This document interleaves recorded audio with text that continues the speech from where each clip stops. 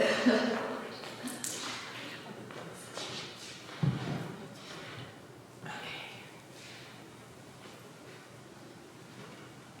maximum time to take some after.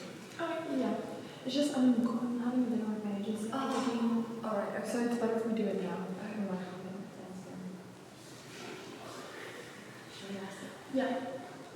Ryan?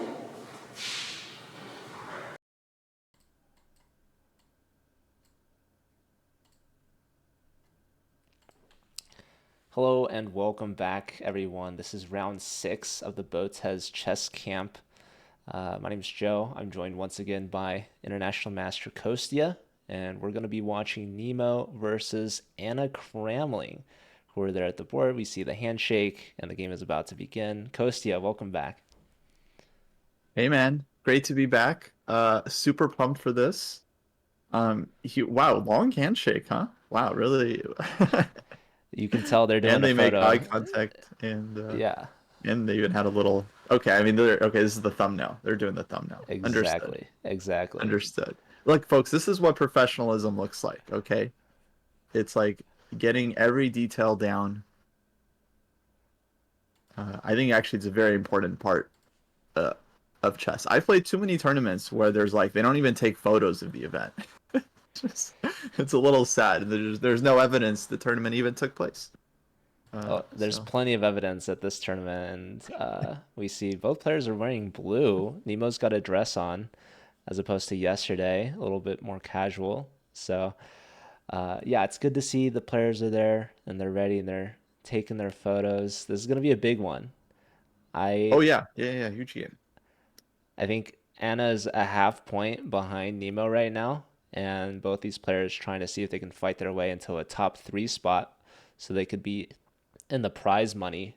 Nemo's at 3 out of 5 with 2 draws and a loss to Dina. And Anna, I believe, has lost to Jennifer Yu, and yesterday her second loss to Alexandra Botez. But otherwise, yeah, doing well. And Nemo's got the white pieces today, which is great. So I'm curious to see what she goes for.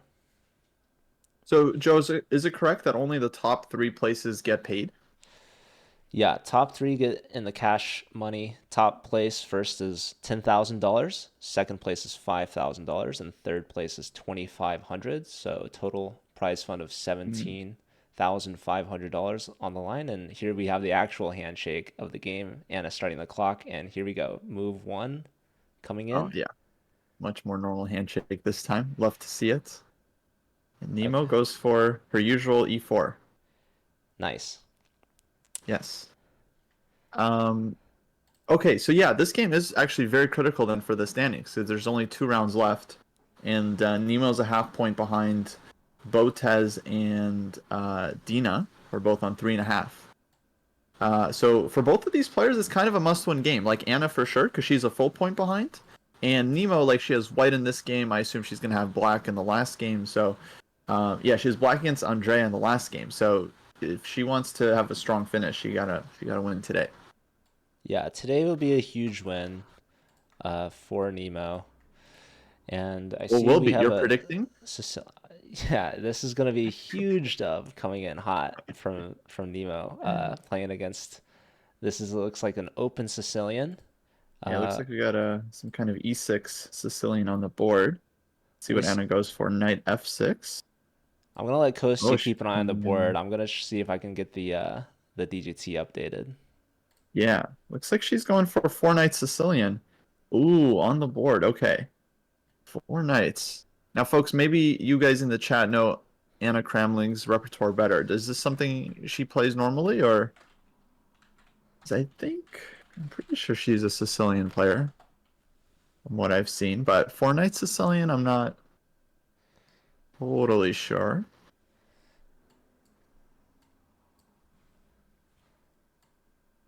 Oh, we got someone saying this is her main against e4. 4 knights Sicilian. Okay. Okay, so then she probably knows what she's doing here. It was e6 on move 2. E6. My bad. Yeah, all good. And then which doesn't matter which knight order. It doesn't. She started with knight f6, Okay. knight c3, knight c6, and now bishop e2. Okay, so Nemo paused there and goes bishop e2, which is definitely not like the most critical move. But it's a move. So we're gonna get some kind of Sicilian on the board. This line is very, very theoretical these days, very hot. A lot of games. The main line is considered to be taking on c6 for white, followed by pushing e5, which just gets incredibly sharp. So if that's not something that like you've been actively studying, that's not a line I would recommend entering from the white side, because it's very, very complicated. And one mistake, you end up worse, and yeah, super, super tricky. So bishop e2, I haven't really seen this one too much, so I imagine it's probably not the biggest test here. The other big move for white, other than bishop e2, is to go knight db5. And that was always considered kind of like the safer choice, where you're still trying to push for an edge. Black is solid there, but yeah, black has multiple options. I'm not sure which one Anna would have played.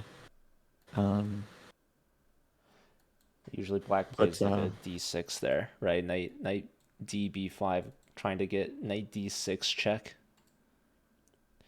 Yeah, so right, so instead of bishop e2, if we play knight db5, black can either develop the bishop and allow knight d6 check, which is kind of funky, or what's very common is they can go d6. Maybe this was Anna's intention. And then the best white can do there is play bishop f4, attacking the pawn, provoking e5, and then bishop g5, which transposes to the Sveshnikov Sicilian all of a sudden.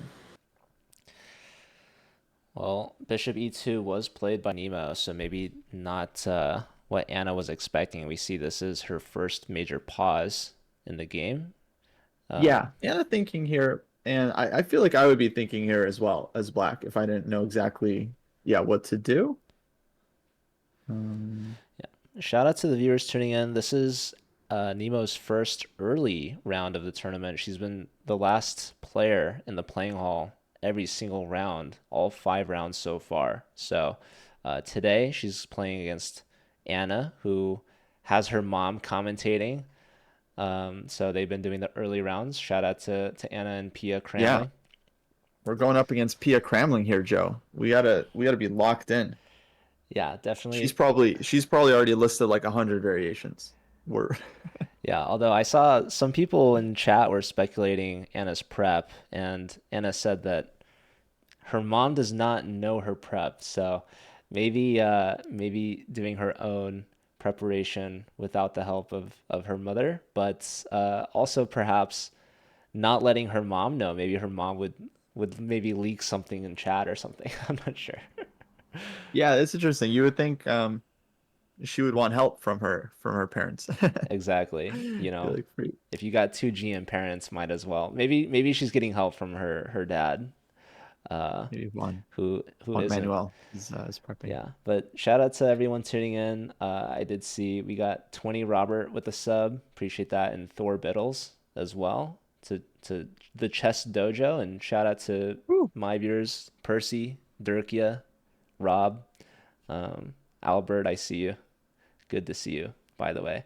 Yeah, Anna has 2 Grandmaster parents, which is definitely very cool. Okay, so I think she went d5, and Nemo captured pretty quick. Yeah, d5 played. d5 is certainly a logical move. The other move I would really consider for black there is like bishop b4, I think is very typical. But d5... There's an isolated d5 is like there. very classic. Yeah, exactly. Just like getting the IQP. I don't feel like it's a particularly great version for black. Like generally, I like facing the IQP, so I would kind of slightly prefer Nemo's position here. But it's really a matter of taste. A lot of players like playing with the isolated queen pawn. I don't know. Do you have any thoughts?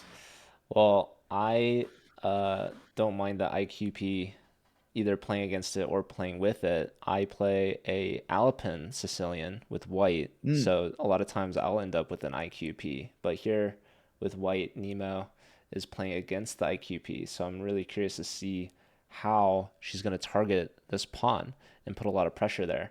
And one immediate idea that comes to my mind with the bishop going to e2, maybe we're going to put that bishop on f3, maybe castles first and then go for that. How do you feel about that idea? Bishop e3 and castles. I think it's yeah. I mean, yeah, I mean very normal. castles, Like you want to control the getting a blockading bishop square. to e3, d4. like you said, but I was also thinking getting the bishop to f3, maybe later on. Oh, to f3. Yeah, that's I think where white's light square bishop definitely wants to go in the future. Which is why it feels like this is a nice version for white, because you got all the pieces on good squares. Nemo playing quickly too. I feel like she kind of knows what she's up to here. Yeah, Nemo definitely still looks like she's very much in prep.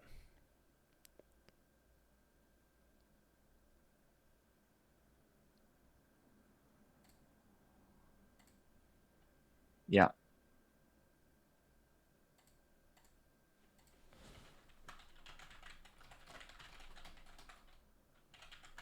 Yeah, we'll see how much Anna knows here.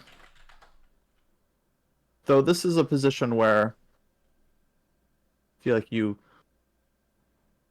not too hard to find natural moves here for black, like bishop c5, bishop e7, probably bishop c5. But bishop e3 on the board. And oh, bishop e7 was already played. So it's a3, I think bishop e7, bishop e3, and castles. We have castles from Anna.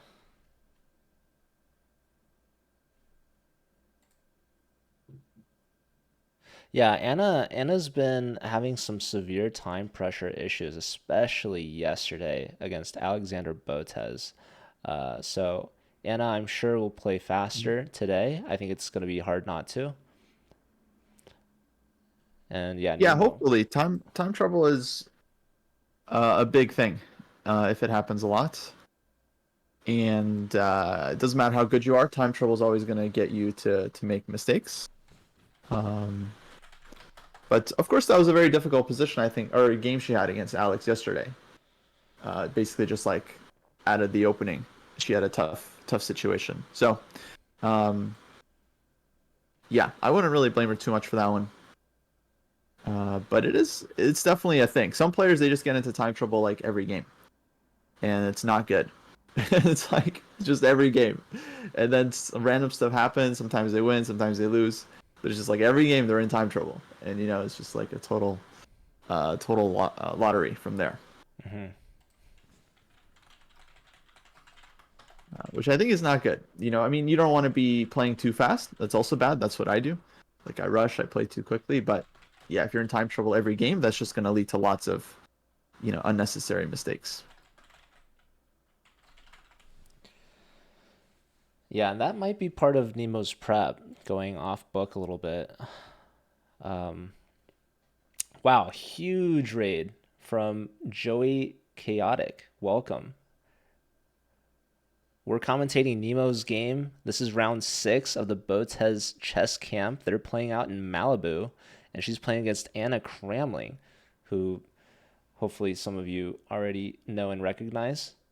But Nemo is 3 out of 5. She's looking to go 4 out of 6, and there's only one game left tomorrow against Andrea Botez, who I'm sure a lot of you know as well. So very intense game. You guys tuned in right at the beginning of this game, so you haven't really missed much. Yeah, the action's just getting started. So what do we got? We got castles and Anna Cramling's move. Okay, here actually, we might get a bit of a think here. because this feels like Black's first kind of major decision. I don't know. You could play Rook E8 in the position quickly and not really worry about things too much. Rook E8 definitely a move that belongs here. But after Rook E8, then it won't be easy for Black, because what do you do with this light scored bishop? That's the main question for Black. Where is this bishop going to go? On E6, it's a little bit passive. On D7, it doesn't feel developed fully either. And then everywhere else, it's just going to get taken off the board, gently escorted off by White's pieces. So that's going to be a question. I mean, you could go Rook E8 and then just see what happens. Bishop F8 also. H6. These are moves Black can throw in. But at a certain point, you're going to have to develop. Probably the bishop will go to E6. I'm guessing that's just going to be it sooner or later.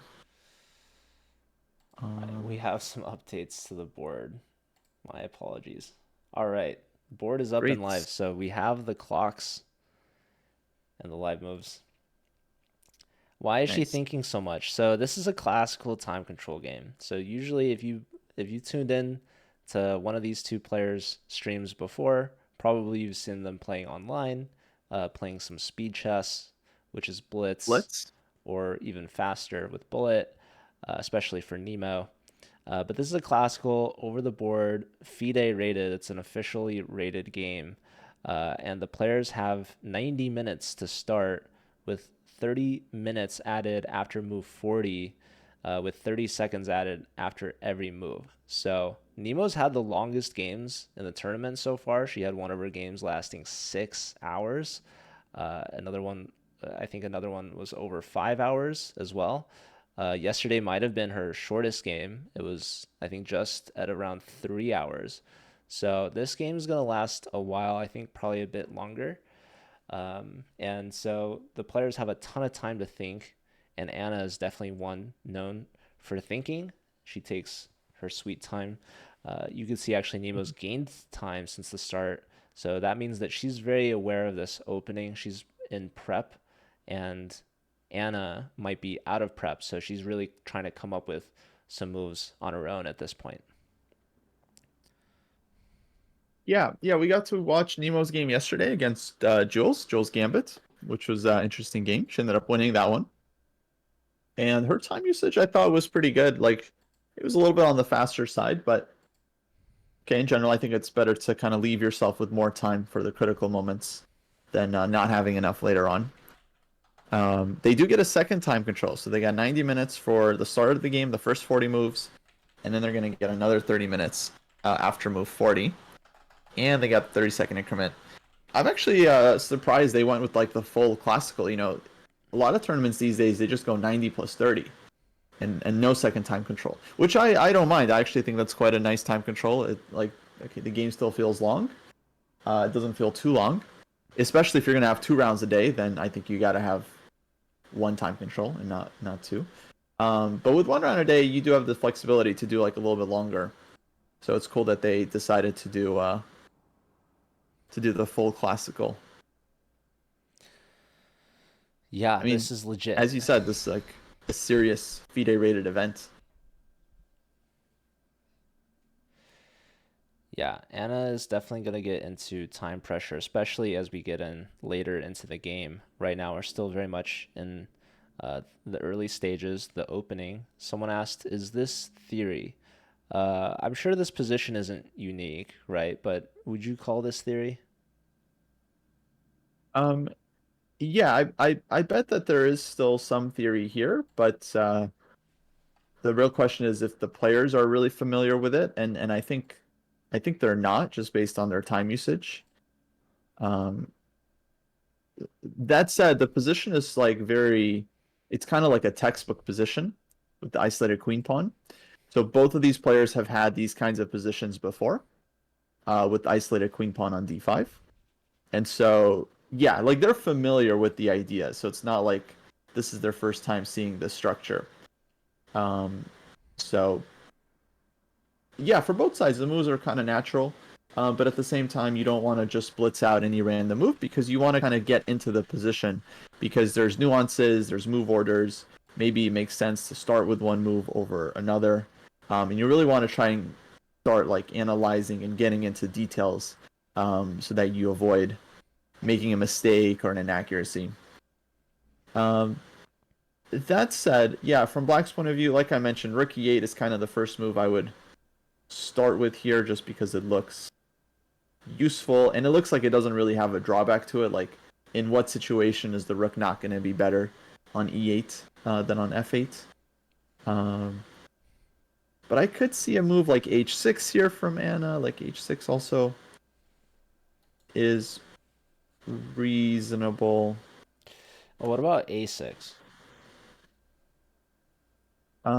A6. Or did you say A6 first and then H6? No, I haven't mentioned A6. Okay. A6 like is a move that is played. I'm just not sure why Black would play it here exactly.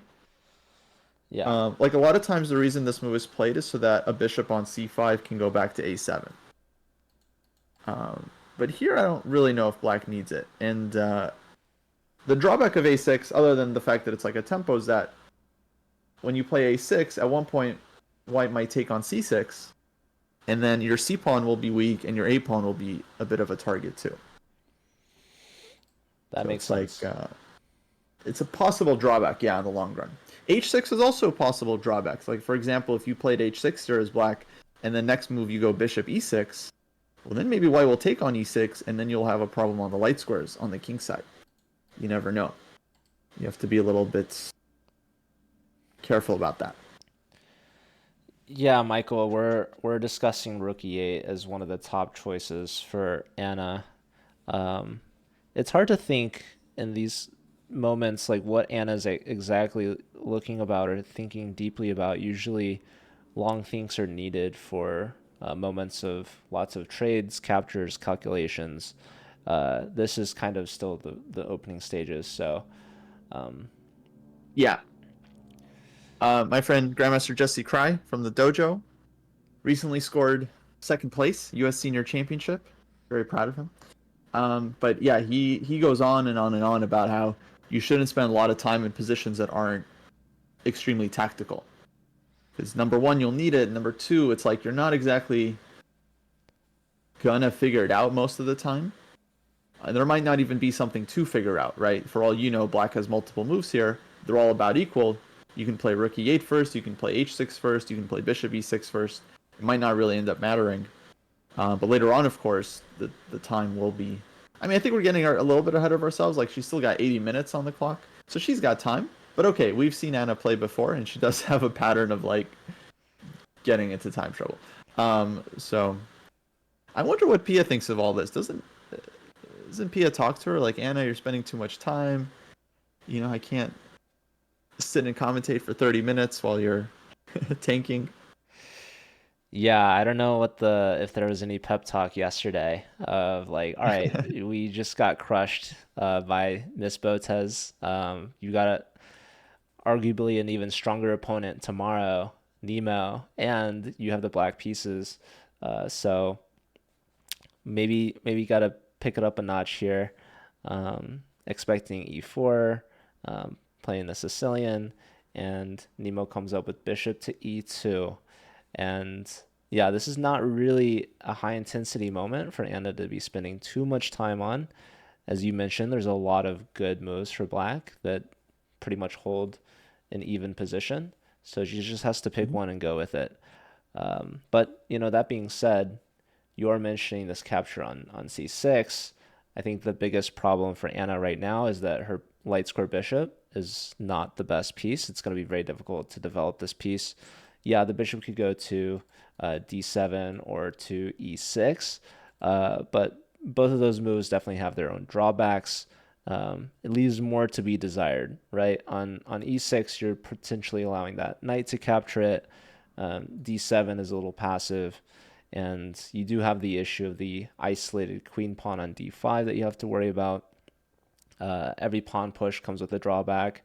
If you go rook E8, then bishop on E6 is kind of awkward because we take and you've opened up the F file. I feel like the rook would probably want to go back. Or maybe you're going to try to push for E5. But yeah, at the end of the day, Anna's probably spending a little too much time already at this moment. Right.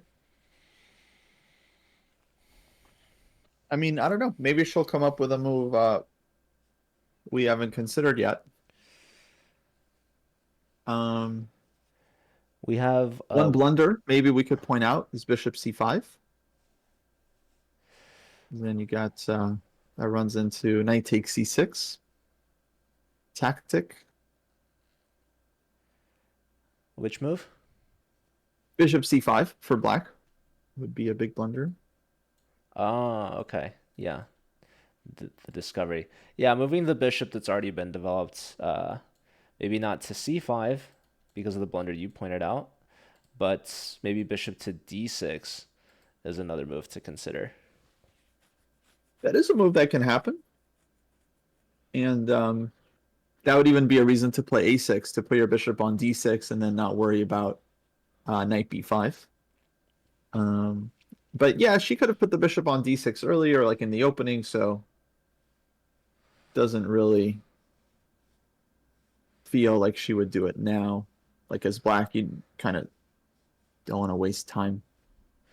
So, I'm seeing from the chat saying Jennifer's commenting the Botez channel since the game got canceled. So it seems Andrea might have withdrawn, as I think that's who Jennifer was going to play. Andrea has lost every game so far, which is unfortunate, of course. And Jennifer probably would be her toughest opponent yet. And Andrea was normally going to play Nemo tomorrow, so we'll see. I don't know then if that changes things. So we'll have to stay tuned on that. But someone asked to us, have we ever played a tournament like Andrea's where you lost every game? I don't think so in person, but maybe online. I've definitely had streams where like I've lost, over 10 games in a row. So I Wait, hold mean, on, Joe. You've never had a bad tournament? over the board, I've never lost every single game. Has Well, that that's happened to that's you? that's one thing. Oh, for sure. Yeah, many times. I mean, I've started a tournament 0-5 at least once. And then I've had like okay, I had a tournament earlier this year where I ended with 1.5 out of 9, which included like 5 straight losses at one point. So yeah, I've had some rough events. That's a bummer for Andrea. I hear people saying she might be sick, which would would be terrible. Um, Getting sick during a tournament is kind of the worst thing. So hopefully she feels better. I know Nemo also yesterday she was coughing. Seems like she's coughing less today, so hopefully Nemo is doing better.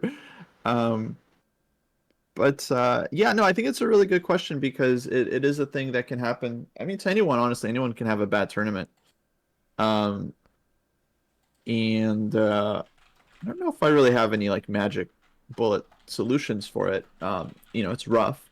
You got to remember like why you play chess. Like that's kind of part of it. Is during the tournament might not be fun, but um, yeah, you have to kind of try to keep some motivation. In general, what I have been trying to do in the last couple of years, because I've been having bad events more and more often, is like trying to just enjoy the games and trying to get the most I can out of the games, regardless of the results. Um, it's kind of like a little bit like not exactly like saying like you shouldn't care about the result, but rather saying like you should try to focus on getting some interest out of the game, which seems to work for me. Like win or lose, if I feel like the game is interesting, like there's a good opening. The only times I really get like super upset after a game is if I feel like I just play terrible, like I made a bunch of like terrible decisions that I can't really explain afterwards, which happens sometimes. But if I feel like at least I gave it my best shot and it was an interesting game, opponent just happened to play better, then usually I end up not feeling too bad about those moments. Yeah. But it's tough. I mean, chess is very hard. It's very psychological. It's very mental. And when you lose, it's like it's all on you. Obviously, there's like a lot of pressure on this tournament too. Like thousands of people watching every single day. Um, but Yeah, I've never had to yeah, play with such an audience. Chicago Kev Mhm. asking me if I've ever blundered after a long tank from my opponent because it put me to sleep. I have definitely wanted to sleep at a board in some of these classical games. I've definitely the thing about me is my sleep management's not great. My sleep schedule is pretty bad. But I don't think I've ever fallen asleep for too long. I've probably dozed off a little bit, but I don't know. I can't remember any significant blunders or tournaments where I've lost every game. The thing about me, I barely play OTB actually. I play maybe like once, maybe twice a year. Uh, and yeah, I feel like maybe I'm underrated because I don't play so much. So I feel like my tournaments have typically gone well. Although, Look, folks. Joe is just a winner. He just wins every game he yeah, plays, every tournament he plays. He takes first no, place. Some 2021 people was have really to win. good. Some people have to get first. You know, No, here's the not thing, everyone guys. can, Just can lose. mostly play online, be underrated, and then join like a low section, and you'll do good. That's my recipe for success. And then, as of late, for me, I've gone up a section, and now I'm starting to lose for sure.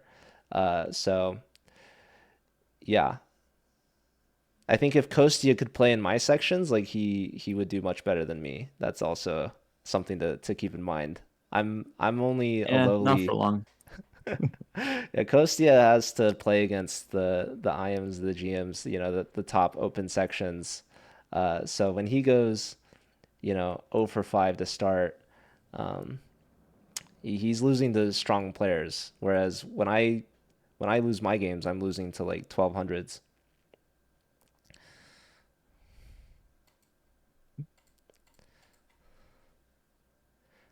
We have a question. What opening did Nemo play? This was an E4 opening, and Anna played a Sicilian. And Anna's definitely taking a long think here. We saw Nemo getting up, walking around, waiting for the next move to come in. And Nemo still has her full 90 minutes and then some. She's Yeah. added time. So this is looking to be good so far for Nemo, because after a certain amount of time, Anna's not going to find, I think, a better move. And she ends up playing just h6 here, which was one of the candidates. H6. Yeah, it was one of the moves you could have played in like a minute. I mean, yeah, it's a little bit pathological, the time usage, you know. It's just, as that, what was that? It was like a 20, 21-minute think or something. And Nemo's gonna play one of like multiple natural moves. Oh my god, Nemo's like she almost just played H3. It There it was like is. She did there it. it is. It's like a 2-second think. Because like nothing dynamic has changed about the position. The knight on D4, everything is defended. And so now if Anna doesn't play her next move quickly, that's a problem. It's a big problem. Because H6 is fine. H6 is fine, you know. It's not clear what you need 20 minutes for. Like what exactly are you calculating for 20 minutes? But look, I don't want to judge because I mean there are different players, and some players like they need time to get into the game, which I think is totally valid. So sometimes you just need to spend time. I do this too, actually. If I'm not warmed up, I'll just spend a little bit more time. Yeah, it's just like to get the brain fired up, right, and start looking at lines and variations and analyzing and so on.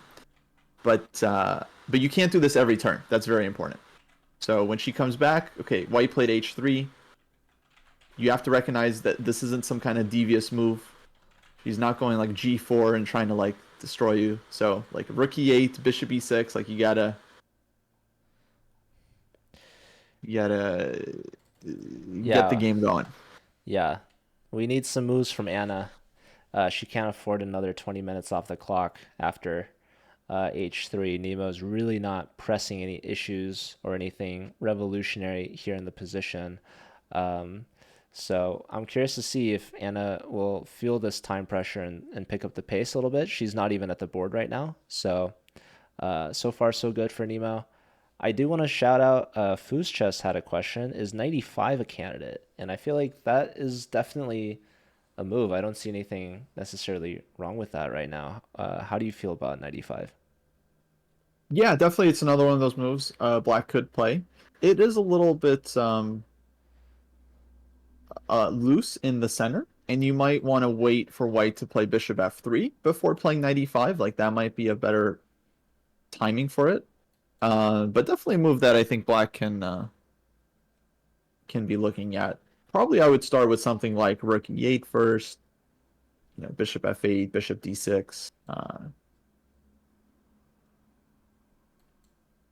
Bishop D7, Rook C8, so on. Yeah, lots of good development moves for Anna. And that's another thing that can cost you time, right? Is if you have too many good moves, you have to choose one, and that can be definitely very hard. I've lost Yeah, many online absolutely. games where I'm like, okay, I'm up a queen. I, could try to find checkmate in five, or I could just simplify, and I can't decide, what to go for, and then I end up losing on time. So, has that ever happened to you, Kostya? Oh, absolutely. Um, You're suffering from success. Many games. Yeah. Maybe not that many. I'm pretty good about not flagging. Um, I will say Nemo kind of has like the opposite issue. Like her thing is that she generally doesn't tank, but she has a bit of a tendency to rush and play a little bit too quickly. There was like a couple moments in her game last night against Jules where if she had just spent like a couple minutes more in those cases, like she probably would have figured out the right move. Because she's very strong, but it's like you have to spend time with the position and really like try to figure it out. Like it's not easy. And so I have the same issue. That's why I'm speaking on. It's like I just see it very clearly. It's like you're an intuitive player. You know like the move the hand wants to play, and then you just play it. But maybe there's something concrete. Maybe there's something tactical in the position. So like there was one moment right where she put her queen on c5, which ended up being like a mistake. Queen a7 with the same diagonal would have been stronger, avoiding all the tactics. That's something definitely she could find, but you have to invest like the extra 3 to 5 minutes, to figure out these details. Um, Yeah. I don't know if Kostya will ever forgive Nemo for not sacking the exchange on f3. I wasn't So, I wasn't that upset. so if Nemo was my student, oh man, no. Yeah, that would have been super exciting to see. And yeah, I think Nemo yesterday was just gonna try to play solid, not necessarily uh, going for any quick knockouts or anything. And it ended up working out for her. She just doubled the rooks. It was a bit slower of an attack, but it worked out in the end. Maybe against Anna, we'll see a similar approach. But right now, Nemo's game plan, I think, is to just continue pressing the issue on the clock more so than on the board. H3, Nemo's last move, not aggressive really at all. I mean, I think White could maybe develop the queen, maybe put the rooks in the center. It's a little bit more, uh, you know, development focused. H3 to me is just kind of like a waiting move. Yeah, no, it's a useful move, and I think it's a good approach for this situation. Because I'm sure Nemo's familiar with Anna's play, so if she knows Anna's gonna like get into time trouble, then it's exactly the kind of move you want to play. Just like a move that improves your position, gives Black tons of options, let her burn a lot of time. By the way, she's burned like already like 5 minutes on this move, and so yeah, she just leaned in, so she doesn't seem any closer to make a decision. It seems like she's just gone into full focus mode.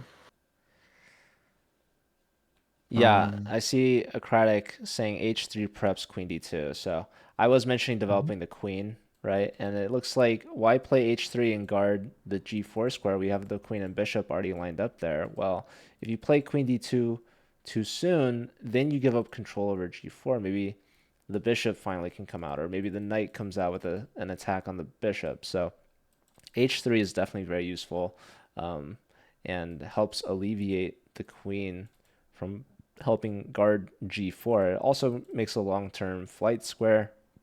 But yeah, Nemo's very much still in prep. She, I'm sure she knows the next two or three moves that she's gonna make. Anna's still trying to figure out the next move she's gonna make. You think Nemo's still in prep here? Maybe not like prep per se, but she's definitely got her next few. Like she's gonna play Queen D2. She's gonna put the rooks on E1, D1. Oh, I see. Yeah, Uh, yeah. I mean, she she has nothing to do while Anna's thinking, right? So she has her next moves in mind already. Yeah, yeah. exactly. So I don't know whether or not you can call it prep, but I think she's still over the starting time on the clock. Like yesterday, for example, when Anna played Alexander Botez, Alex had barely spent, I don't know, 15 minutes off her clock by the time they met the 40 move mark. So, like, I guess you wouldn't call that prep per se because they're at 40 moves, right? Um, but barely spending any time or spending the time that you need when you know you need it, but nothing more than that is a great way to have an opponent that you know is slower on the clock to keep them in pressure. So I'm hoping that Anna can really pick up the pace, like for her sake. But for Team Nemo, this is kind of exactly what you're hoping for. Yeah, yeah. And Michael in the chat saying that Pia is not happy with Anna taking so long. Yeah, I mean, look, Pia, you got to talk to your daughter. I mean, what is this? Like, this can't be. I mean, no, it can't be the first time she's doing this. And yeah, so the issue is that it's like the game is gonna get tactical later on. It always does, and then you're not gonna have enough time to figure out the complications. Shout out to Geezer. Geezer asking me, did Nemo prep for the cow? I don't think either player was ready for the cow. Also, Nemo had white, so I think the cow opening you typically play with white. I think Dina actually jokingly prepped for the cow, which is funny. But no, we haven't seen any cow openings so far in this tournament, and I think there's one round remaining. I don't know who Anna plays tomorrow, but maybe she'll have white. Maybe she goes for it. Yeah. Last game, might as well. You can play it with either color. Okay. Well, we didn't see it in this one. It's like Nemo's got her drink again. Looks like they got it. Her pen is matching her dress.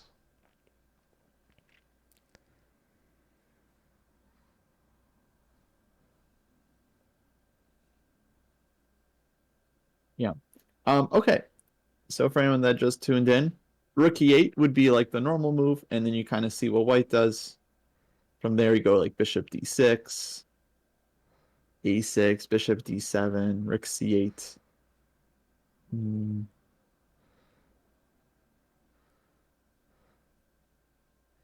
Will we see a move here from Anna?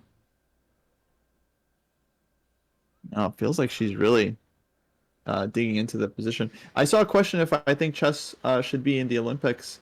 Um, I would say yes. I mean, I don't see why not. I mean, I know it's not like I wouldn't call it a physical sport, but it's pretty intense. Though I like the chess Olympiad. We've got our own thing, which is cool. So, but yeah, it'd be nice to see chess in the Olympics. I don't know what are the drawbacks to it. Although there was one famous drawback, but that's maybe a story for another time. Beyond this go. I'm curious now though. Well, the drawback is that, to from what I understand, to be eligible for the Olympics, you have to follow like IOC regulations, like the International Olympic Committee. Okay. One of those regulations is that players get tested for doping, sometimes after the game. And yeah, there have been some incidents where a player gets asked for a doping test after like they just lost it. Like I think there was one case where Ivanchuk got asked after he lost like a critical game in like the Olympiad or something, and now they're asking him, to go pee in a bottle for the IOC, to test them for doping. So you can imagine things get a little testy. And I don't know what happened. Apparently he told them to buzz off or something. I don't know. Maybe there was a whole thing. So yeah, it comes with some drawbacks. Yeah, well, chess definitely needs these fair play regulations. So maybe that's a good thing. Yeah, I mean, interestingly, they there are things you're not allowed to take as a chess player. I forget what exactly, but I mean, yeah, I think there are banned substances. So there you have it. Not caffeine, thankfully. I think, yeah, caffeine is here to stay. Unless you're Mormon. Mormons don't go for caffeine.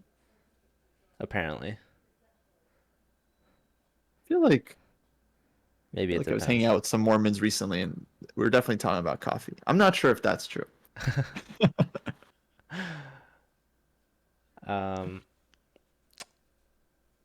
Yeah, I can see Nemo's face. She's definitely waiting here.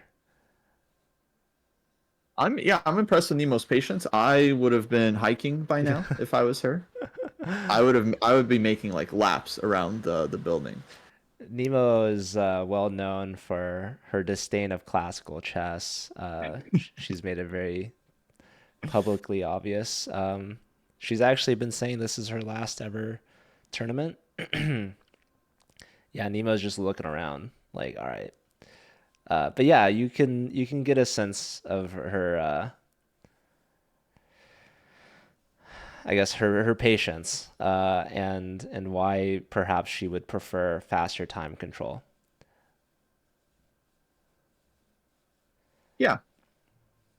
I mean, personally, I've grown to I've rekindled my love for classical. There was a couple of years where I was like, yeah, I kind of got it. It just felt like a grind and wasn't enjoying it. I started to enjoy it more. Now I'm like, I'm kind of into it. You get a chance to really like dig into a game and, uh, like I think people are always going to care more about classical. Like when you look at the World Championship, just like the long time control games, they kind of just end up mattering more when you watch something like the Candidates or the World Championship or something like that. And it's not like World Blitz and Rapid Championship isn't super fun and interesting to follow. But somehow it just feels like classical is always like the nature of the game, so to speak. Okay, and we have a move. A6 now from Anna.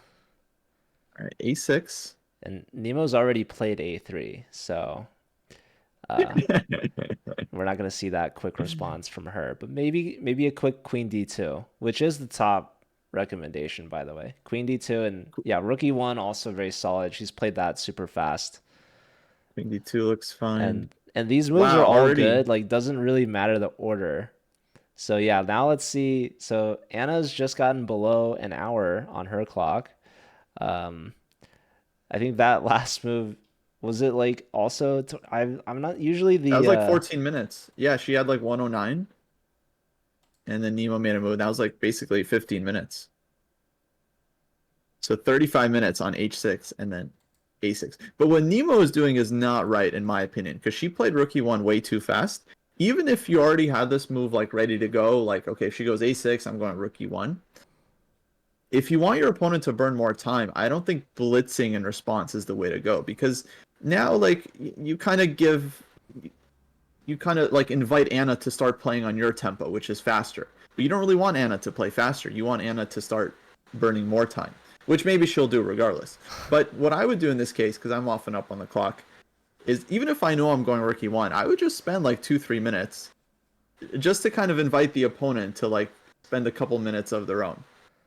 Rather than just blitzing it out and then maybe she blitzes out Rook E8 and then, all of a sudden we're making moves. You lure them into a false sense of security. If you're like, okay, my opponent's also thinking a little bit, but no, Nemo's still blitzing. Rook E1 played instantaneously. I'm expecting still Queen D2, Rook A D1, soon following. But yeah, I'm curious to Mhm. see if at what point Anna's gonna have to pick up the pace, but at what point? So are we gonna see Rook E8 finally? Are we gonna see a bishop move? And yeah, another thing I want to point out, I'm seeing a couple new users. Usually we've been streaming around 3 p.m. Pacific. So now with the early round, maybe we have some extra European viewers. Oh, So Europeans. yeah, you mentioned the Olympics. I'm curious where everyone's tuning in from and if anyone else is watching.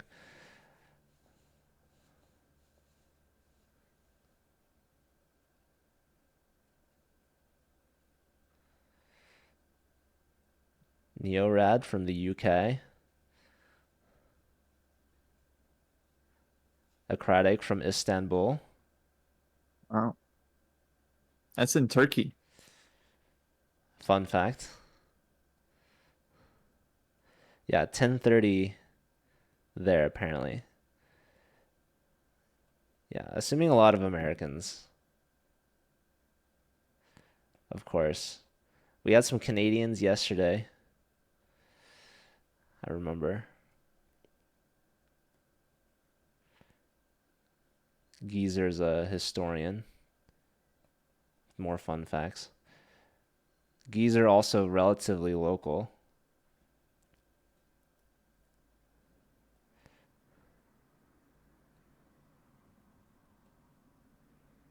Oh, we have some laughing, Yeah, wait, what some happened? discussion. Someone's cracking There's a no joke. someone. There's some distraction. Something happened. Did someone say something? Yeah, some Need the audio. interference.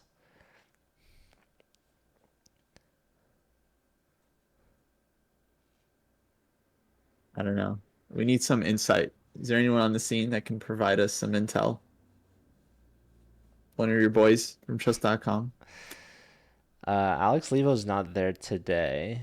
But fun fact about that, we're gonna be back the day after the tournament, on Thursday, for a content shoot. So, um, even though the tournament's gonna be over, expect a lot more content to be coming out still. So I'm excited Nice. for that. And yeah, if you guys aren't following the players' socials, you definitely should be. They're posting a ton. You can get to see a little bit more of the house, a little bit more of the scenery. It's absolutely gorgeous out there in the hills of Malibu. Beautiful sunsets, ocean, you know, you name it. So, yeah, Norkfold Nice. saying, is it the drone maybe? They did have a drone that they were filming. So, looking forward to the YouTube videos that come out. More content. Let's go. I think someone figured it out. I think Pia came downstairs and told Anna to make a move. Yeah, that probably wouldn't fly in a normal FIDE tournament. Uh, but no, Pia is over, I guess, in Sweden currently. Right. But Yeah, normally that wouldn't be okay, but I think Papa Botez would allow it. He's like, you know what? Yeah, I agree. This is too much. yeah. Uh, And for those of you that don't know, Papa Botez is the arbiter of this event. So that is Alex and Andrea's father. So pretty cool.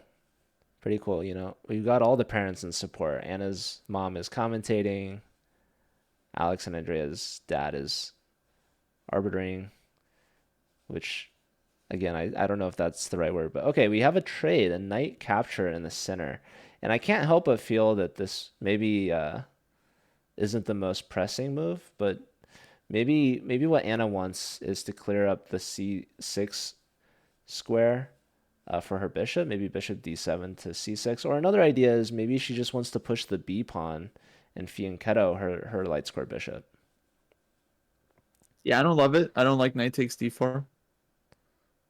Um, well, I mean, in general, with the IQP, you're not supposed to trade minor pieces as a side with the pawn. You know, you want white to take on c6 so that you can strengthen your center. So this, I believe, is playing into white's hands. Also, you could have waited a move for white to go queen d2. Now she can play queen takes d4 in one tempo. So I don't get why we took now instead of just starting with like rook e8, queen d2, and then you could take. But yeah, definitely don't love this for black. So I think it's good for Nemo. You could take either way. You could take with the bishop as well. Queen takes just somehow feels more logical to try to pile up on the pawn. Rook ad1, bishop f3, and then we're gonna have 4 attackers on this guy. Oh no, it's over. Kostya's calling it here. Knight This takes is bad. d4. Game over. Nemo. Yeah, I'm surprised there's no question mark. Do you have the feedback turned on, right? Amazing. It should be, yeah. Amazing. Although I'm not seeing the move times. Usually it's showing me the move times on the right. Maybe I'll refresh it.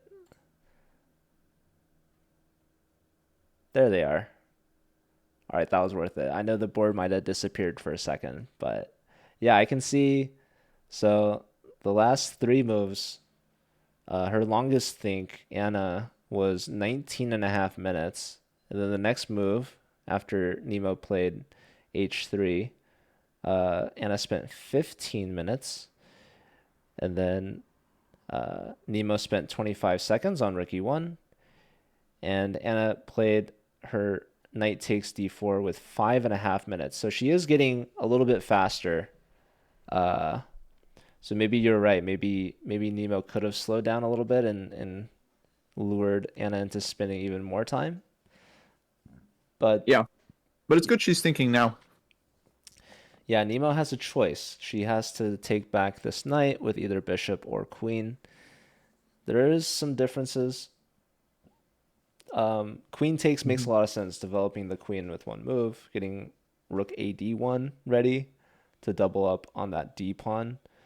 So I'm definitely thinking that makes a lot of sense. And oh, I thought it looked like she was reaching for something, but she didn't move. Yeah, she was about to touch the knight. And she sits. Yeah, when you capture a piece, so the players are playing with FIDE rules. This is touch piece. So if you touch the knight, you have to take it. But she still has a choice of taking with one of the pieces. But if she touches like her queen or her bishop, then she has to take with that piece. Or she has to at least move that piece. Right. So Now, one thing I've seen players do, which I don't actually know if it's legal or not, is they pick up the piece that they're going to capture, in this case the knight, and then they just take it off the board. So they leave an empty square on d4, and then they decide which piece to put on that square, like as the completion of their move. I thought you were going to say that they would pick up the knight with one hand and then touch their piece with the other hand. And I'm sure that's also fine. Oh, 2-move capture? No. No? Big no. 2-hand capture? Can't make a move with 2 hands. Yeah. Wait, what about castling? No, big no. Big no. Can't do it. What about in FIDE rated blitz events? Can't make a move with 2 hands. FIDE rated blitz even? Well, especially in FIDE. I mean, in casual chess you can do whatever you want, but yeah, in FIDE rated blitz you can't make a move with 2 hands. There's a big controversy, Joe. Actually, all the viewers, I see we got a raid from Agni. Hello. All the viewers to check out. There was a big controversy between Nepo and Naka from the World Cup years ago, where Naka did a 2-handed castling thing, and he ended up winning the match. And then Nepo filed an appeal because technically it's like breaking the rules. The arbiter could have stepped in and punished them for it. Didn't. It's a whole thing. See, I feel like in that case, before you lose, you gotta pause the clock and call someone over, something like along those lines. I feel like after the fact, Oh yeah, it's absolutely. too late. But yeah, shout out to Agna. Thank you. Welcome. I hope you had a good stream. I definitely tuned in for a little bit. I think Agna was also playing OTB, was giving a little bit of a recap of it, and talking about her results, her experience. So if you guys don't know Agna, go check her out. Hello to Alan. But yeah, we're watching Nemo versus Anna Cramling in round 6 out of 7 at the Botez chess camp. They're playing in Malibu, and Anna's putting herself into some severe time pressure. This is Nemo's first think of the game where she's actually dipped below the starting time. So both players started with 90 minutes each. Anna's almost at half of that time. and Nemo has only spent 3.5 minutes. So Nemo's deciding how she wants to capture back this knight and is going to try to pile up on this isolated queen pawn of Anna's. Yeah, she's choosing here between queen and bishop. Which is good. It's good to think of it, let the opponent kind of relax and try to get some time off their clock as well. But yeah, I would expect queen takes d4. Don't really see a reason not to do this one.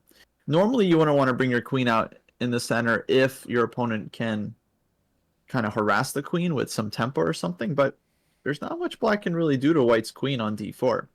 And so if there isn't anything black can do, then white's queen is going to be very strong because it hits stuff in all directions. So yeah, in fact, already on queen d4, like black has to figure out how they're going to defend the d5 pawn because bishop f3, rook a d1 are coming.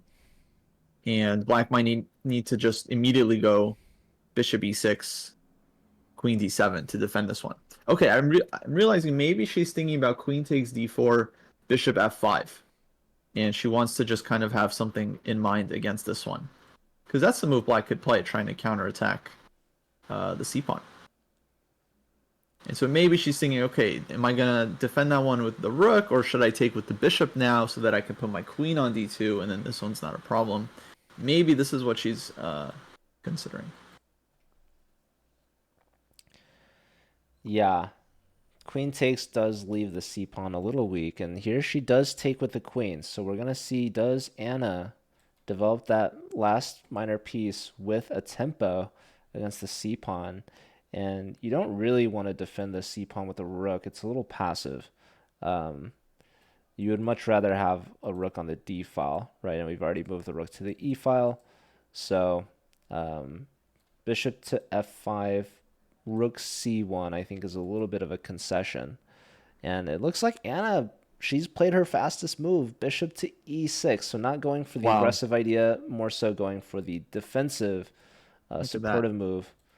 And that's why Anna traded the knights. She didn't want the bishop pair to be given up so easily. But this will afford Nemo a chance to play rook a d1. And I'm expecting perhaps bishop to f3, targeting this isolated queen's pawn. Yeah, no, still very much a game. For example, one thing I would think about is, like, let's say white goes rook a d1. Black goes queen d7. White plays bishop f3.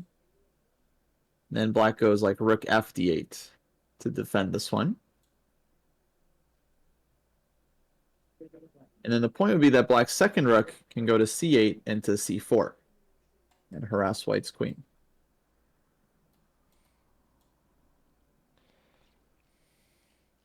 And here, okay, at least black's pieces are all in the game. And white would have to figure out how to keep the pressure.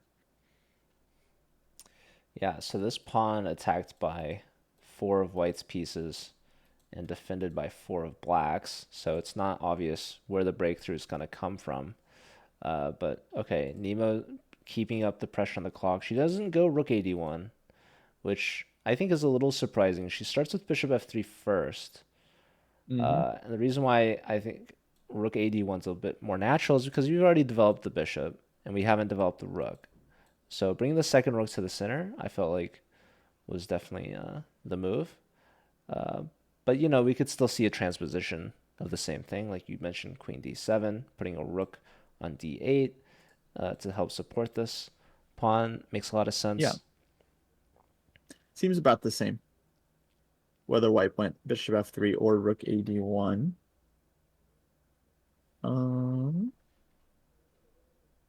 Okay.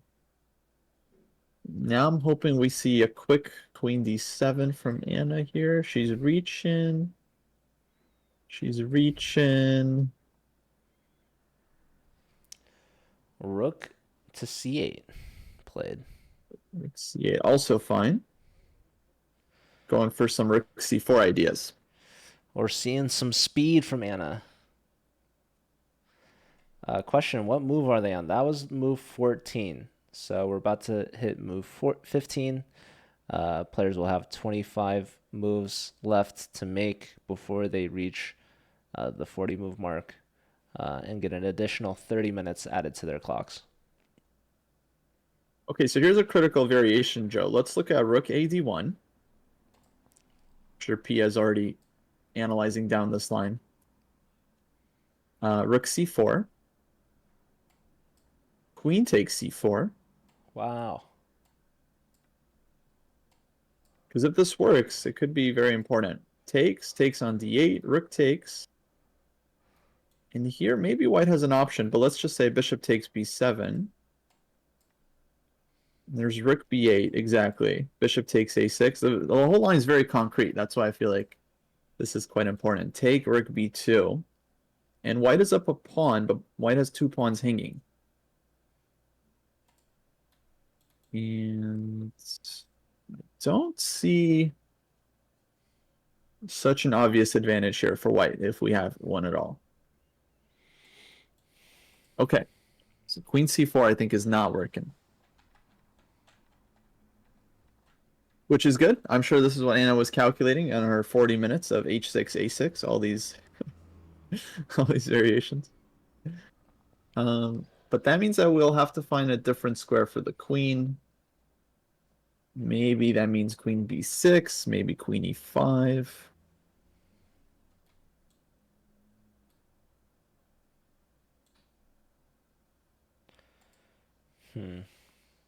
Yeah, not so obvious. So that's the idea behind rook c8, is to go rook to c4, getting that queen out of the blockading square of the IQP. Yeah. Maybe rook d1, rook c4, white goes queen d3. Yeah, I was And then thinking ask black, how are you going to defend just the pawn? stay on that d file. Definitely makes a lot of sense. Mm-hmm.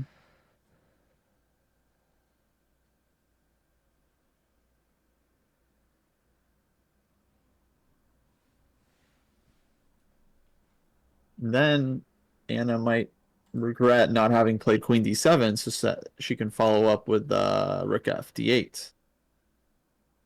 This rook ad1, I think, is asking an unpleasant question here. Rook ad1, there's also bishop c5. But in general, white's not really opposed to trading the dark squared bishops, so bishop c5, queen e5, or queen h4 or something, I think white's totally fine.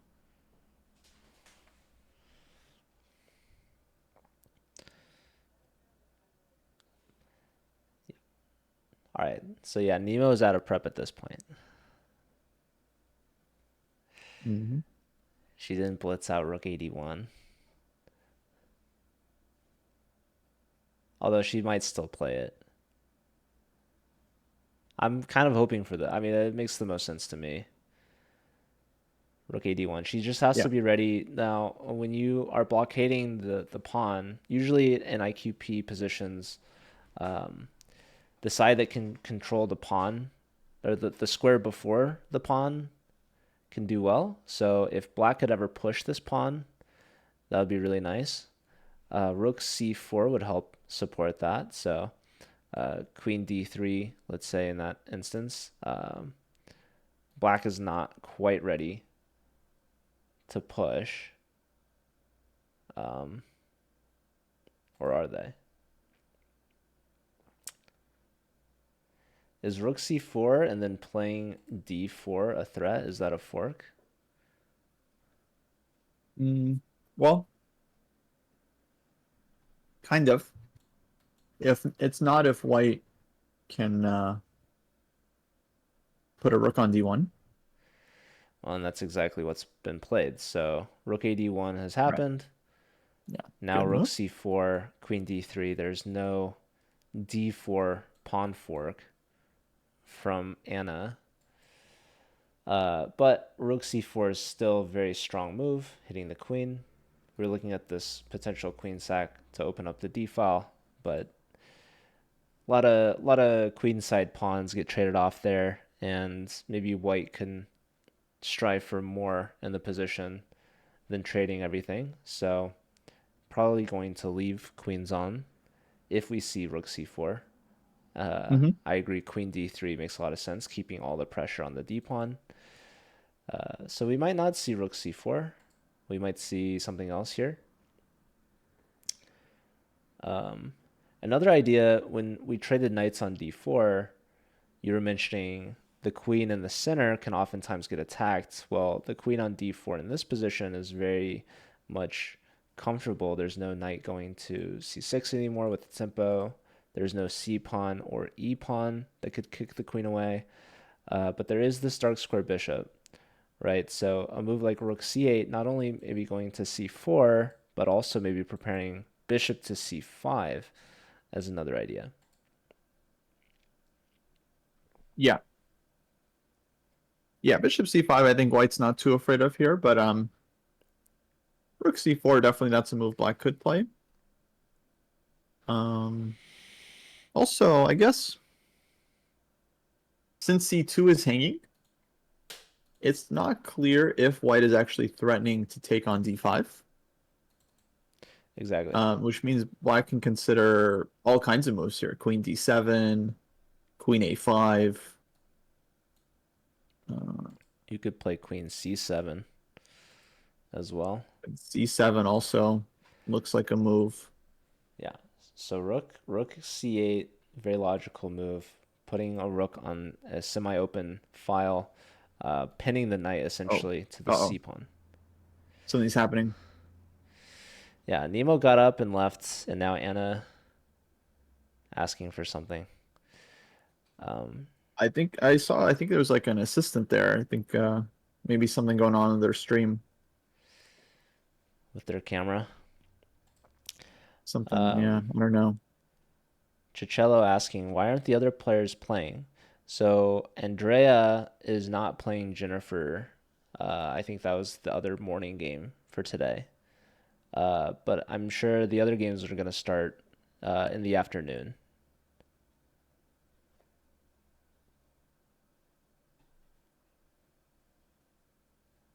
Oh, and his camera stream is dropped. Oh, it's not good. Anna, you can still make a move. She wanted to make a move, but then now she's concerned with the stream. Uh-oh. I feel like they should just pause the clock. I mean, it's like, but Nemo's not there. I think if Nemo was there, she might offer to pause the clock. The player, it's a little bit awkward. You don't want to pause your own clock. Yeah. Well, we had a camera freeze yesterday, so we definitely have had those experiences. We see Anna, hesitation there. She had her hand hovering for a moment, and then she ruled back in. So, okay, here's her move. Bishop c5 played. Tempo on the queen. Queen's got to move. And yeah, usually if the camera has an issue, I feel like some of the organizers are there to help out. I don't know if, like for example, yesterday, if Nemo even got word that the camera was down at all. I don't know if anyone told her or Yeah, probably not. distracted her. But we were able to get it resolved fairly quickly without too much disturbance. But yeah, here it looks like they're getting Anna completely involved, which could definitely be a distraction. Oh yeah, for sure. For sure. Because you want to, you want to be able to focus on the game. And so hopefully they could figure it out soon. That might actually be in Anna's favor to be like, all right, I got to make my move so I can sort this thing out. Because that might have rushed her into maybe Pia turned it off on purpose. Wow. Just kidding. Some conspiracies. Some strategy. Yeah. Okay, Sad Boy, another conspiracy saying Nemo kicked it. Wow. Trying to get more viewers. I mean, I don't want to fan rumors here, but yeah, 100%. That's what happened. You heard it here first, folks.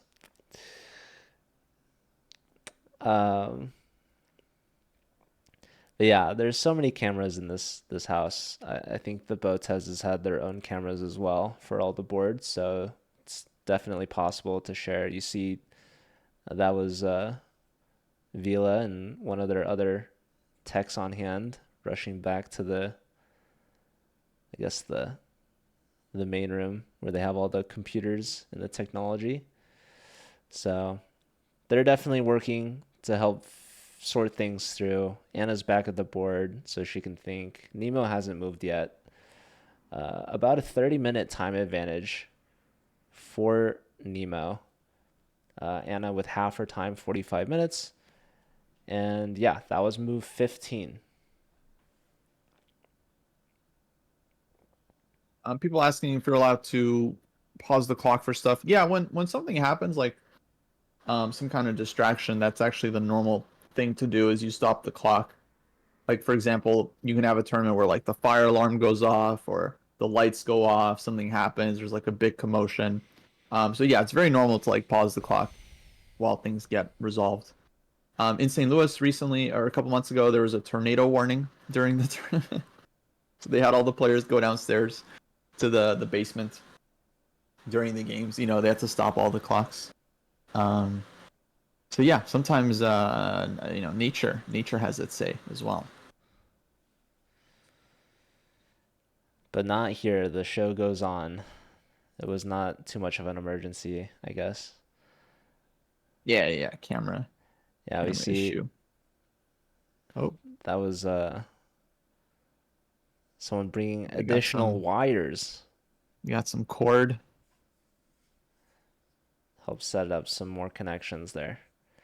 It's not good for Anna though. It's taking her out of the game. She needs to stay focused. Yeah, actually, before round one started, Anna had to have a call with Pia to help get everything sorted. Mhm. So Pia not only commentating, but I think she's also producing, which can definitely be a tough task to do both. Yeah, for sure. You wouldn't know. Yeah, definitely not. Nemo getting a big stretch in. And yeah, this is the early round, the first time. So I don't know. I don't know what Nemo's usually been doing in the mornings. But that could be an advantage for Anna, and Anna's used to playing at this time every time. Mm. Um, they did push back the start time by 30 minutes. So, anyways, I really like that they've been flexible with the games. You don't see that in chess tournaments too often, where they're like, "All right, round one is 11, yeah, 11:30." It's yeah, fine. the players are like, "Hey, do you mind if we just we start whenever?" And it totally makes sense. Like if I was playing a tournament with a bunch of my friends, you know, and it's like I'd be like, "Hey, can we start at 2? Can we start at 3?" Yeah. I think they realized the 3 o'clock start time maybe was a little too late. So that's why a lot of the rounds I think they're trying to push up to like 1 o'clock instead of 3. So I actually don't even know when the later rounds will start today. Mm. We'll see, I guess. Maybe people in the chat are more in the know than me. I just know I'm here for Nemo. So this is when her game is. Same.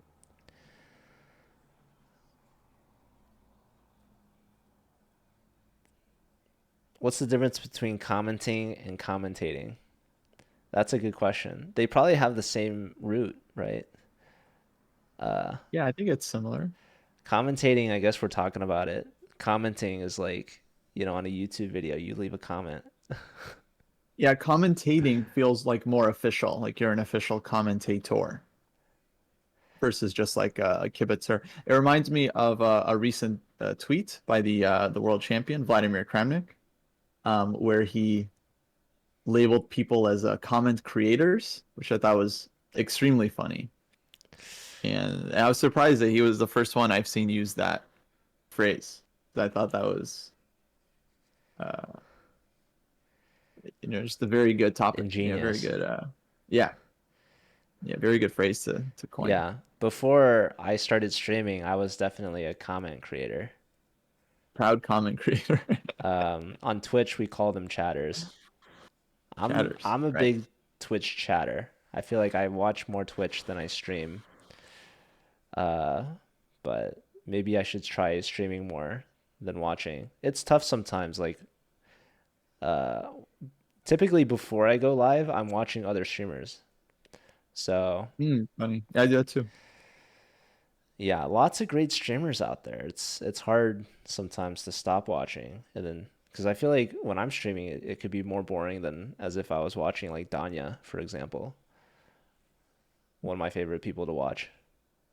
Well, I mean, there's different vibes. A lot of people prefer like the chill vibe that you bring. Like Eric Rosen also big chill vibes. Um, yeah, I like lurking as well. I don't like chatting too much because yeah, usually when I chat, like I need like an anonymous account because now when I chat, like let's say People I'm just watching a game, I want to suggest a move or something, and they'll be like, oh hey, what's up, Chess Dojo? Shout out like this whole thing. It's like I just wanted to suggest the move. We don't have to do this whole only break the stream. got it. Yeah, we need an anonymous. Yeah, I think vast majority of the viewers are actually lurkers. Shout Right. out to Shavita for the rate of 6. Welcome. Um, yeah, I appreciate Geezer. Definitely a regular chatter. Yeah, we appreciate the chatters. We appreciate the lurkers. Everyone tuning in, whether or not you participate in the comment creations or not. Definitely Yeah, not everyone appreciated. has to be a comment creator. Absolutely. Lurkers are awesome. Yeah, shout out to Rosen. He's over in Berlin right now, and he's about to head over to Norway. That dude always creating chess. Uh, he's also playing chess, and I think he does some comment creation of his own. Yeah, well, Rosen, yeah, he's mostly content creator, of course, making lots of good stuff. By the way, Anna took on E3 pretty quickly too, which is good. But it's not great in terms of the overall strategy of the position because I think White just has a very, very clear advantage now that we've traded off two minor pieces. You can take with the rook here and try to triple on the d file. You can take with the queen. Queen takes looks very logical to me too. Just kind of then doubling up with like rook d4, rook d1. And I think Black is going to have a rough time here. Yeah, maybe Anna was worried that Nemo would take on c5, rook takes on c5, and maybe the rook is a little awkwardly placed there. Um, and I'm not sure. Usually, we were talking about whoever controls the square in front of the pawn does well. So obviously, both bishops were fighting over the control over d4. Oh my goodness, we're getting another huge raid from Jenny. Welcome, Jenny. We're watching Nemo's round 6 game at the Botez chess camp. She's playing against Anna Cramling. This is a classical time control game, so it's going to be quite the match here. Nemo has 3 points out of 5, and there's only 2 rounds remaining, including this one. Yeah. Hello, everyone. Hello, hello. We're getting into it. Classical chess. Very intense game. There was some camera drama earlier. I think it was fixed. And now, actually, very crucial round too for Nemo as well. If you guys are rooting for her, she really needs a win here to try and fight for the top places. It should not be easy. Because she's going against Anna Cramling. Anna Cramling, long time, very experienced tournament player. And actually, I feel like has done okay in this event. Like she had a nice win against Dina, and she's It was currently a on draw. an. She had a Oh, she draw. didn't win that game. She did not. Yeah, Anna. I mean, a draw against Dina Belenkaya is a huge result for Anna, but did not convert it. She was up a piece after Dina blundered. So yeah, but Anna otherwise is doing well. She's a half point behind Nemo. She's got 2.5 points, with two losses, one against the top player Jennifer Yu, and one against Alexander Botez yesterday.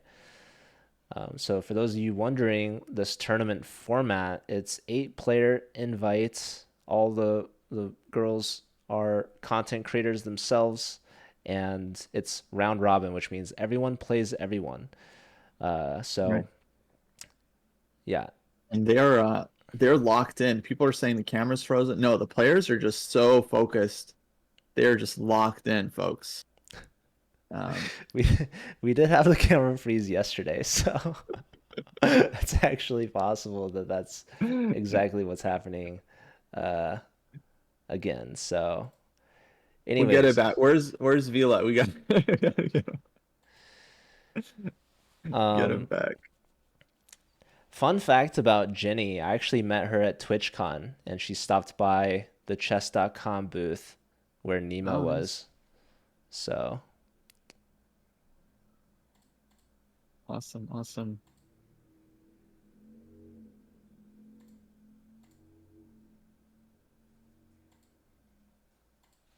Yeah. Well, okay. I guess according to the chess.com board still seems to be working. So Nemo is still thinking on the capture.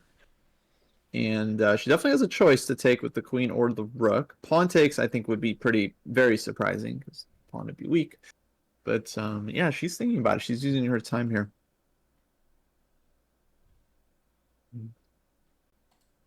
And yeah, yesterday, Joe, you had a trick where you just like turned the camera on and off and managed to yeah, I think that's what we're going to try fix again. it. All right. Here we go, folks. We'll get it back. Luckily, it's classical chess, so we haven't even missed a single move yet. That's funny. Both players having camera issues today, it seems. Yeah.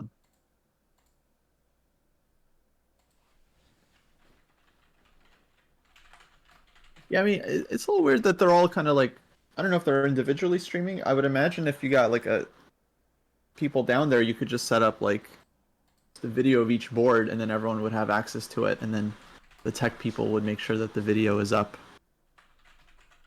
rather than having the players, um, having to deal with it.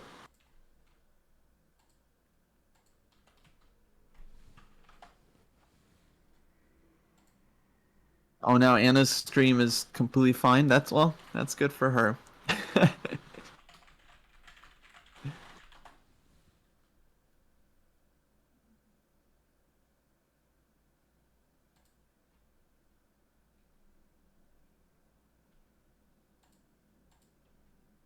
Hmm. Surprised Nemo's actually still thinking here.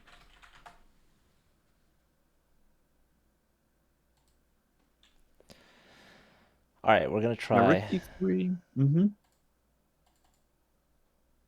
We're going to try turning it off and on again. That's what worked last time, so that's what we're going to Let's do go. again. Classic. Stick to the classics. The classics.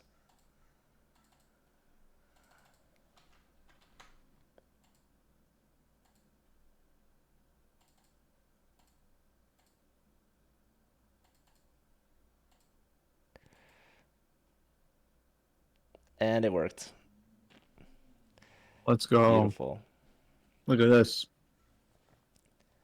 Fixes it. Nemo, none the wiser. This is a host, folks. This is a host. This is someone who's a true professional here. Nobody tell Nemo. She doesn't need to know. Exactly.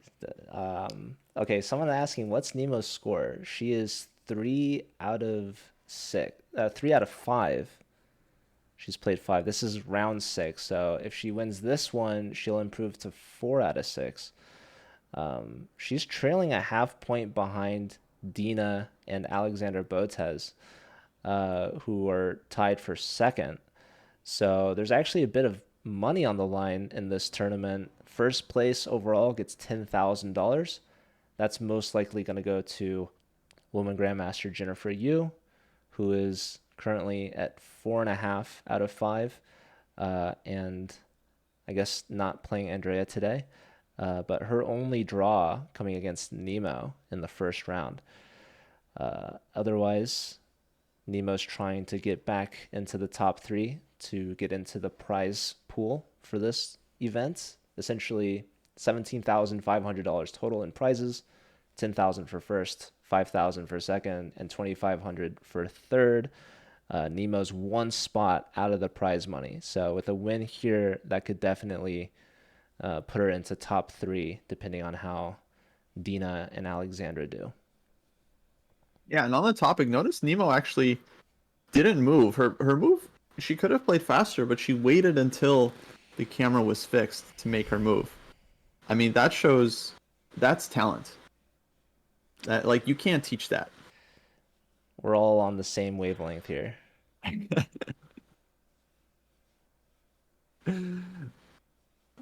She does take with the queen, yeah, which I thought was more natural than with the rook. And yeah, like I mentioned a little bit before, I do think the position's kind of tough for black because I feel like white's moves are a lot easier to play. Rook d4, rook d1. Geezer saying we should play a match for $1,000. Yeah, I would definitely be down. I don't know where you're gonna get the money from, but if you could get that funded, sign me up.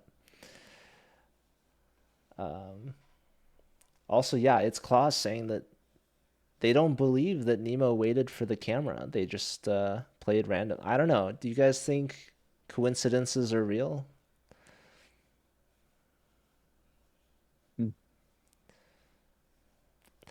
I certainly don't believe in coincidence. Name one coincidence for the chat. Just name one coincidence. I can't do it.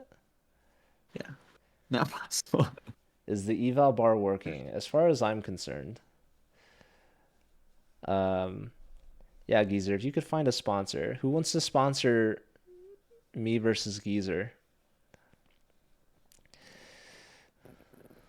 Maybe we could do a community effort.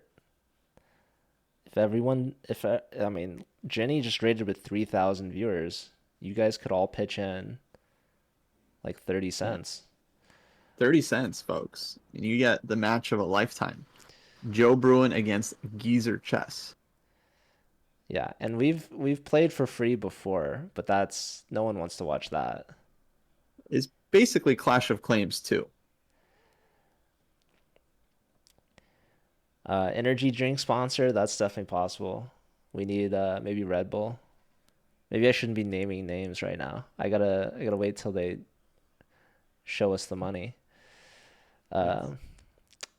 But yeah, this event is partnered with chess.com, who's been helping out and putting out a lot of content.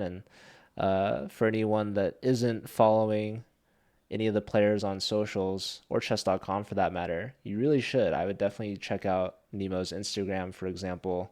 They've been putting a lot of behind the scenes content out there, a lot of reels and photos. I think the players went to the beach yesterday. They're playing in Malibu, California, which is just beautiful. They rented out this mansion, basically in the hillside, pretty much on a cliff overlooking beautiful hills and canyons and the ocean, and the sunsets have been amazing. And you really are gonna appreciate the effort that this took for the Botez to set up if you get a look at like just how beautiful the venue is. So Yeah, I'm jealous. Most of the tournaments I play in are in, the basement of some kind of airport hotel. So yeah, it's a little different playing slightly different. playing in the Hollywood Hills, yeah. Or Malibu Hills. Same thing for non-California viewers, Yeah. maybe. Oh, I it's all think the same. Jenny does a lot of like IRL like travel streams. I don't know where Jenny is these days. Maybe the Raiders could let us know where Jenny's tuning in from. In Italy. Wow. I feel like some of these players were just in Italy, probably. maybe. I know some of them were in Spain. I know Nemo and the Botezes were in Poland competing.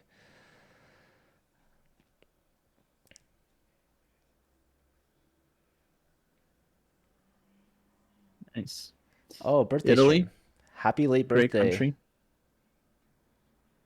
Yeah, Dina's coming over from Charlotte, big chess hub now in the US.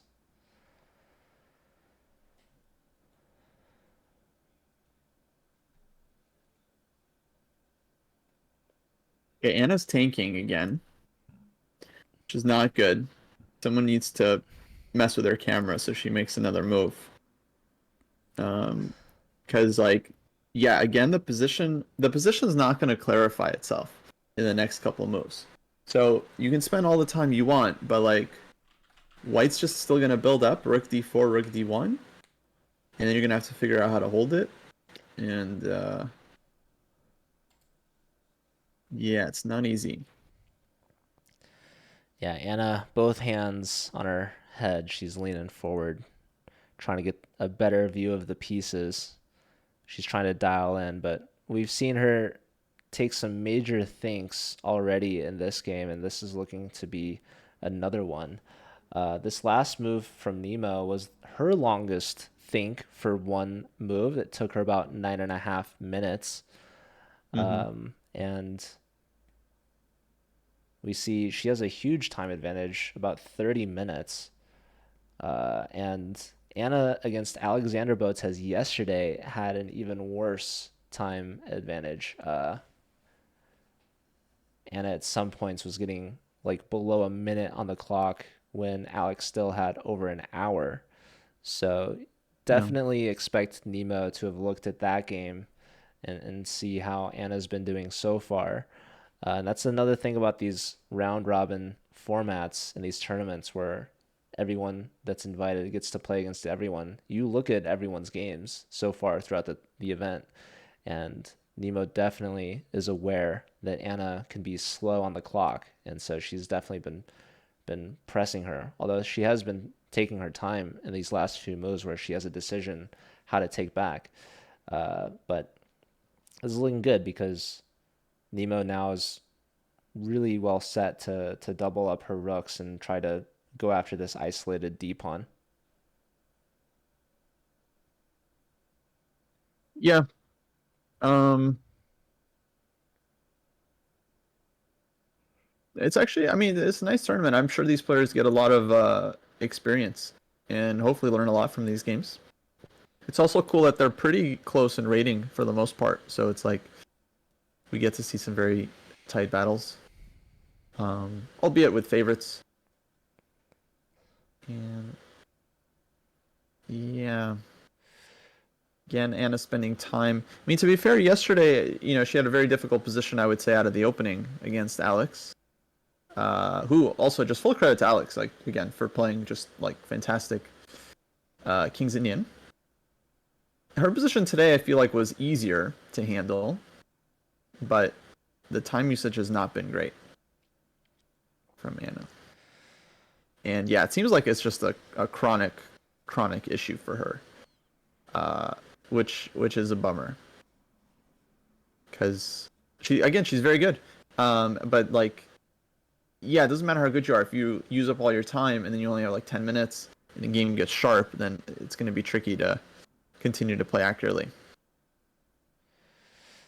So its clause has a couple questions. First question was, do the players hear us? The answer to that is no. Definitely don't want to hear us as we're definitely a huge distraction, but also we have access to like the evaluation of the position, seeing like what the top moves are. So that would definitely be a fair play concern. Second Wait, question is, they don't hear everything we're saying? no, luckily not. I have us muted on the call. No, but Oh, okay. I was wondering because yeah, they haven't looked over once. yeah, we're trying to get a hold of them. No, oh, Nemo looked. Maybe she heard you. No. Um, Next question is, are they allowed to talk to each other? So, uh, not really. That's not a thing. If one player started talking to the other, an arbiter would step in and tell them to try to stop talking. So You can offer a draw. You could say draw, offer your handshake maybe. But other than that, that's not really a thing. So, yeah. Yeah. Yeah, it'd be out of pocket to just talk to your opponent. Although, do you know, was the Blitz tournament they played, was that like a rated tournament? I don't believe that was rated at all. That was casual. They Um, were definitely talking to each other during because the they were, yeah, Bliss. talking like Yeah. throughout the game, which I feel like, if everyone's cool with it, I think you could do it. Like, if everyone's Yeah, okay. yeah. It was totally casual. In an actual rated tournament, that also would be frowned upon. So, um, Right. we have another question from Eigen. Can they read our chat? No. So they cannot, they're not allowed to read the chat. Um, there are some rules, people. I know it's streamer versus streamer. It's for content, but this is a FIDE rated event. Usually these events will have like a delay on the stream and like the chat could be put in emote only, like lots of fair play precautions. These players are pretty trustworthy of each other. Um, we have a move from Anna. She's still over 30 minutes, but this move Queen took her A5. over Mhm. 10 minutes to make. Yeah, Queen A5 on the board, so she's finally connected her rooks. She's brought the queen out. And Anna's credit, she's playing well. Like, she's making, I think, very solid moves. But just at the cost of time. That's the only thing. yep. And another reminder, they will get 30 minutes added back to their clock once they reach move 40. So that last move is move 17. So we still have over 20 moves to go. And Anna spent about 2/3 of her clock so far. So this will be interesting to see how she deals with the time pressure because she knows she's gonna have to pick up the pace. Oh, it's coming. Mm-hmm. And meanwhile, Nemo's gonna have to figure out how she wants to continue with her attack. So probably a rook lift of some sort. You've got 3 different squares you can go to with the rook on the d file, or you can play rook e2. So pros and cons for each. That's what she's gonna have to go through. Now, here's the thing about this queen move. You get the pawn off the queen off the d file. This pawn is defended 3 times, and it's attacked 3 times. So white is going to see if they can try to add some more pressure. Although you also mentioned that the c2 pawn for Nemo could be a little weak once the knight moves. So it's not so easy to try to attack this pawn. Yeah, I would expect rook d4, rook d1 to follow. Black is going to put a rook on d8. And then, yeah, I'll be up to white to kind of increase the pressure with some further advances. Yeah, still feeling very pleasant from white's point of view because black doesn't really have a lot of counterplay. Black is basically just going to be sitting and hoping to keep the pawn defended. And then the question will be whether white can generate enough pressure or not. But I'm skeptical. Like, for example, white can go rook d4, rook d1, black plays rook f d8, and then maybe white starts like playing like g4, h4, g5 on the king side. So you have everything under control. It could be very annoying for black. Trying to kick this knight off of f6 and going after the d pawn again. Yeah, that is definitely a committal move, going for that king side attack, launching the pawns in front of your own king, which could be weakening, but to stir up trouble against your opponent's king could be very double-edged there. And I'm not sure if Nemo's quite ready to go in for that. But that is definitely a way to complicate things, especially if Anna's getting into time pressure. It could be a good time to do that. It could also backfire, so there's risks involved. Yeah, absolutely. Shout out to Nifa and D. Rittman. Good to see you both. D. Rittman saying the players should be able to see an emote only version of the chat. People have made emotes that are like chess notation, like for sure. People put in like G4 emotes, and Right. it's funny because There's a lot of other events that are notorious for being emote only mode, like Title Tuesday, for example. That really saved Title Tuesday, Joe. Because it was just rife with streamers, taking move suggestions from chat. Exactly. Yeah, usually emote only is to prevent players from reading like move suggestions, but it turns out it's actually helping the player because most of what the chat suggests is actually really bad. So some players put in emote only so they can not let them distract themselves with the chat's suboptimal move suggestions. But yeah, like you said, it's not like you can't communicate using emotes. There's some exclaim emotes, there's some blunder emotes. There's all kinds.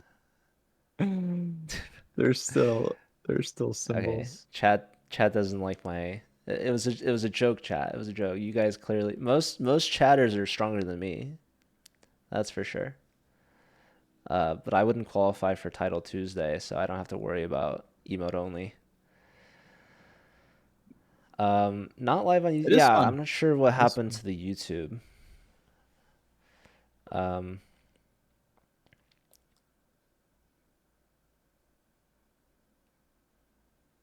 Okay, rook d4. okay, Rook D4 played. Nemo's getting ready to double on the D file.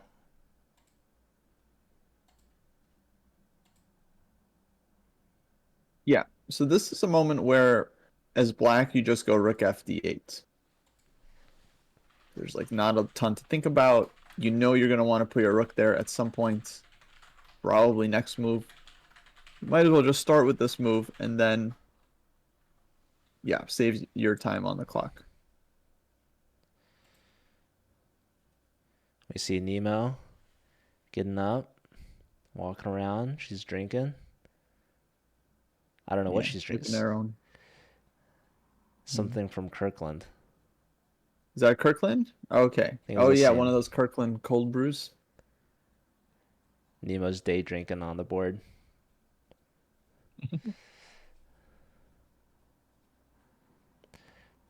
How long have they been sitting? Well, this stream has been live for about an hour and 50 minutes, so getting close to the 2 hour mark. But that's nothing compared to Nemo's earlier games, her longest one being 6 hours. Jolo, thank you for the raid. Welcome. We're watching Nemo take on Anna Cramling with the white pieces, and she's gotten herself quite the time advantage.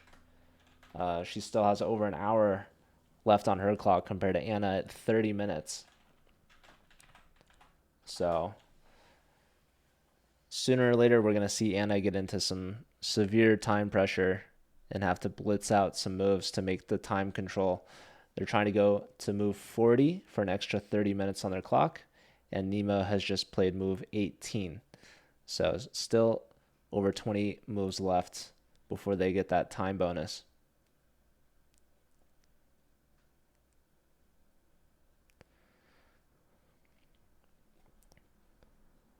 So Nemo was really saying this could be her last classical tournament, huh?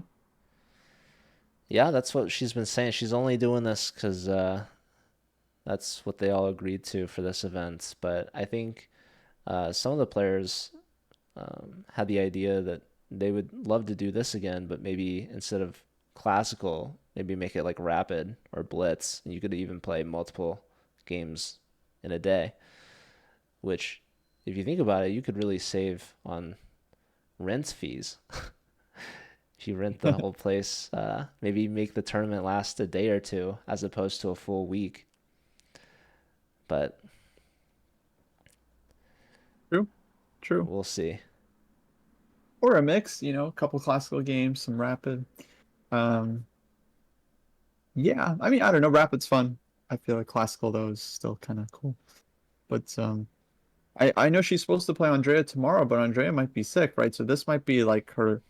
If that game doesn't end up happening, this might be her last classical game, at least for some time.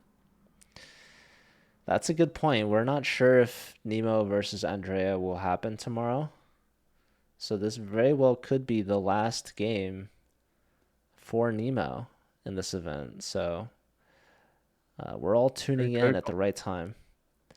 Yeah. Remember where you were, folks. You're never gonna get this experience again watching Nemo play classical. This is the last time, potentially, that we know of. Hopefully not. I hope they run this tournament again. It's, I don't know. I think it's cool. There's an English IM called Jack Rudd who frequently ends the game with more time than he started with. That takes some skill for sure. Alan thought that this place was mine. No. No, I'm the servant that goes and helps out with the chores.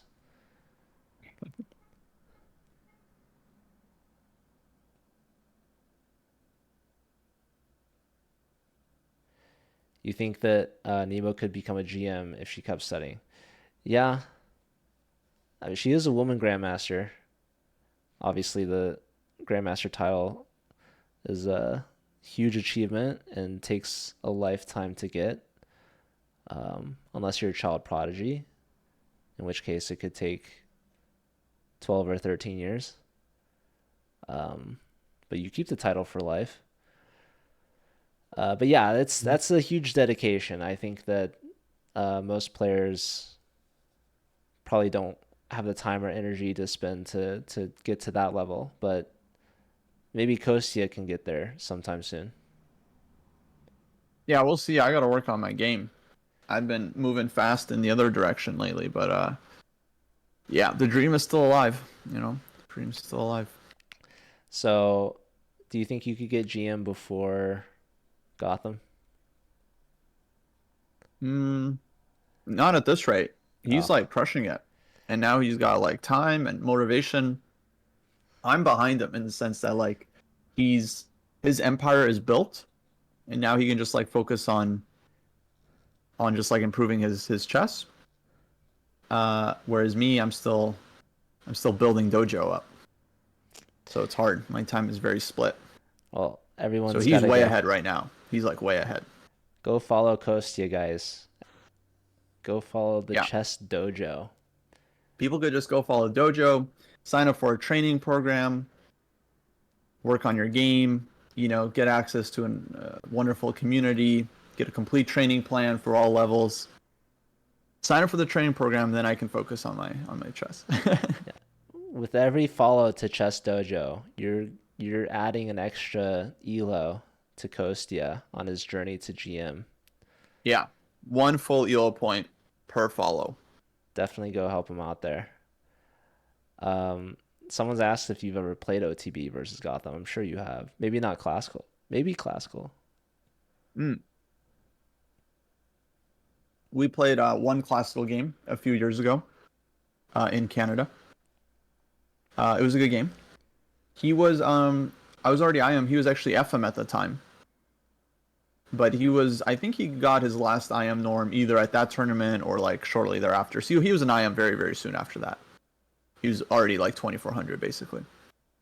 I see you're getting the follows. That's huge. Appreciate all Oh, this. thank you, folks. Thank you. Much appreciated. I'm getting asked by Alan, do I want to get a title? I think any title I would go for would be not from FIDE. I would go for USCF National Master title, which I think would be cool. But I'm not really actively working towards anything right now. Although I am planning on moving to St. Louis, which I heard Mm. that the water there helps add elo to your ratings. So maybe that could help me. Yeah, you move to St. Louis, you're gonna gain points fast. I think USCF 2200 is a good goal. It's a great goal, actually. I mean, you're not that far off, right? Where are you at right now? I'm around 1900. Weren't you above 2000 at one point? My peak USCF is 1950, like 3 years ago. Ah, okay. Okay. Gotcha. I thought you were a little bit higher. I thought you were closer to like 2050, 2100. Huge compliment. Thank you. You're welcome. No problem. But that's okay. You're still not that far off, and you're still like very young in terms of having lots of years to keep improving. So But it would be hard for you. I mean that's still a big jump. That's like 200 points Oh at yeah. least. So The higher you go, the harder it is as well to improve. yeah, yeah. Like sometimes people Oh, Geezer ask, chess calling you out. Geezer was 2000 back in 87. Now I have Wow. motivation. Basically saying he was high rated when you were still going pee pee in your Pampers. I wasn't even around at that time. Oh yeah, I know that. Just better now. No, but Geezer, that's not true. I need my USCF higher. But okay, we've got some moves. We got some moves on the board. So Queen B6 played from Anna Cramling, Wow. pinning the rook to the queen, and we see the rook move to B4. Yeah, I feel like Nemo's still playing relatively fast here. There's actually a lot of things going on, right? So, um, Anna was attacking this B2 pawn. Nemo moved the rook to attack the queen, defend the pawn, and now we have a queen trade offered and accepted. So Anna Yeah, gets the huge queens change. off. Mm-hmm. That actually I think helps black. In general, white is the one playing against the IQP and wants to keep more heavy pieces on the board. Like ideally, white would have queen and two rooks against queen and two rooks. So you could just pile up on this D pawn, place bang out C4 at some point, you just win the pawn. Um, Queen's coming off actually helps black, though white still keeps let's say a small nagging edge here with the better pieces, better bishop, slightly better structure. Yeah, I'm actually fairly surprised by the queen trade. I definitely like to keep queens on the board and attack with them, Oh, and especially knowing commentate. there's an isolated pawn and Anna's low on time. When you simplify, when you take pieces off the board, especially the queens, you're really helping the side that's low on time because there's a lot less to calculate, right? And yeah, very surprising move here from Nemo. She takes with the F pawn. Now she Yeah. has an isolated pawn of her own, uh, but she is trying to block this pawn from moving to D4. Kostya, what do you think? It's a controversial decision. I don't love it. I can understand why she's doing it, but I don't think it was right. I think you kind of just gave yourself a weakness here as white.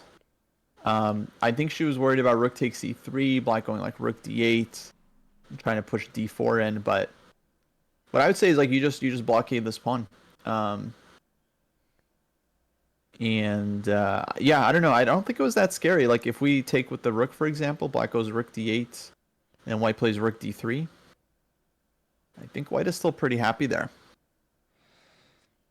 Surprising Oh, development, a fast move from Nemo, but she doesn't look concerned. She got up, new drink, and Anna, same pose as ever. She's thinking, wow, this is a weird move. Maybe I can capitalize on this. How do I punish this? There's no clear, quick knockout or punish per se, but definitely can make Anna feel a little bit more comfortable, especially now that the queens are off the board. This can help her find her next few moves a bit faster. yeah. That said, I mean, there. I still like white. I still think white is better here.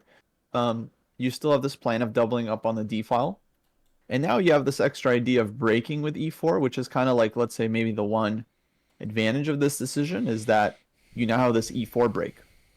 So if we imagine white puts two rooks on the d file, black puts a rook on d8, that rook on d8 will be hanging. So you can play e4 and then use the pin, and that could be very annoying for black.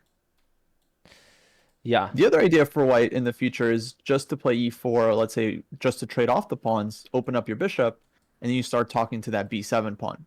So the idea would be to trade off one of black's weaknesses, but open up your bishop. Okay, and Anna goes b5, which very logical. That pawn was under attack.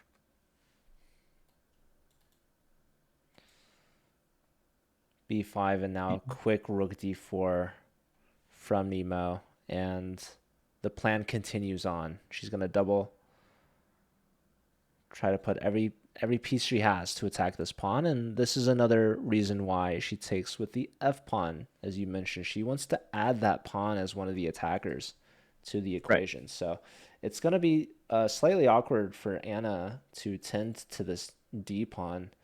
If you put the rook behind it, which is the most obvious way forward, then you're going to have to deal with the potential pen after Nemo doubles on the d file, and you really don't want to allow that isolated e pawn to push and add to the attack. Yeah, this could easily go wrong for black, especially now that Anna has 25 minutes. She doesn't have a ton of time to figure out exactly what the right setup is. One thing I would maybe consider is doubling the rooks on the d file for black, because that kind of takes the sting out of e4 stuff. If rook c4 here, I think that's totally possible. White probably just goes rook to d1. And then white's idea is to go like rook fd or rook e d1 and then rook 1 d2. You cover the c pawn, and then you're threatening to take on d5. And then if black ever puts a rook on the d file, then you're cracking them with e4. So there's questions here in this position. There's questions. Questions in the position, and Anna's looking for answers. Desperately, yeah. Yeah, rook c4, rook d1, d8. Let's see. She's readjusting. Definitely looking over the board. Trying to find a move. It's not easy, and she's getting less and less time to do it. Mm-hmm.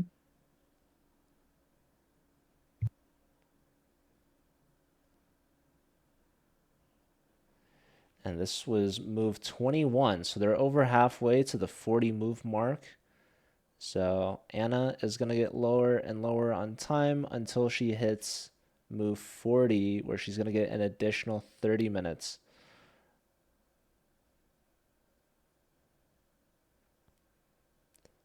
So yeah, this is definitely good time control for Nemo for this game against Anna. But Anna, I do think, if you guys think this is bad, Anna was doing worse against Alexandra yesterday. That was an even bigger disparity. So even if Pia or any other Anna fans are still thinking like, oh, this time control is, or this time management so bad from Anna, like this is technically an improvement from yesterday. So for Anna's perspective, she's thinking, oh, I'm doing great. I still got, 20 minutes left to make 20 moves. Could be worse, but yeah, it's not great. I definitely think, well, it's a problem. At some point, she's just going to have to speed up, right? And even here, she's thinking, and it's not that easy because you have a lot of moves, but actually you do kind of want to figure out your setup here. Like you want to know, are you putting 2 rooks on the d file? Are you putting 2 rooks on the c file? Are you going to play for some other plan? Are you trying to get your king in, like king f8, king e7? But not a lot of time to decide what to do here. And at a certain point, she's going to have to just start playing on the increment. That said, I played Anna a couple times, like in Blitz and Rapid, and she is quite good at faster time controls because her instincts are there. I think she has great it's so funny. Like she has good instincts, but she spends a ton of time, anyways, in classical. I think because I don't know, like just some kind of overthinking or lack of confidence in her ideas or something. But when she doesn't have a lot of time and she's forced to play, she makes good moves. So it won't be easy for Nemo. She definitely... This is the danger when you have like a huge time advantage the whole game. It's like your opponent is just like, they've been like under intense pressure the whole time. They've been calculating and they're like super warmed up. And you are like just kind of like, I don't know, you're just kind of sitting there. You haven't really been fully challenged yet. You haven't like taken that much time. So Nemo has to get very, very focused as the game, like very soon, is going to get into a nervy, stressful time pressure phase. Yep, it's only a matter of time, and we'll see if Anna can continue playing at a high quality level. Oh, we see Miss Botez in the back in her red slippers. And I think she might have been carrying her pet parrot, Squeak. I think that's what that was. Shout out to Squeak. Squeak is a very Distraction. cute bird. Squeak loves blueberries, I found out. So he'll let anyone feed him a blueberry. Good to know. Anyone in chat own a bird? Probably not, but maybe. Any bird lovers? Bird watchers? This is definitely more of a common hobby. Yeah, I'm a cat watcher. Is that a thing? you like I just like watching cats. yeah, lots of cat videos on my YouTube algorithm for sure. There's like cat celebrities out there. There are cats that are making more money than me. You got a favorite cat out there? For cat celebrities,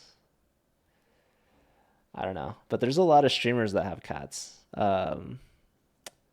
I know Phoebe and Tina, if people know them. Yeah. Shout out to Lafong, Phoebe and Tina. Oh yeah, Nemo has a cat named Gambit. Nemo. Gambit. That's a good name. Nickname is Catsko. Catsko. Nice. She should have brought her cat to the tournament. Yeah.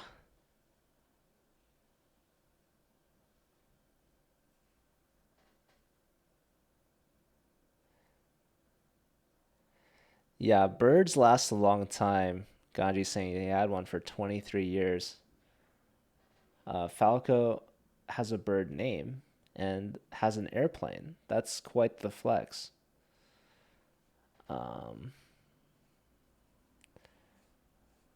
Rob mentioning butterflies. Those are nice. Manthan asking Phoebe Buffet. Phoebe Vita. She's from the Netherlands. She's a streamer, chess streamer. Shout out to So it wasn't the 480. fictional character? No, I don't know. There's a lot of other Phoebes out there, I guess. Let's see.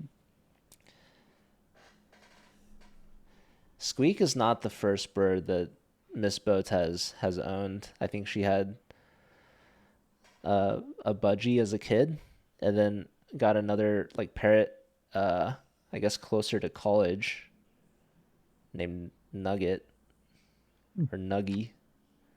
I had a bird growing up. We had a cockatiel kind of parrot. And he was very sweet. Good talkers. We had a couple of them. They said lots of stuff. And my aunt had a bunch of birds growing up. Now she only has an African gray, which are very smart birds. I guess as far as birds go. I actually saw a Rosen video where he was getting a pet bird to like move chess pieces. Wow. So I'm sure there's some birds that have, you know, some chess rating. I guess I don't know if the game was classical rated or not, but I don't think the bird played the whole game though. I think it was just like a celebrity move. You know, Just the opening, yeah. Birds, they know openings, but then after that, no, I think it was checkmate. It was the last like yeah, they have people that come and make the first move. This was like the opposite. They had the bird come in and make the finishing move. that's fun. That's an idea, actually. You know, you invite some dignitaries, some president, and then one move before checkmate, you're like, all right, you Get the job done. place mate against the Vichy. Yeah. Or who else? Oh, what an honor. That would Okay, I know a definitely very be harder funny. to- I know a very funny bird joke, but I don't think it's family friendly, so I'll have to tell you another Well, time. thanks for saying that. Now everyone wants to know what it is. I'll bring it up, so yeah, if people catch me another time, they can ask me about it. We're teasing not safe for work chess or bird jokes over at Bird jokes. Kostya's channel, so Yeah, you'll have to wait tune in for the after. 21 plus stream. Yeah, over at Dojo.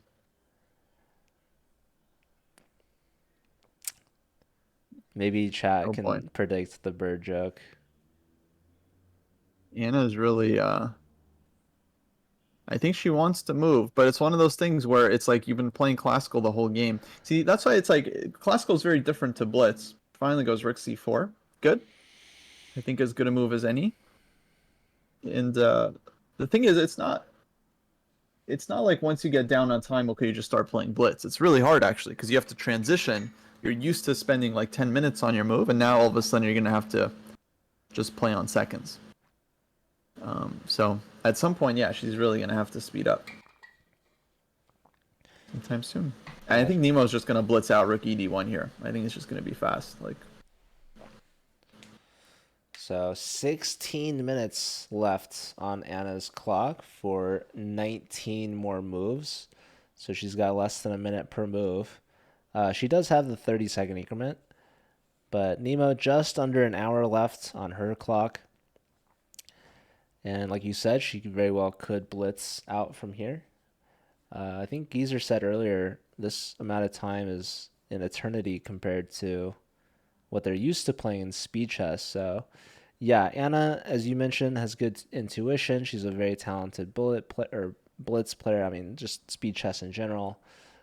So she could definitely very much manage to play with low time, and 16 minutes is still a lot more than what a lot of these players are used to playing speed chess. But definitely in classical, you want to make sure you're using your time and using your time well to find the best moves in key positions, right? So if Anna's going to have to blitz out these next 19 moves, that could be a really big advantage for Nemo if Anna, for whatever reason, slips up at any point where she really needs that time in like a critical position. If for example, Nemo could very well slip up, and it's on Anna to try to find the best continuation to follow that up. So having the extra time is really helpful. Rook c4 though, very solid move. Nemo should recognize this. Probably you don't want to trade. That will un-isolate the d pawn. So doubling the rooks on the d file is the most logical follow-up here. Just supporting your rook and putting more pressure against that isolated queen's pawn. yeah, I mean, I would say the position is definitely not the sharpest in that. Yeah, like the time for Anna is gonna be huge factor, but I honestly wouldn't be surprised. Because again, it's not a blitz game, it's not a bullet game. It's very difficult to switch from playing like classical OTB. Like she tanked on this move, and now you're gonna have to like start. But so basically, I don't know. I think the quality will go down a bit, but the nice thing for Anna is that the position's solid enough. And it's not like the craziest position to play for black. Still though, after Nemo's move, like she's gonna have to figure out what she wants to do, because if she puts a rook on d8, then white's getting e4 in. So she's gonna have to figure something else out. Maybe she's gonna put the rook on c8 instead. But still, white can keep asking questions. Bishop e2, king f2. And yeah, we need to see a quick move here from Anna. Keep spending time, it's getting less good. Rook ed1 played. Norkfold saying she was 2300 in bullet for 2 days. That's better than me. My highest bullet, I got to 2294. So maybe I'll go on a bullet grind one of these days. Try to catch up to Anna. But I know Nemo's quite the bullet specialist. Yeah, Nemo's very good at bullet. I've played both these players. I have a good record against Anna online. Although she beat me in the last game because she requested that I played a Alien Gambit against her. So not my favorite opening. She actually posted a screenshot. She checkmated me and put it on Twitter. So that was fun. That's cold. She's like, hey, please give a piece in the opening. And then posts it on Twitter. Might be Joe. I think I think she was the one that played it. I think I like had the piece sacked against me. I think yeah, I played it poorly. So that was Oh, fun. okay. At least Yeah, she sacked the piece against you. Okay, exactly. at least that she took on the I risk. think if I can remember correctly. Gotcha, gotcha. Um, but yeah, I've played Anna in person as well. I've played Nemo in person. Nemo was actually living in LA at the time, and I mean we played at TwitchCon. I met Anna for the first time at chess boxing, where Andrea and Dina played, so that was fun. So yeah, it's always fun to have these events that bring players together. You know, these players usually interact only online. Like it's hard to travel across continents, across oceans. But any tournament like this that brings them together is always a fun time. Someone's asking what tournament is this? This is the Botez Chess Camp Ooh, um, in Malibu. And yeah, Anna's played a move here relatively quickly. Rook FC8. So she's doubling up. good.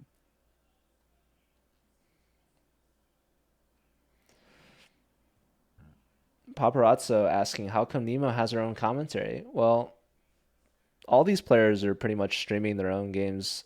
Some of them are sharing the main Botez broadcast, but Anna Cramling also has her own commentary by none other than Pia Cramling, who coincidentally has the same last name as Anna. It's crazy.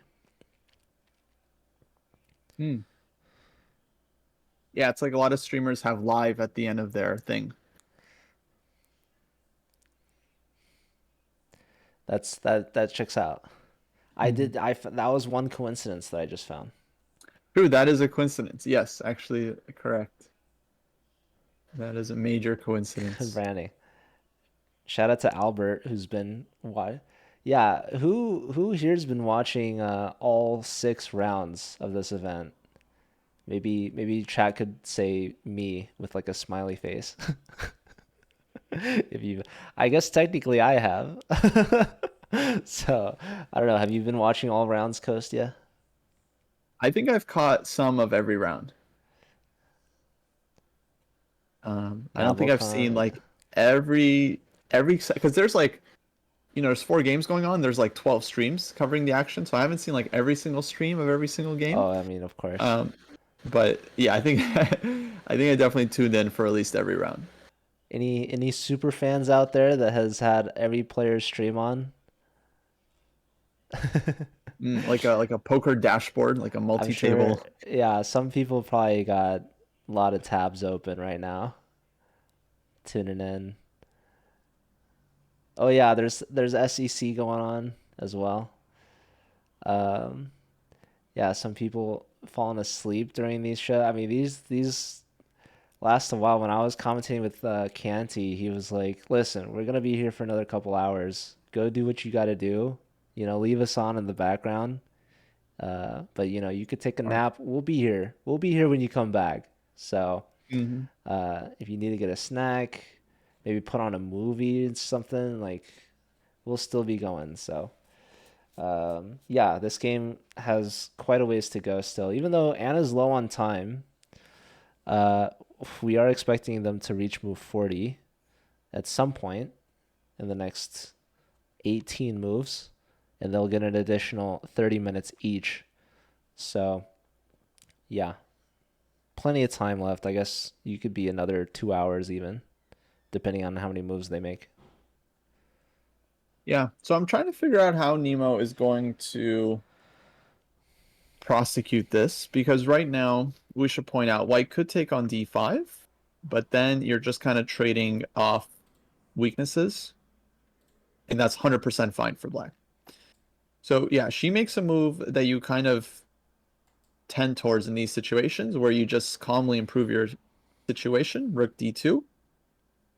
You're not really defending the C pawn, but you're also just not doing anything, and you're giving Black the chance to move.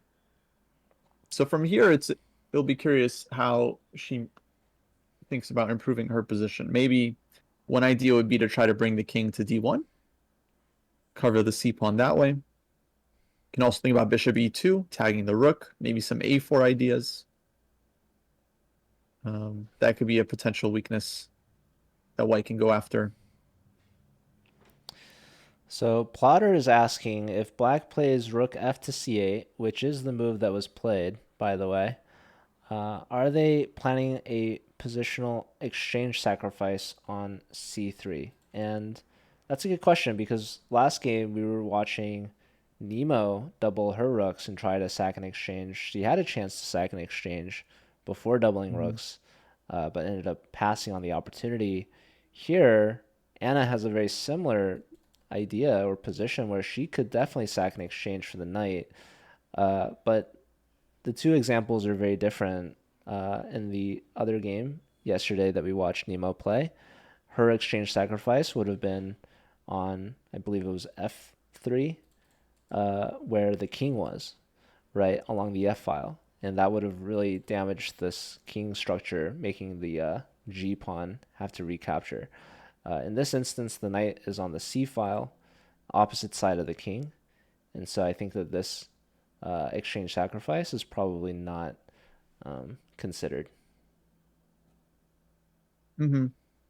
Yeah, you would want some activity against the king to do it, or to be able to win a second pawn. But well, that's interesting because black could say, all right, takes, pawn takes, the second rook takes, and that's a fork against the e and a pawns, although white could have maybe rook d3. Right.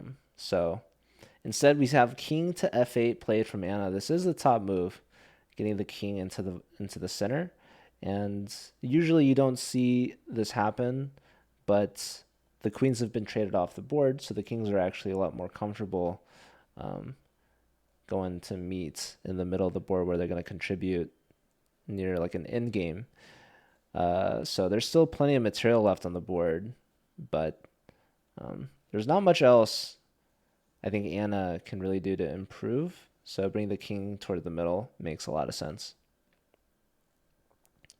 Yeah, definitely king f8, useful move. And yeah, she's going to be playing these moves quicker because she basically has to. So this is where Nemo might want to think about doing something a little bit more aggressive. So yeah, again, one idea was like bishop e2, and then if black's rook moves backwards, then you can hit him with a4. And then that might be a little bit unpleasant.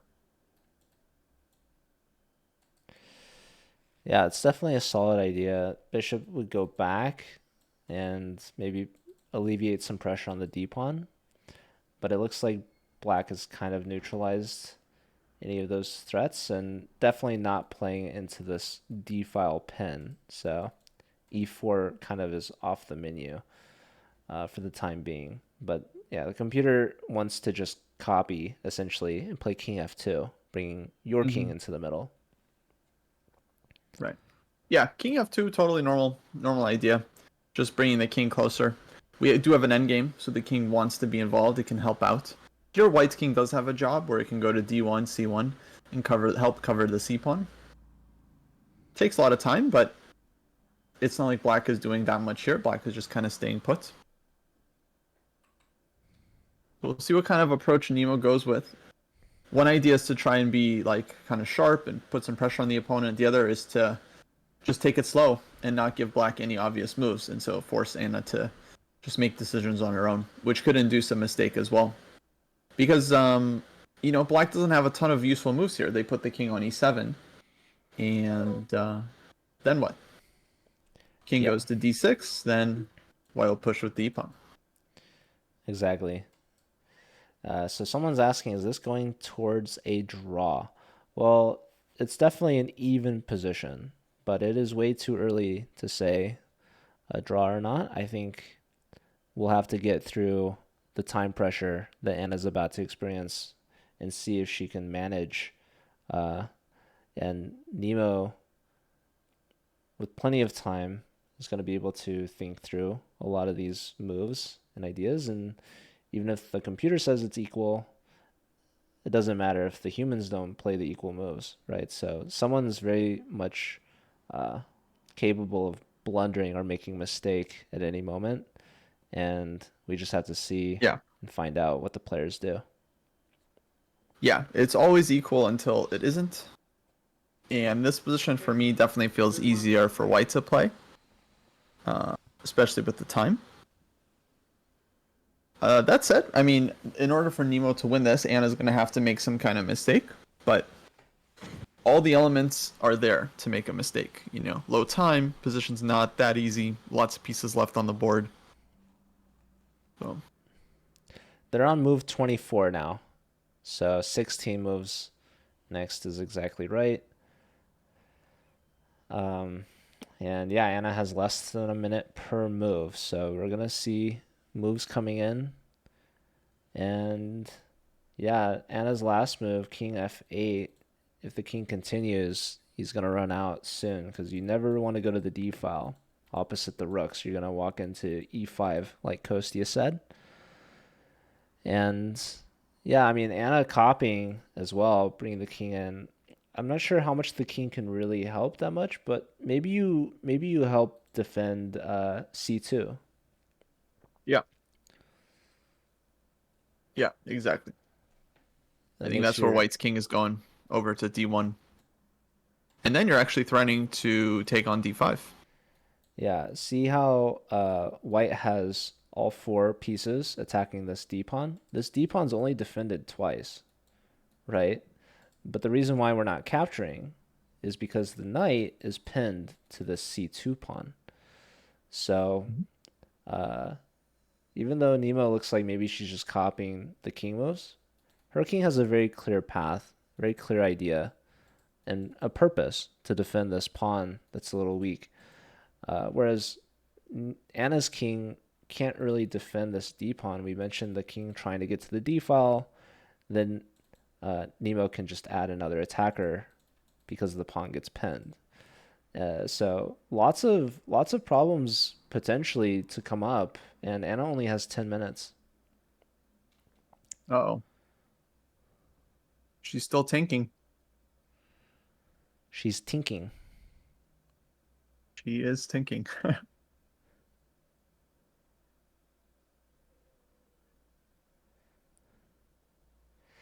Michael Dakota asking if sacking the exchange is good. We mentioned this earlier. I think that white would be happy to see the exchange sacrifice because even though black gets one pawn out of it, they're not going to get the second pawn because white can play rook from 4 to D3 and defend both E and A pawns. And there's not really an attack that follows the exchange sacrifice. So we were referencing yesterday's game. Nemo had a chance to sack an exchange to really get at the king to attack, especially with queens on the board. This position with queens off, sacking the exchange, especially going into an endgame, probably not the best idea. That would be a lot easier for Nemo, I think, to convert an advantage there up the exchange. Right.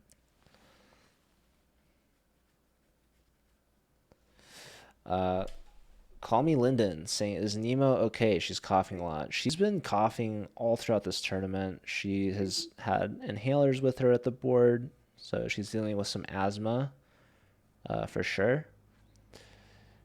And I think she's been feeling better, actually. Today doesn't seem as bad. Usually she's been like getting up from the board and running to like the bathroom to get it all out.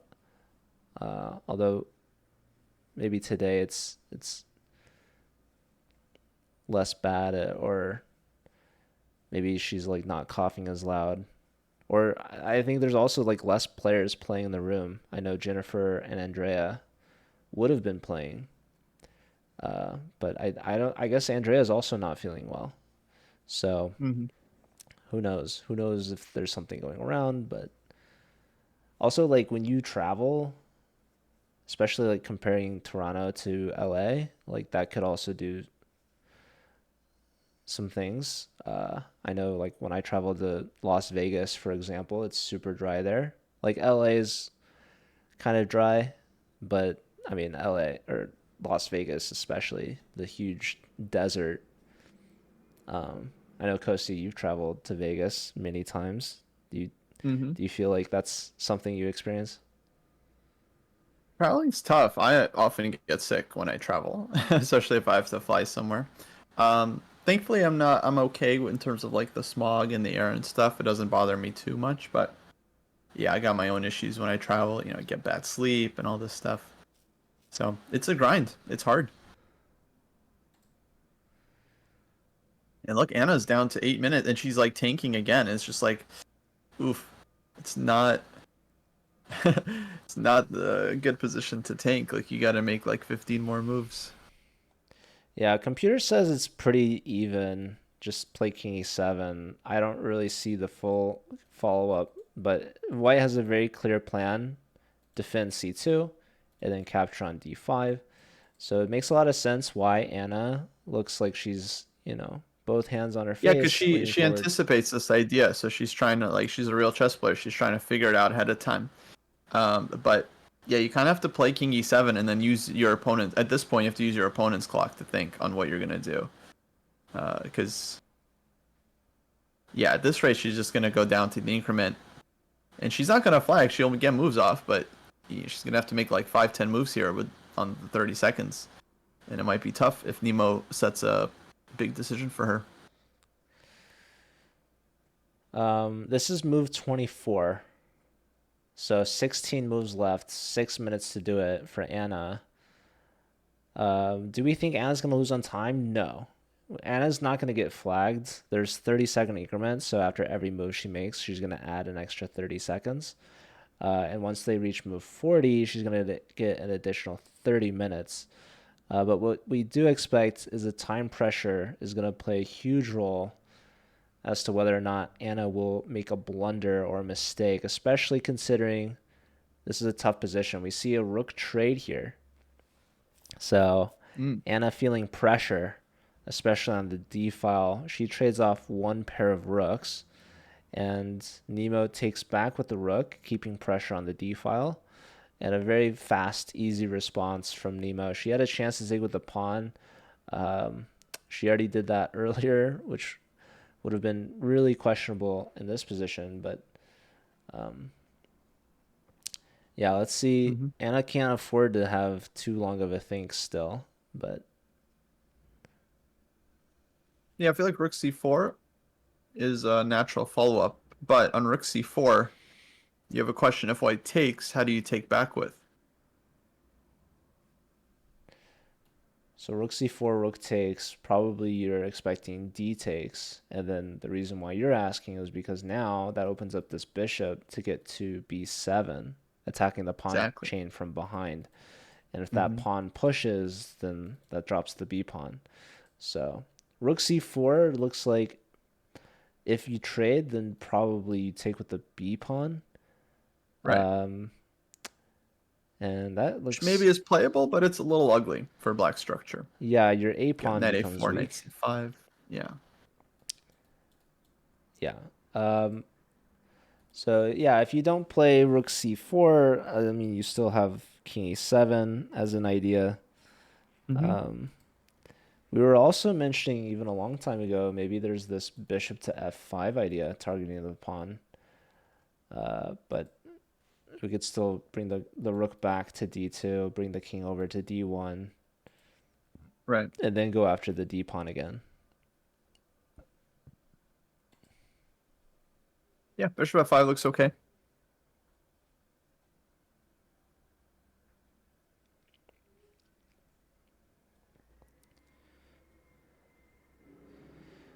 They have about 15 moves before they reach move 40 now.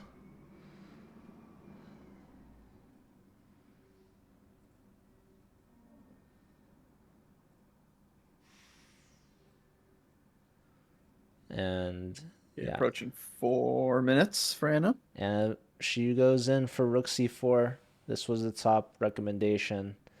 And yeah, you could trade or you could decline. I have a feeling that Nemo will decline the trade and go rook back to d2. Yeah. Feels like in your opponent's time trouble, you want to keep more pieces on the board. But if you feel like there's potential on rook c4, then it'd be a good reason to take, because then black doesn't have a lot of... Maybe rook c4 is a draw with best play, but black has to be very precise in the next couple of moves to prove it. Yeah, rook trade, Anna has to take with the b pawn. Otherwise, Nemo's bishop becomes way too active on the long diagonal. So there's definitely weaknesses for Nemo to play in that structure, but I don't like taking the rooks off. Let's leave the rooks on. Let me keep putting pressure on your d pawn, and we'll go from there. So Anna's doing a really good job, despite being in time pressure, of really simplifying things and really trying to nullify Nemo's attack. It's another example why I really didn't like trading queens. I really think if Nemo had left the queens on the board, it makes her attack that much stronger, and it puts more pressure on Anna and also builds onto that time pressure that she's experiencing. So after trading queens and one pair of rooks, I think Anna's feeling a little bit more comfortable, even with such a huge time disparity. I think trading off the second pair of rooks is definitely going to help Anna out, get closer to a draw. That would be a good result for her. Yeah, I agree. Definitely very solid play from Anna. And I think, yeah, Nemo should have kept the queens on the board. I think that would give her more chances in the long run. Still, I feel like this endgame's difficult enough. Like, as white, I would certainly be optimistic that I could still win against, like, a lower rated player, but it won't be easy. You have to work for it. Yeah, it might be too hard with all the rooks and the queens off, so that's why I would bring the rook back and still try to bring the king in. Yeah, rook d2 feels like the flexible move. Put more pressure on the opponent.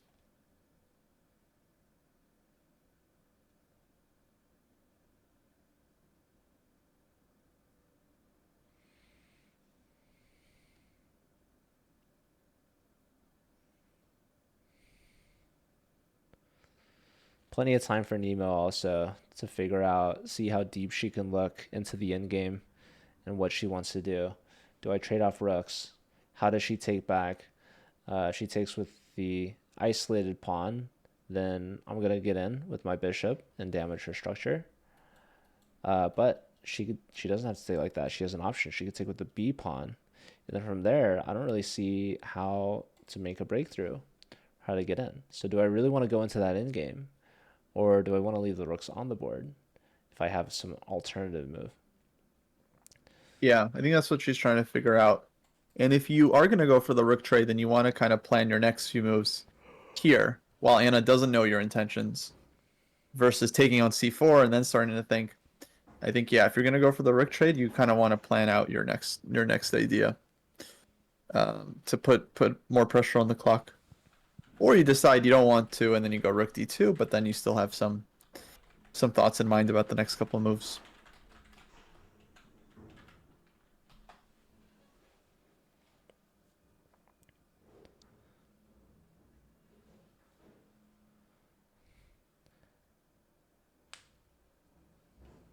All right. Nemo thinking? Rook d2, Nemo. Keep him on. It's not what the computer's saying. Top choice, king e2, allowing this trade.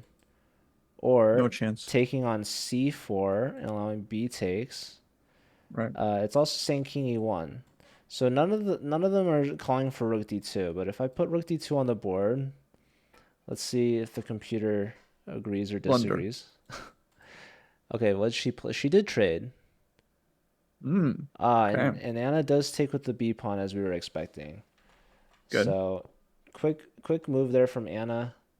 We're now on move 27. So we're getting closer to that 40 move mark. And so Nemo's saying, all right, I'm going to have to beat you in this endgame structure, right? So Right. Nemo's got an isolated e pawn. Anna has an isolated a pawn, maybe a backwards d pawn, which could be weak. But the question is, how do we attack it again? I think that Black's king is gonna have an easy time getting into the center,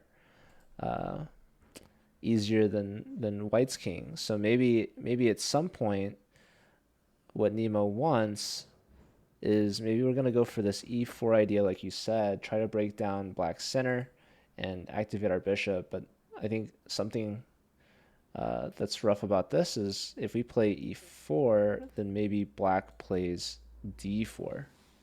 Yeah. Basically, you need your king on d4, and then you go e4, but that's hard to achieve.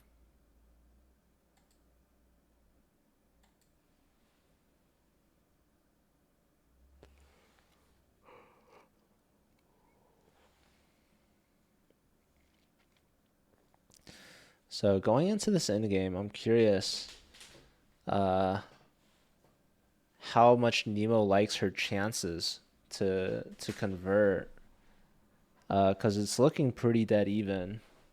So, and Anna, despite being in time pressure, she's been playing really well, and she's gotten off all the heavy pieces off the board. So, really no fear of like an attack or anything. And you see she's taking a sip there. I think she's definitely feeling a bit more confident.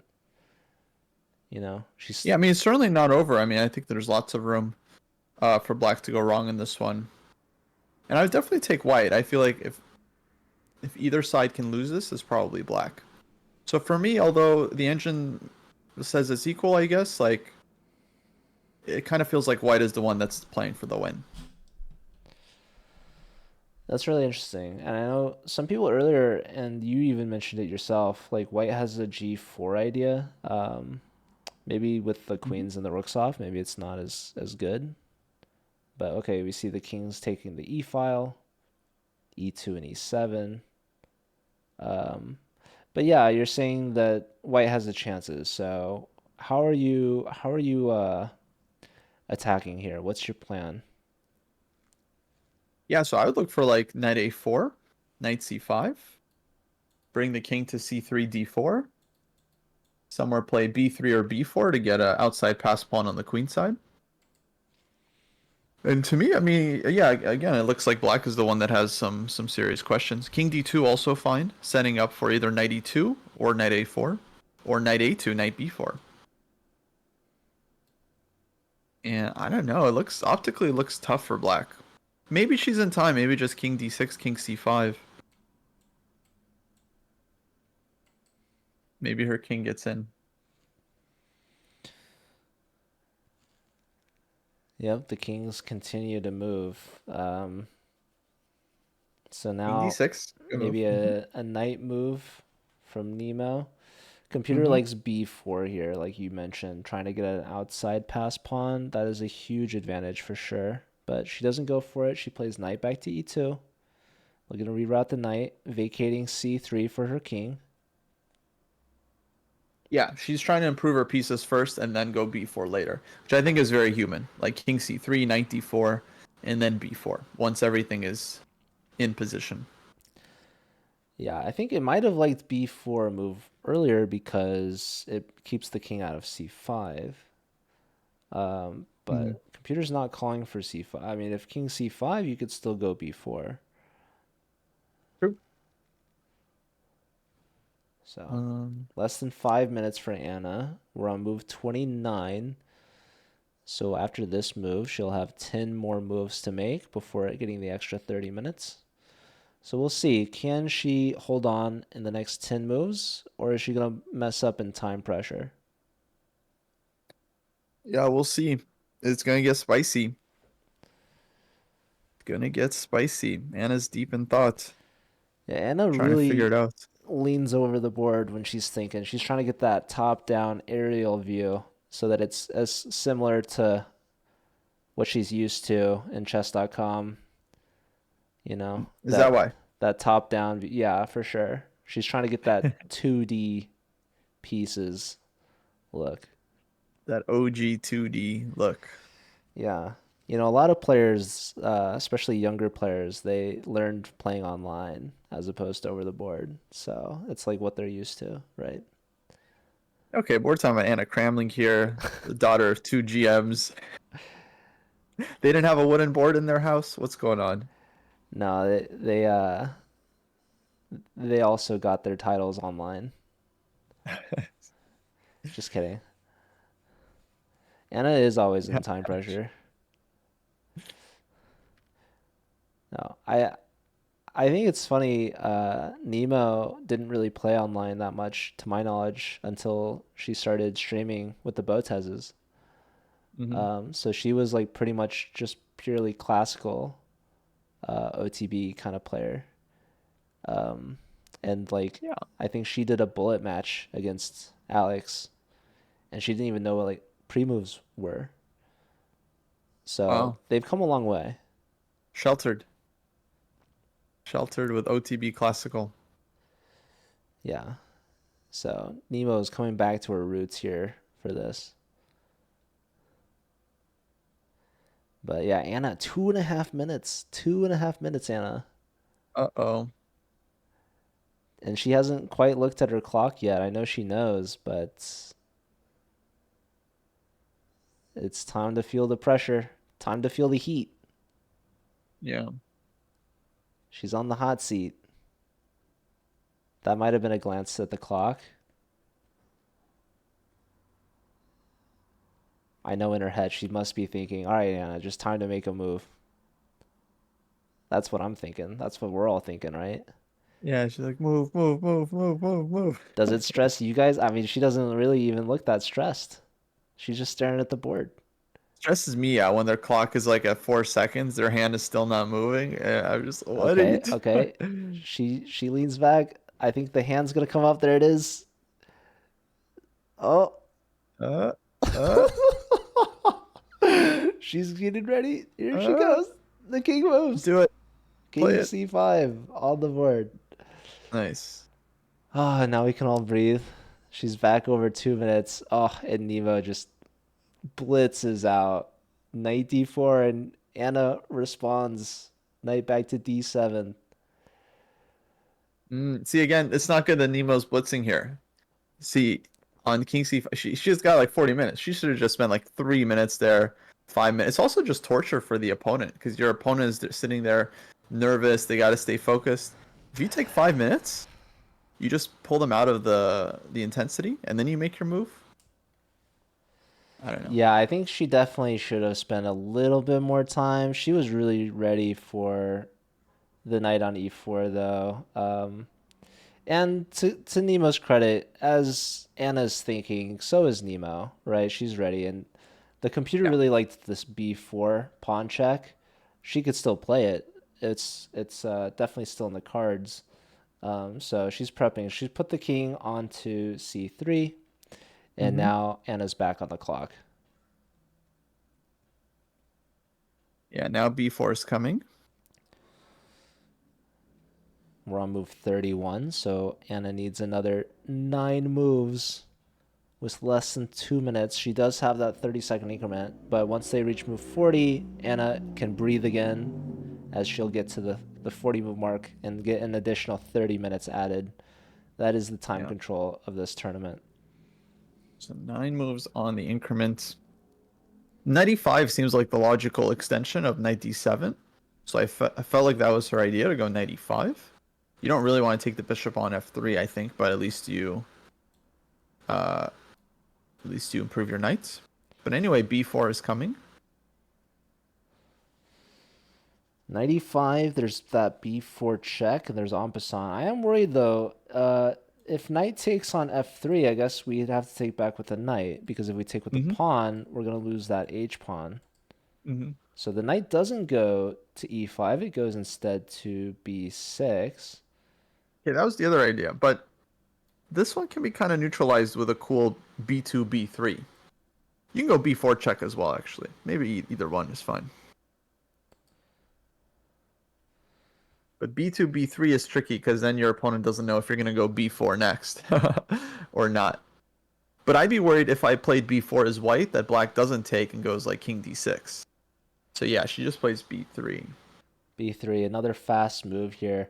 I think Nemo's got Anna right where she wants her with less than 2 minutes on the clock. Nemo's like, all right, finally, now we can play some blitz. And this is tricky. This could get very sharp. Like at any moment, black can take on e6 and go like bishop g4, or white can take on e6, go bishop g4. White can go bishop e2 here. White can play a4. Some potential for drama. Leo asking how many moves until she gets increment. They have increment for all the moves throughout the entire game. So she does have the 30-second increment still, but they're 8 moves away until move 40, where she gets an extra 30 minutes added. But yeah, she's under a minute right now. She's at 30 seconds.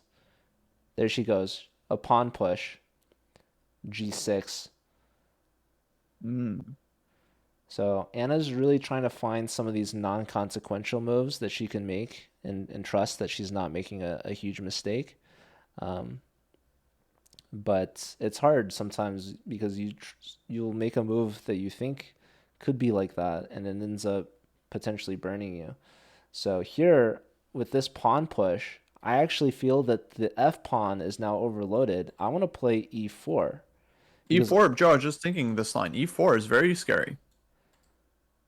E4 now from Nemo, and Nemo has a lot of time. She could really figure this out. So this could have been a slight inaccuracy from Anna, creating a potential weakness. The idea being, well, if we take the bishop, then the pawn takes, the G pawn could be weak. But how do we attack it? If we get the bishop on E4, that'd be a great way. But Nemo instead, again, not taking her time. She is blitzing back. She plays bishop back to E2, putting more pressure on this C pawn, which is defended by pretty much every black piece. The bishop e2 is a fine move, but yeah, let's look at e4 for a second because like that could have been very nice for white. Because the idea is that if black takes, we throw in knight takes e6. Knight takes first, pawn takes, bishop takes. And then, for example, if black goes knight d5 check, I think white can just take this one. Bishop takes, pawn takes, b4, king goes wherever. Exactly. And exactly. Now we get b4 very instructive, and then king d4, and yeah, white's just cruising. So outside pass pawn. Yeah, white's gonna get this outside pass pawn. Black's gonna forever be tied down to the d pawn, and you should be able to gobble up all the pawns and win that one. So that could have been a possibility if we go for e4. Of course, Anna would have to fall for it and play, you know, like that knight d5 check that you mentioned. But if you don't, I mean, your pawns are still pretty weak there. Problem is if you don't, yeah, b4 is coming anyway. So knight d5, like that move would kind of almost refute the line if it was working for black, but I don't think it does. So yeah, this is a miss from Nemo because she plays quickly, like she's trying to put pressure on the clock, but she may have missed a very concrete chance for a big advantage. Exactly. And the thing is, both players, when they're playing fast, like Anna still thinks she's playing good moves, right? Like that's why she's playing them. Also because she's under 30 seconds, so she's forced to. But it's on Nemo to figure out if it's a mistake that she's made in time pressure and how to capitalize on it, right? So if Nemo continues blitzing out, then eventually Anna's going to get that extra 30 minutes back, and they're going to be looking at, again, just an even position. Not much will have changed other than tons of simplifications. So Nemo really has to be able to use her time to punish any mistakes that Anna makes. And that G6 pawn push definitely very much could have been something to capitalize on. But we didn't see this E4 continuation. Yeah. And now I think actually Anna's doing quite fine. I like her setup. I think her moves are no longer difficult to find. And yeah, I don't see how white is breaking through here. Like you can go b4, but yeah, the pawn's not going very far. Yeah, Anna playing a5 to trade off a pawns if Nemo goes for b4 again. And yeah, it looks like Nemo's going to have to try to get another advantage another way. Joe Broke asking if there are more games later today. There should be another 2 games played in the later round. Later rounds typically around 3 o'clock Pacific, so I guess they're starting on time today. Another 30 minutes to go.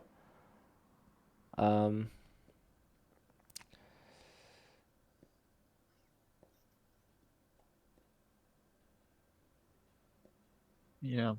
Sack account asking, so you like Black's position better now? No, definitely not. But I think Black is fine. Also, for anyone curious, the computer is giving the accuracy score for both players at 97% exactly. So, another high quality game from both these players. In the first round, Nemo and Jennifer Yu both had a game over 97% as well. All right, another pawn push. This boxes out the knight. Knight went to f3, and then f6 played from Anna. And now you see the g-pawn is undefended, right? But we can't attack it if our bishop is boxed out by these pawns. So that's why we wanted e4, is to attack the light squares and get the bishop to a better, more active square.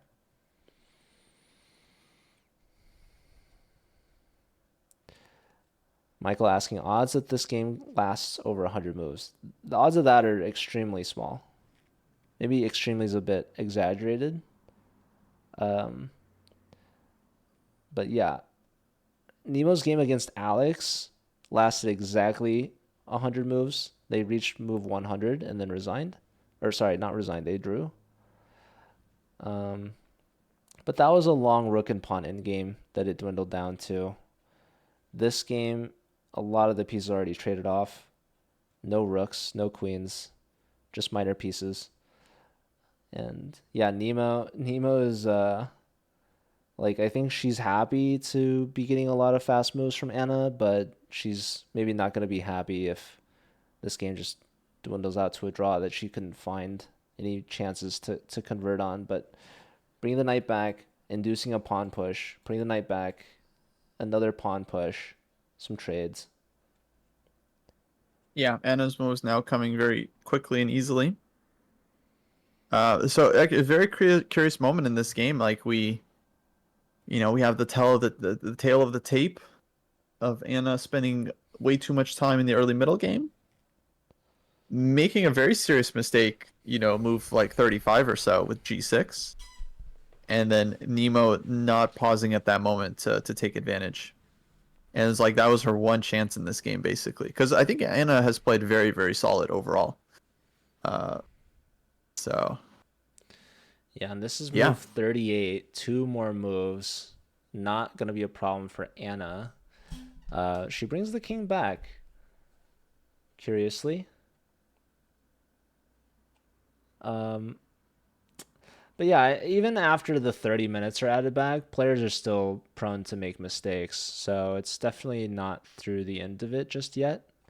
And also those extra 30 minutes, like we've seen Anna burn through that kind of time in 2 moves. So she's going to get into another wave of time pressure later down the road. So Brusco asking the score of the tournament. So thanks Kevin C. Wong for the camp command. You can go to the events page there where it has all the players and their scores, the schedule and all of that. But Nemo has 3 points out of 5. She's had 2 draws and 1 loss. Anna has had 2 losses and I believe a draw against Dina. So Nemo's up a half point over Anna and looking to get a full point here today to try to bring her back into the top 3 where she'd be in the prize money.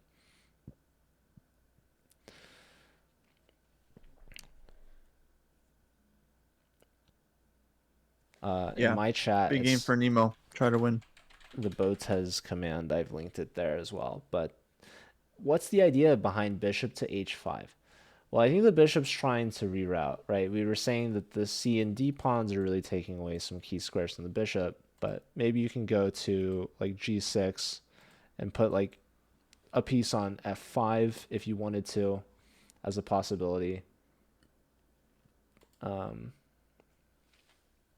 Yeah, you get some more options. You can go to f7 and try to control more of the e6 square. You kind of limit your opponents, perhaps.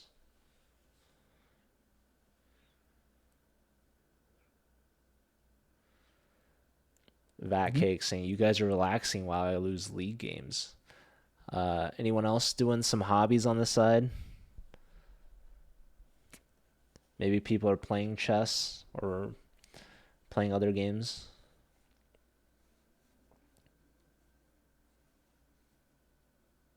Yeah, I got a game of Scrabble going here. Yeah. You could use some big words. I was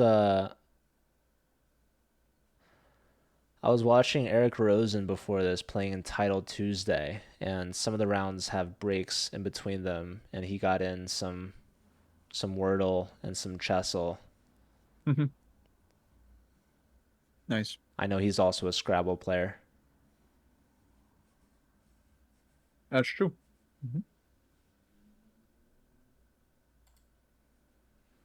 Eric, yeah, very good at Scrabble. He knows all the weird 2-letter, 3-letter words. It's like knowing your tactics. Yeah. Or your checkmate patterns. Yeah. He knows all the tricks. All right. King so e5. Anna. Bishop f7 has been played, and now the king gets to e5. So Anna centralizing her king a little bit. Yeah, Anna winning king of the hill.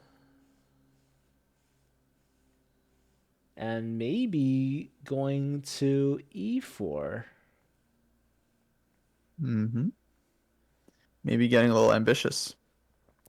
Yeah, this is a risky play. Honestly, either side is at risk of blundering, messing up. I feel like Nemo's been the one pressing and having the initiative the whole game, but she could very well slip and allow Anna to get an advantage if the king can start attacking her pawns and breaking in that way. But at the same time, Anna could be making risk if she pushes too much. Maybe Nemo can make a breakthrough, like on the queen side, where maybe she can make a pass pawn at any moment. So, yeah. Also, last move, this is 39. So in one move, they'll reach move 40 and get the extra 30 minutes added.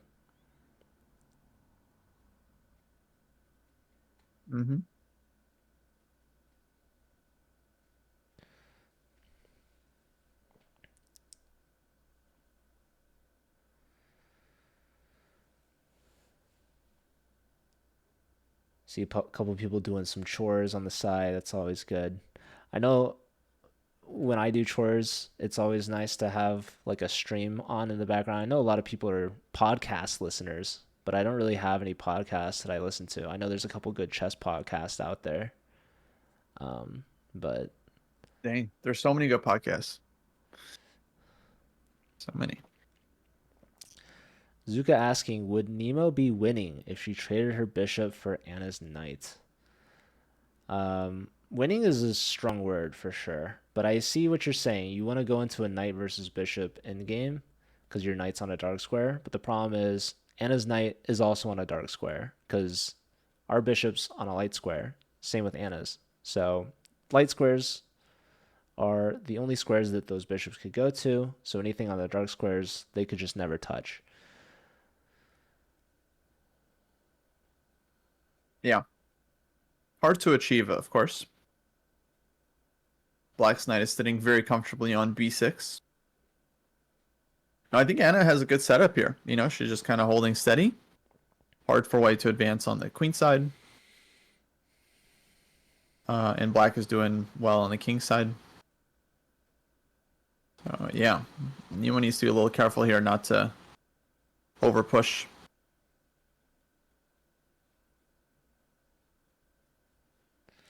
I definitely am considering bishop back to g6 because I don't know if I want the king to get to e4. Yeah. Computer's also suggesting that we play b4 and just remind this king that, hey, I have an outside pass pawn. So you might want to stick around, although it's not going to be easy at all for white to push that pawn through. But yeah, I mean, Nemo's really slowing down to think at this stage. Maybe this was a moment where she could have used her time, against g6. But that moment has definitely passed. And Nemo's going to have to fight all over again to see if she gets another opportunity like that. Mm-hmm. Yeah, the thing I don't like about b4 is that it allows black to go knight a4 check, and it forces us back. It's probably still fine for white, but so that's the issue. Oh no, Anna's Oh, stream. Pia's mic busted. So the camera was down and then fixed. Now it's the mic. It's our chance to take out Pia Cramling. Yeah, but besides the players battling here on the board, the commentators are also waging a war, perhaps of viewership. No, honestly, it's funny because before the events, Hammer was streaming. We were mentioning, playing League, playing other games besides chess. Hammer was streaming old school RuneScape, which is one of my favorite games, and I was tuning in watching him play. And I asked about commentary for this event, and I mentioned that I'll be commentating for Nemo, and Hammer says, "Oh, so you're the competition." And I was like, honestly, I wasn't looking at it like that, Hammer. I'm not trying to compete or anything. I'm just helping Nemo out on her stream. So, fun fact about me, when I'm streaming, like on my personal account, I never look at the view count. I never see how many people are tuning in. I just talk to whoever's chatting, and the only time that I see the numbers are when I send a raid off. I see how many people are around at that point. But usually by the end of the stream, you've lost a lot of viewers. So yeah, I don't know. Some people are more competitive about view count and all that sort of stuff. I mean, especially like streamers definitely have to worry about that. But luckily for me, it's not my full-time job. I don't have to stress out about the numbers. I just do it as a hobby. Right.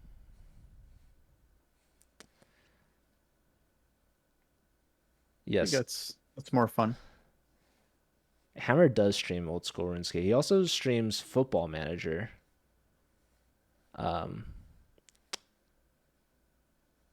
right, both players, they just reached move 40, and now they can go and take a rest. So that's the why big move 40 nobody's at the board. and g4. They're probably like talking about what they're gonna eat for dinner or something. They want to go discuss. Yeah. Yeah. Well, I'll tell you a fun story, Joe. When I was at St. Louis for the American Cup a couple months ago, there was a tornado warning, as I mentioned earlier, during the game. And so all the games had to be stopped, all the players sent downstairs. And while everyone was downstairs on break, two players, I think it was Caruana and Aronian, they decided to just agree to a draw right then and there. Because they realized like their game is over. It's drawn position, nothing happening. That's funny. Is that allowed? They can make the draw after the clock's been postponed or paused? Allowed. Sure. I'm like, if I'm Fabi, they let me do anything. Good question. Yeah, allowed. I mean, their game was drawn. Yeah. No, I mean, there's been lots of rules in chess where they try to prevent players from making early draws or agree on draws like beforehand or whatever. But like if two players want to find a draw, they'll find a draw, right? But no, that makes a lot of sense. I feel like if the Yeah, I game is support the even, right of the players. yeah, yeah. Imagine an arbiter being like, "No, you guys have to play on after this tornado. Just wait for the tornado." I don't know what I'm gonna eat for dinner. Maybe I could stop by the mansion, order some takeout. Just kidding. I'll be back on Thursday. They have a content day, so that's gonna be after the tournament is over. Um, we're gonna help film some stuff, and I also have to take the boards back. I borrowed these DGT boards from Miracosta College, who play in the Collegiate Chess League and are part of our college ambassador program. So, for those of you wondering stuff about that, you can reach out to me later. I work for chess.com running college chess events. So that's how I have those connections to the college chess clubs. Yeah, shout out to Kostya College. Big fan. Kostya, named after Kostya. Yeah, of course. Hello, buddy. Good to see you. Okay.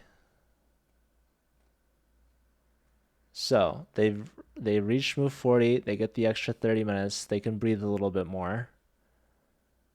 It is now Nemo's turn. She's got over twice as much time as Anna, over an hour still. And yeah, she's slowing down to think here with her extra time. Pawn has just been pushed to g4. But yeah, honestly, I feel like this position could at any moment actually turn in Anna's favor. We've been liking white for the longest time. But I do like Anna's king. I think is a bit more centralized, actually. Whether or not she could do anything with it, I'm not so sure. Yeah, I think white's very safe here. Like you can play g3. I think you're totally fine.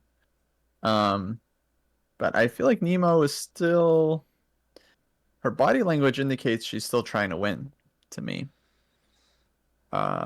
Which could be dangerous if she pushes too far. That might be a bit too much. Definitely. So it's got to be a little careful here not to over push. Call me Lyndon asking, does chess.com have any discount codes for us? Yeah, there actually are student discount codes. You can get 50% off chess.com memberships. Is there a college chess league? Yeah, I run the Collegiate Chess League. If you go to my channel, you can do !CCL.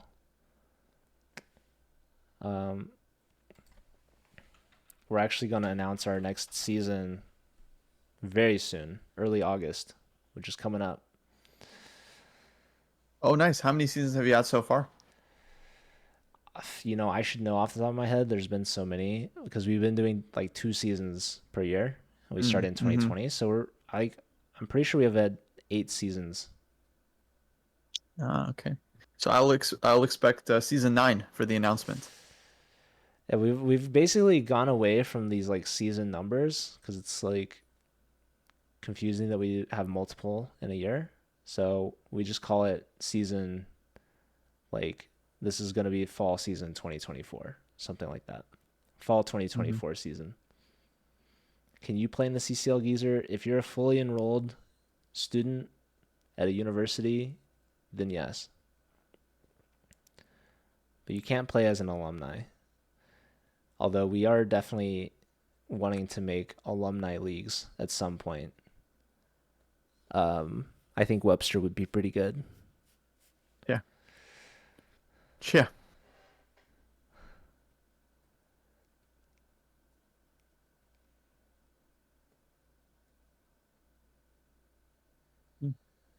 Nemo getting under an hour.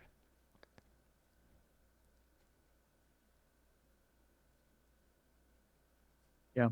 Joe, let me take a quick break. I've been sitting for too long, and my hips have fossilized. I'm getting old. Do your thing. So let Yeah, me stretch for a sec. I'll be back.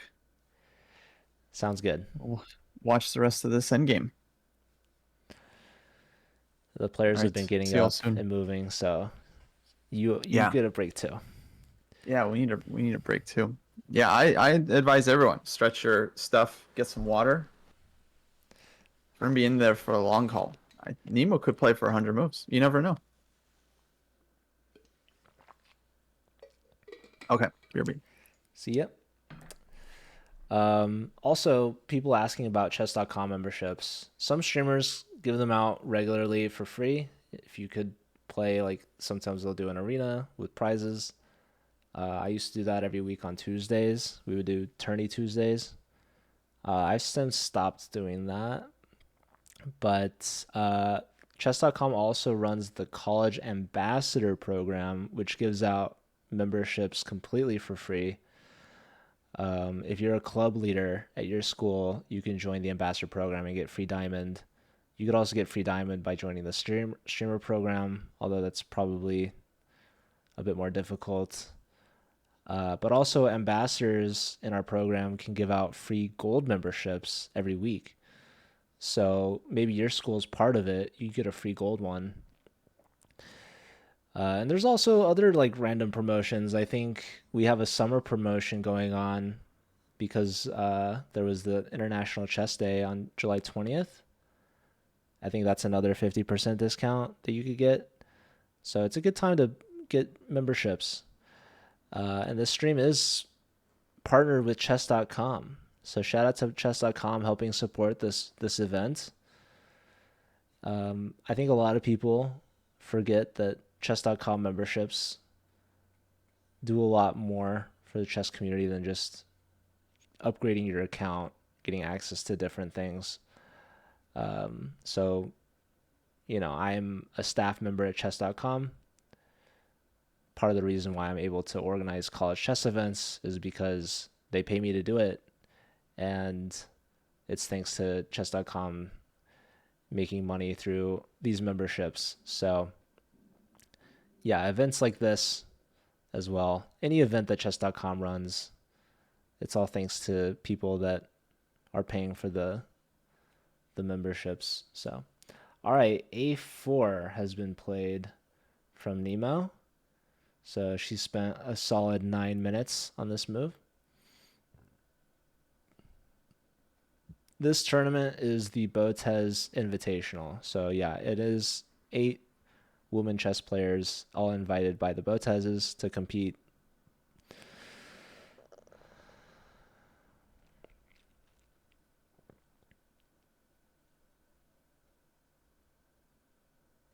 Student discounts not available in your country. Where do you go to school?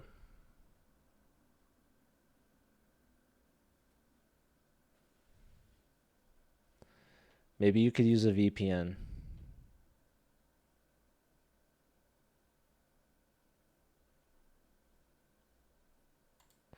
Or maybe you could use the summer discount instead of the student discount.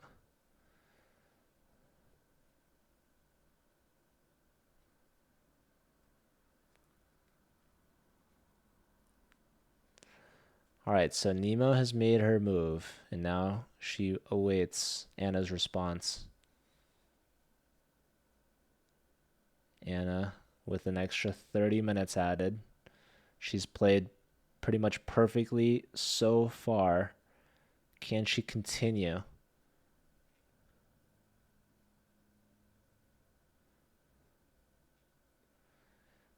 A lot of people can make it to that 40 move mark without blundering, but then afterwards with the extra time they could make a mistake.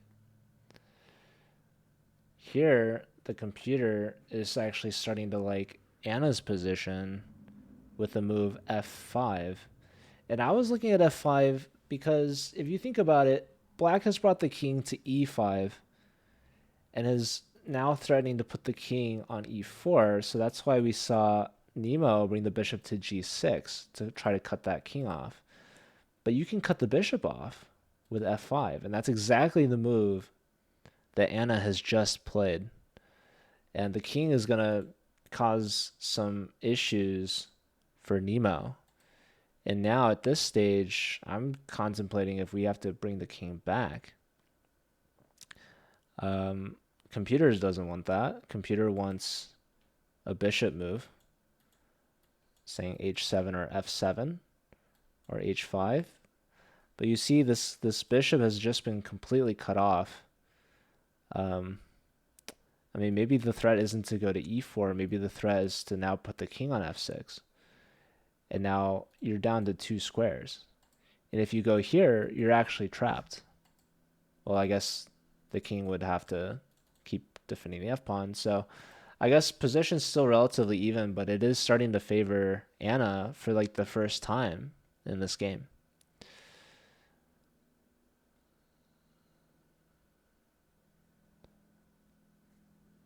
So, yeah. Shout out to Anna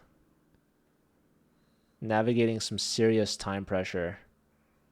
Nemo unable to capitalize and induce any serious mistakes. And now it might be Anna down on time still, but the side perhaps with the chances, as Nemo's bishop has just been cut off right now, sidelined. Welcome back, Lone Gamer. Hope the dogs are all good. What kind of dogs do you have? That sounds fun. Hello, Prodiger. Welcome back, Kostya. We missed you. All right, what's the action? What's happening? So Nemo closed the queen side by playing a4, and this allowed Anna to play f5, cutting off Nemo's bishop.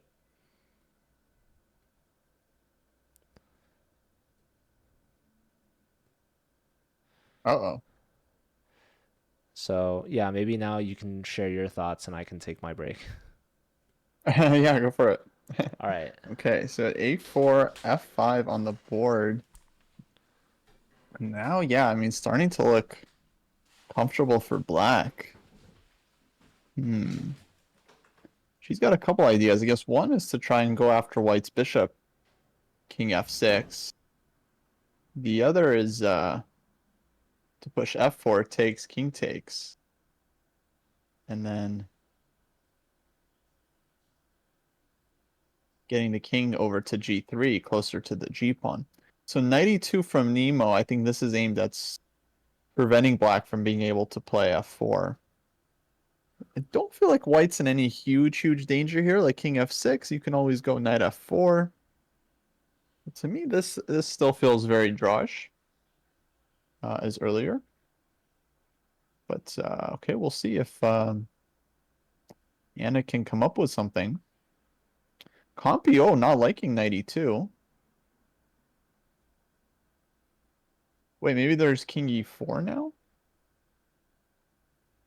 King e4.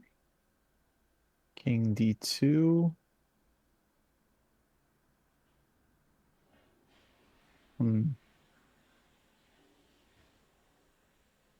Yeah, not obvious to me why this move is a mistake. To me, it looked okay. Certainly not obvious to the players either. It's curious, interesting what their evaluation is. Whether they think black is better, if they still think things are about equal. I do feel like the vibe has shifted. Like Anna certainly looks a lot more confident, I think, right now than she did before. So maybe she does realize she's kind of playing for advantage now.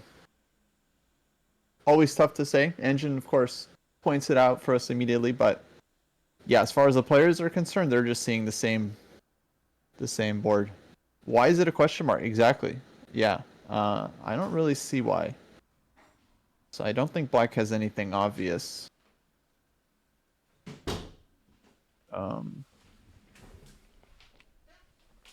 Engine loves knight c8. Oh, there you go. Maybe knight c8, knight d6, knight e4. That could be a nice maneuver. So backwards move from the knight, and looks like Nemo's on the back foot. Anna has a chance to go in the center with the king. Yeah, I thought about king e4, king d2, but then I didn't really see a follow-up there. So white can just give like a check next move. You can't get rid of me for too long, geezer. Also, Lyndon asking, are there standing? This is the 6th round. So Nemo out of 5 games has 3 points. She has 1 loss and 2 draws. Anna's a half point behind her with 2.5, with 1 draw and 2 losses. So this is a big game for them. They're trying to get into top 3 to get in the cash prizes. And there's only 1 round remaining after this. So tomorrow is the last day of the tournament.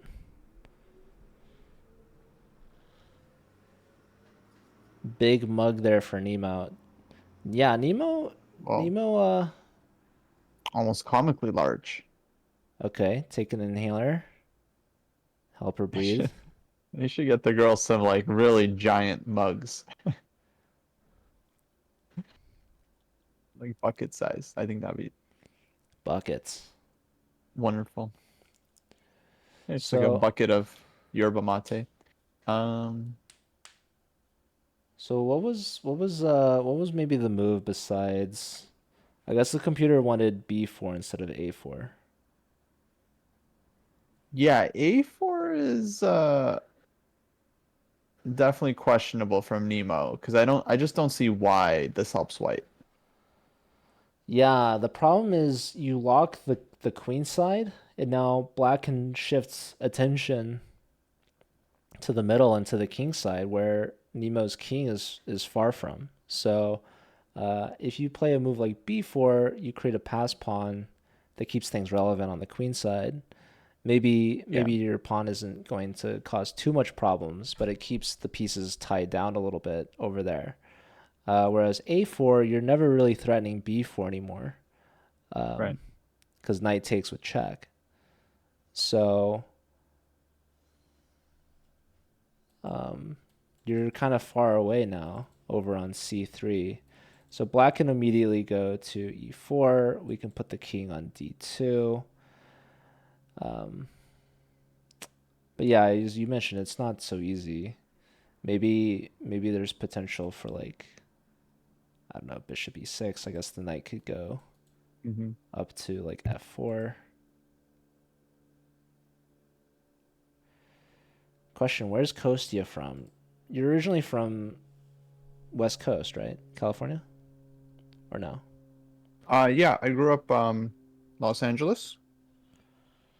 Born in Kiev, Ukraine. That's where my family's from. But yeah, basically California kid, A valley girl. valley girl, exactly. In and out servant. Geezer saying they're from Oceanside, which is where Miracosta is. Oceanside. That's near San Diego. Yep. Okay, we see Botez and Jules going. I guess, are they playing each other? Probably. They are. Big game. Jules versus Alex. Yeah, Alex gonna try to get a win and try to see if she can get second place. She's tied right now with Dina. I think Dina's playing Linda. So they might be tied going into the last round, I think. But there could be an upset on either one of those boards. Linda and Jules are tied with 1.5 points. Oh, Anna's most definitely going to get into time pressure again. Oh, yeah. It's just a matter of time. Yeah. She's hurtling down towards the second time trouble. But it's okay. This is a position I feel like you should be thinking as black because this is complicated. Like, this is not clear at all. Someone asking if Jennifer won. Andrea is not feeling well, so she withdrew. To my knowledge, I don't know if she'll play tomorrow, but their game did not happen. How that's going to affect the standings, like, I don't know. Typically in these round robin games, like when someone withdraws, those points just become like nullified, right? But she also has lost to everyone. Like, I feel like it wouldn't impact things if like they just gave everyone a point for. She had two rounds left, so maybe at that point you just give Jennifer and Nemo the point.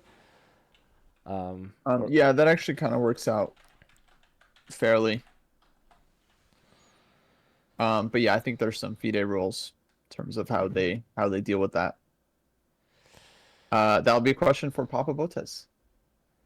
Yeah, I think either way, you remove the points or you add the points to the last two players, like it's not going to actually affect standings. But shout out to Ginny, shout out to Strifus with a raid. Thank you, appreciate that. We're watching round 6 of Nemo's tournament in the Botez chess camp. She's playing against Anna Cramling right now. And they just reached move 40 to get an additional 30 minutes. Nemo's been pushing the position as well as the clock for the majority of the game. But these last few moves from Nemo, she played a4 and now knight back to e2. She's on the defensive here. So black has a chance to try to get an advantage, but we'll see if Anna is able to make something out of this. It's not easy or clear. The king to e4 move makes a lot of sense, but the king simply goes back to d2. And then what are you doing from there? The computer actually is calling for knight to c8 as one move. Yeah, someone mentioned this one. It makes a lot of sense once you see it. Like knight c8, knight d6, knight e4. Looks beautiful. Because now the knight is no longer like really needed on b6. Although knight c8, I think white plays b4. And then things get a little sharp there. So that's not easy for black to allow. Yeah, the point is the knight is keeping on over a4. If you play b4 now, knight would take with check. And then you could scoop up that b pawn. If the knight retreats, trying to reroute, which is a very solid plan, then white can reopen the queen side, playing b4. If pawn takes, king takes, defends the a pawn from the bishop. And if b4, bishop takes on a4 immediately, then we take on a5, getting us that outside pass pawn. So there are definitely complications if the knight moves. Yeah. Hubskirt asking, is it 7 rounds total? Yes, it's an 8-player round robin. So everyone plays everyone, which means you play all the 7 other players. There we saw one of the players in the background, Linda, walking around. Oh. There she is. She's going to her board.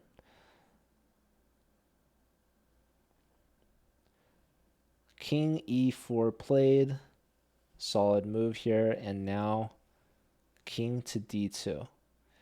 And I feel like something that's good about this, besides knight c8, is that you force the king back. And then is knight c8 playable? Because now you're not really threatening b4, are you? Yeah, now knight c8 makes a lot more sense. That's true.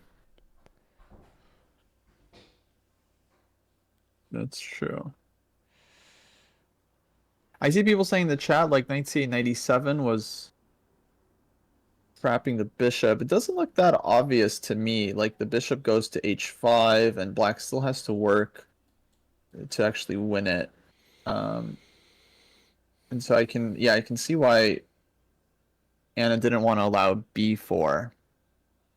But now knight c8 does make more sense. Because you don't want to keep the knight on b6 forever. It's not really doing much against white's b3 pawn. So it's nice to like improve it. Yeah. Black in control. Impressive how Anna turned this around just with very solid play. And And Nemo basically had like one chance we saw earlier where she could have gotten, I think, a big edge, but she missed that, and now all of a sudden, Black is playing for the win. Chess is brutal. Yeah, this whole time we could say that Anna maybe wasn't managing her time well, but it turns out she took the time she needed to play good moves, and Nemo, you could argue, was not managing her time well, and that she has a ton of time, but like, what's the point of having time if you don't use it? To Yeah. find the key moments in the moves that can give you an edge. So she missed a chance where she could have pushed the E pawn and try to trade it for the D pawn. And here she is now on the back foot defending this pawn that's isolated. And yeah, Anna, she's not through it yet. She still could get into time pressure in just a matter of moves here in minutes. She's at 16 minutes. Nemo still has 54 minutes on her clock. And yeah, the next round looks like it's going to be starting soon. So shout out to the Botezes if you want to get full coverage of all the games. Lyndon saying it'd be distracting to me to see all these players walking around. Well, it's actually super common actually at just any chess tournament to have players walking around. Typically, even during their games, they look at other people's games, see how they're doing. But especially in this round robin format where you're competing against all these players, you want to see how your competition's doing, right? Like what's going to impact someone else's game. Especially in these later rounds, it could determine if you want to push for a win or just settle for a draw or something. But I think these players are probably not thinking about that so much. Just trying to do the best they can on their board. Yeah, it's tense. You see Anna just in full thought. Nemo, lots of nervous energy. I don't know what to do. Shout out to GM Smurfette. Good to see you. Joe Yee saying, hope Nemo can hold this when Anna gets into time trouble again. Yeah. I think Nemo's still hopeful that she could even win still. So even though White is on the back end right now, defending, going backwards with the knight, with the king, defending pawns, I think Nemo's still hopeful that Anna's going to get into a second wave of time pressure and slip up somewhere. There we see Dina. Dina going to her board. Shout out to Dina. Brody asking what are the standings. We have this command in chat to help you take you to the events page. But basically, it's Jennifer Yu at number 1. Hasn't lost yet. Only has 1 draw against Nemo back in round 1. She's 4.5 out of 5. Dina and Alexandra are tied for second with 3.5 out of 5.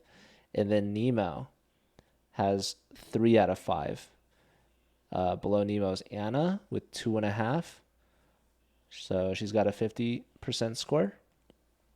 And then below Anna, I believe it's Linda and Jules with 1.5 points each. And then last is Andrea, who isn't feeling well. So we don't even know if she'll play Nemo tomorrow, but that is Nemo's last round. And yeah, Andrea did not play against Jennifer today, unfortunately. I think that's all 8 players, right?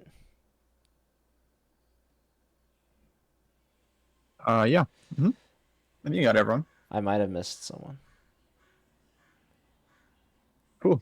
We've been working hard today with this game. This one has been honestly high level game, I feel like, through and through. Yeah. Some misses, but for the most part, very clean. Very even, definitely. Maybe a miss of e4 from Nemo, but like that was just one move and time pressure. The computer is giving both these players around 96% accuracy. It was at 97 earlier, but that was like when they got into time pressure. So 96. now, yeah, Anna's trying to push here for something. But I mean, dude, the clock time.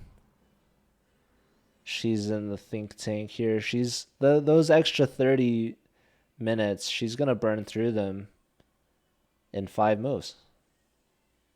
Oh. Yeah, Anna's gonna be under 10 minutes on like next move, and then she's gonna just finish this game on the increment. 96 is kind of high. I'd give the players like a 91 accuracy, 92 maybe. The Kostya computer a little harsher. It's been pretty good.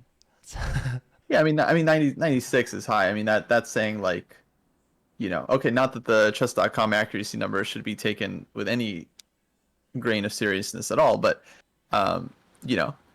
that's saying like Magnus would only like be slightly more accurate than them two. It just, I don't know. I think doesn't leave a lot of room for improvement. That's fair. Like, are we saying Stockfish is at 100%? And then Probably, yeah. 100% is like textbook theory in a perfect game. Yeah. And yeah, between games, even players have very fluctuating accuracies. Nemo's game against Jennifer Yu is probably one of the strongest games played so far at 97% for each player. Ended in a draw. And then Nemo probably had pretty low accuracy against like Botez, for example, or against Dina. Although Nemo's game against Dina, she was doing better, and then she slipped after the middle game, and Dina was able to convert. But yeah, Nemo had a really bad position against Botez, but was able to defend and hold that position to a draw. At one point, it was reading -6.5 in favor of Miss Botez, who was unable to convert. So eval bar, the percent accuracy maybe don't matter too much at the end of the day. But yeah, Anna's going to get under 10 minutes here. Nemo just put up her hair, so she means business. Yeah, that means usually that means someone's about to fight. The hair is up. Getting ready. Out of the way. Yeah, exactly. What's up, Justin? Glad you could join us. Locked in. Okay, but I'm very curious. I don't know if we'll have a chance to talk to Anna after the game. Probably not. But if like Anna thinks she's better, which she has been for the last couple of moves, at what point she thought she's better? If Nemo realized that the advantage is turned, for all we know, Nemo's still thinking like, how do I convert this? She's like, how do I break through? Yeah, probably not. Like defending going backwards is a clear sign that you've kind of lost the threat or the initiative. Yeah. But I mean, when Anna puts herself sub 10 minutes, like I think Anna is just like, all right, here she goes with the hand. Some slight hesitation. Oh, she resets. She got so close to making a move, and then she's like, I'll think about it some more. I still got some time left on my clock, so I don't want to rush things, Yeah, a lot of indecision. Very typical when someone gets into time trouble chronically. Constant. And Anna has actually done this like multiple times in this game where she makes a move, like a capture, or her last move, like King E4 is very forcing, attacking the pawn. White had to go King D2. And then Nemo just quickly responds, and then she like just doesn't have her next move ready. She just spends like another 10 minutes on the next move. And here she just goes back King E5, which is it's not exactly a draw offer, but it's a sign that she messed up. It's like she doesn't like King E4, and she wants to reconsider. Yeah, but it's very interesting actually because if Nemo goes back to C3, you could repeat, right? King back to E4, king back to D2, and that could very well be a draw offer and end of the game. But the computer was actually saying that this plan was top moves, like playing king e4, force the king to d2, and put the king back on e5. And Nemo just doesn't see anything better, goes to c3. So this is kind of a sign, perhaps, that Anna could get a draw if she wants, and that Nemo's ready for it. But yeah, the computer Yeah, for didn't sure. want white to go back to c3 actually, because now it's calling for knight c8 again, which I don't know why it would insert e4 first with the king and then back to e5. But yeah, Well, that's because like computers are silly, and it's like another reason why a lot of times they shouldn't be taken seriously. For the computer, like makes no difference whether you repeat once or not, or if you play knight c8. So yeah, they have this weird bug where they just repeat just because they can. And okay, maybe this is giving away a little bit too much, but sometimes like you can tell if someone is cheating because they make these like random like repetition moves for like no reason. And then you can tell like, oh, they're just following the top line of the engine, which often wants to just like repeat and then go back and then play a different move. yeah, but as far as Anna's doing for repeating, it's oftentimes good to get that extra increment added. Um, so it helps get some time back on the clock. It also tells Anna whether her suspicions are true or not. Like if Nemo's pushing for a win, if she wants more, or if she's okay with repeating for a draw. So at this point, Anna's going to even use more time to figure out if she wants to go back to e4 or if she wants to press on with something else. She could Yeah. she could capture on b3. Um, Mm-hmm. she could move the knight now, which is what the computer's calling for. Why is Anna down so much time? Because she's slow, He's a thinker. and I'm the same way. I'm probably even slower than Anna. Oh dang. Maybe not OTB. I don't think I let it get this bad, but Mhm. online I'm definitely a slowpoke. All right, pro fast guy. Yeah, Thank you for the no, very sub. interesting. Um, that she's not just going for the draw. So I'm very curious to see if she'll play on.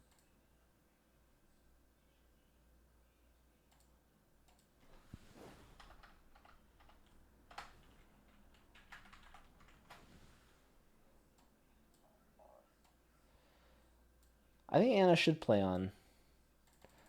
Uh, but I think Anna would be happy with the draw with black against Nemo.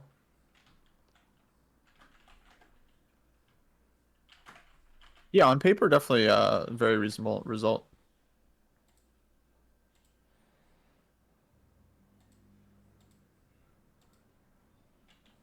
But given the situation now, you might feel as black like, oh, it'd be nice to try and play this for a win if we can. Though I don't actually feel like this is to me it's not obvious at all that black is better or winning or anything. Because yeah, I think if the king leaves e5, like she starts hunting the bishop like king f6 or something, then that allows white's king to come in. So for me, it's like it's kind of double-edged still, but Yeah, yeah, and 5 minutes now compared to 50 minutes. It's yeah, funny, the 50-minute time advantage doesn't actually feel like that at all because Nemo just doesn't use it. Like she just plays as fast. So I yeah. It yeah kind of goes to waste at some point if she never uses it. yeah yeah definitely better to have used it earlier. I think where it was maybe a more critical position, where she could have gotten her edge. But um, yeah, I'm curious to see what Anna decides to do here with her back against the time wall. It probably makes the most sense that she'll go king e4, I suspect, and then Nemo will play king d2, king e5, and then they might have handshakes. It's very possible this game ends shortly. Yeah, especially with the time dwindling down, it's hard to you know, it's hard to keep playing because the longer the game goes on, the more likely you are to blunder something, and if you don't feel like you're actually winning, you might not want to take that risk. I actually just started a poll, a prediction in my chat. And it looks like so far only people have voted on Anna to win this game. Draw is definitely very possible. No one's betting on Nemo. I know if we started the prediction at the start, probably would have looked differently. Right.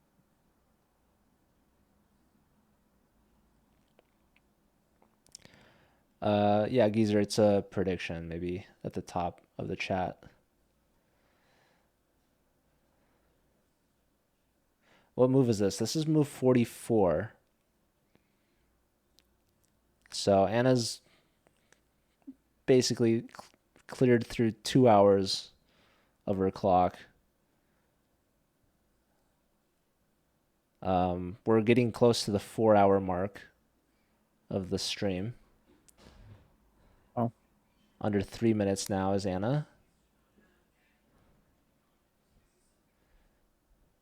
I mean, yeah, seriously, if I'm Nemo, I would try to play for. I mean, maybe Anna's doing this on purpose. It's like, okay, I know I could get a draw with the repetition, so like it doesn't matter if I'm really down on time, because if Nemo tries to not repeat, she's gonna be in a worse off position, right? King e4,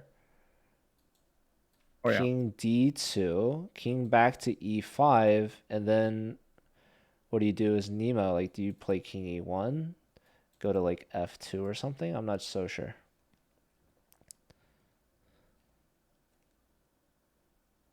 Oh, dang, Joe, I'm seeing on Twitter that Andrea was like in the ER for like 12 hours. That's crazy. Jeez. Hope all's And well. she is playing against Nemo tomorrow. No way. So that's good news. That's what she says. That's crazy. So I don't know how she landed in the ER. Geezer, click on the channel points. It might pop up there. But yeah, I mean, hope Andrea's Credit feeling to well. Andrea. If she's playing tomorrow, I mean, that's a good sign. And we definitely want to see Nemo versus Andrea. We also want to see Andrea at, full health at 100%. Yeah. But yeah, I'm curious, like, what happened. Okay, a minute left on the clock. Anna's got the claw back up in the air, and she reaches down, and she's played it. Top move, knight c8. Oh my goodness! With a minute on the clock, she's going for the win. Wow, she found knight c8. Anna, this is wild stuff. So playing now for the win. Nemo has to play b4. I mean, she doesn't have to. Wow. She's No, crazy. b4 feels like the move. Yeah, you should play. Wow, Anna, gutsy. Dang. And good for I'm her. impressed. Yeah, no, Yeah. that's incredible. I don't know if I would have been as brave. Let's see if it works out for her, if it pays off, because definitely the time is worrisome, to say the least. And yeah, we've already passed move 40, so there's no extra time being added back other than the increment. So Anna's got a minute and a half with 30 seconds per move. That's it for the rest of the game.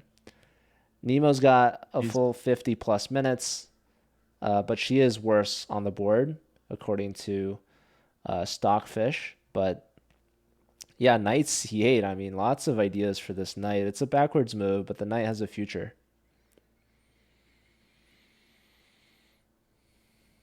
Wow. Anna's not playing around, huh?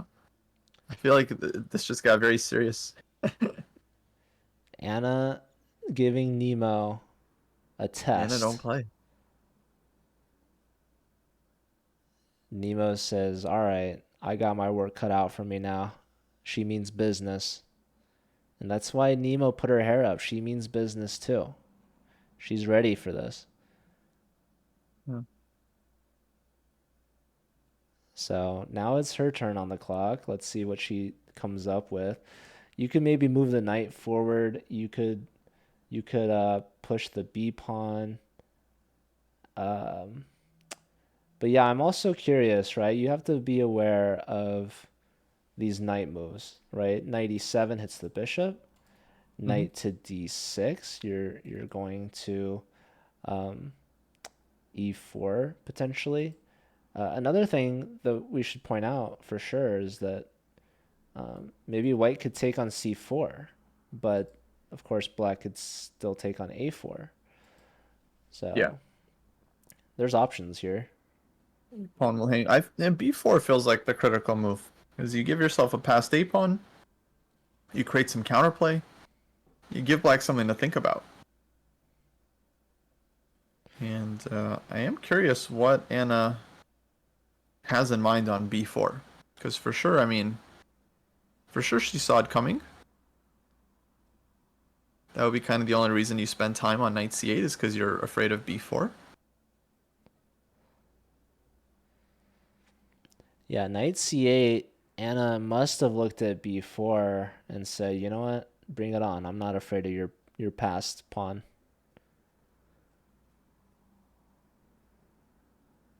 How exactly does it work? b4, what is black doing there? Take on a4, we go knight e7. It's really not obvious to me. I don't know. I know Compy's saying, you know, it's good for black, but I feel like if Nemo goes b4, I don't know. I think anything can happen. Anything can happen, Kostya. That's the beauty. Oh, there's Andrea. She's up and moving. She's alive. She's alive. So she Nice. couldn't play against Jennifer, but she can play against Nemo tomorrow. So that's her last chance to get a point on the board. Or a half point, I guess. I could totally see, like, depending on the result today, like, I think if Nemo wins today, she's going to go all out on Andrea. I think if this game is, like, a draw, especially if it's a loss. If Nemo loses, I could see tomorrow they just do, like, an early draw or something. But, you know... End the tournament.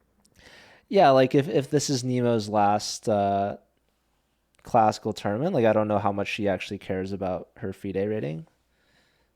Losing to Andrea might be a big hit to her elo. Like, she's like barely over 2200 right now. So I don't know. I don't know how much she cares. I would assume she probably doesn't care that much. But it is aesthetically pleasing to have a rating over 2200. But no, I mean, I don't know. I don't know how serious they would take it. Probably still pretty serious, right?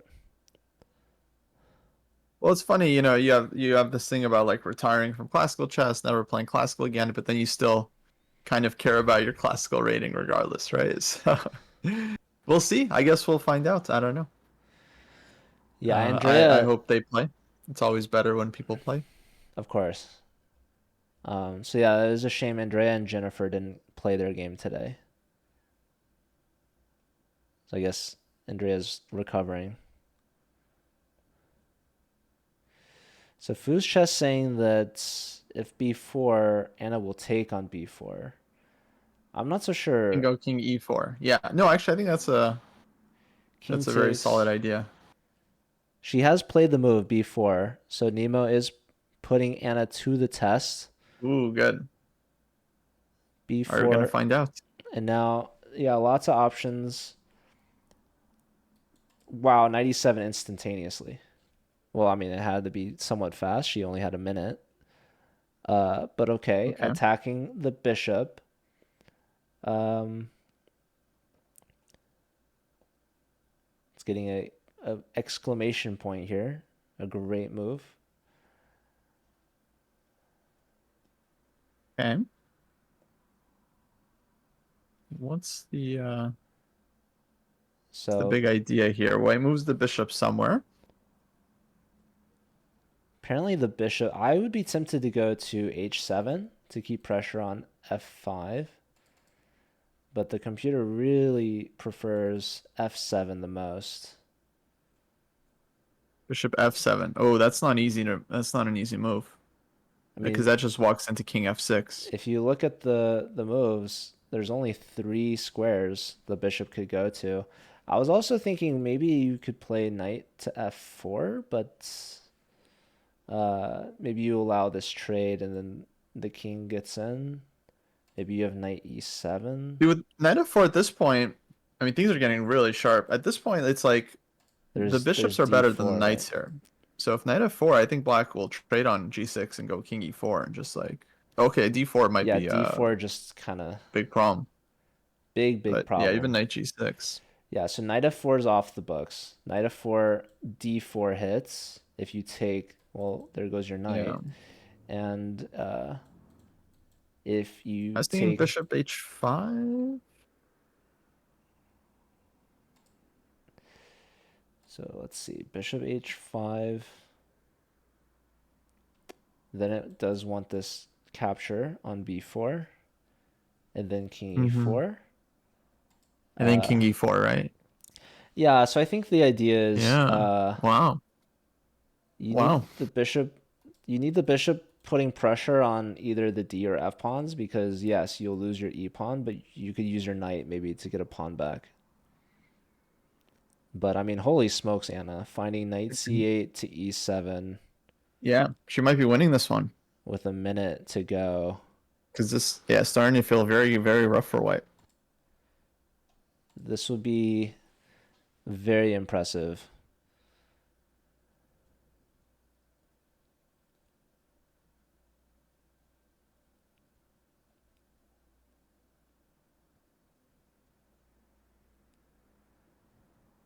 Yeah.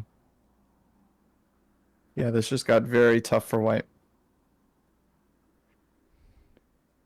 So, yeah, the problem with b4 is that your king is guarding both your b pawn and your e pawn, right? If king e4, we saw the king go to d2. But after this trade, the king takes, and yeah, you get the passed a pawn, but I guess black's minor pieces would be in time to sacrifice if needed.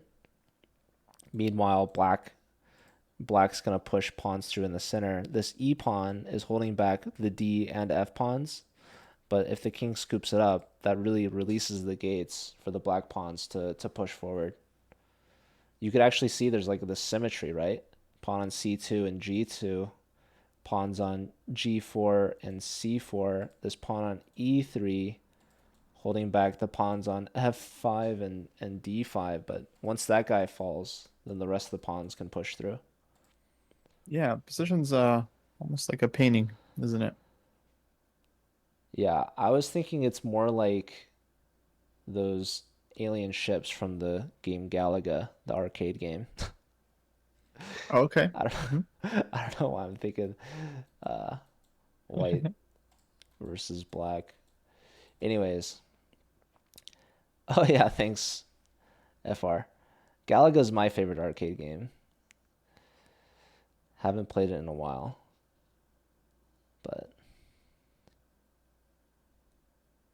Yeah, that explains why bishop f7 white needs to play, because like if bishop f7, your bishop is better placed than on h5. And then if black goes king f6, then black is farther from e4. So that's why this is kind of like the best try. But bishop f7 is very counterintuitive because you're like walking into king f6 with tempo, and then you have to play bishop h5, then king g5, you got like knight f4, and then I think white's okay, but still it's like, ooh, bishop f7 is very tough to play here, I think.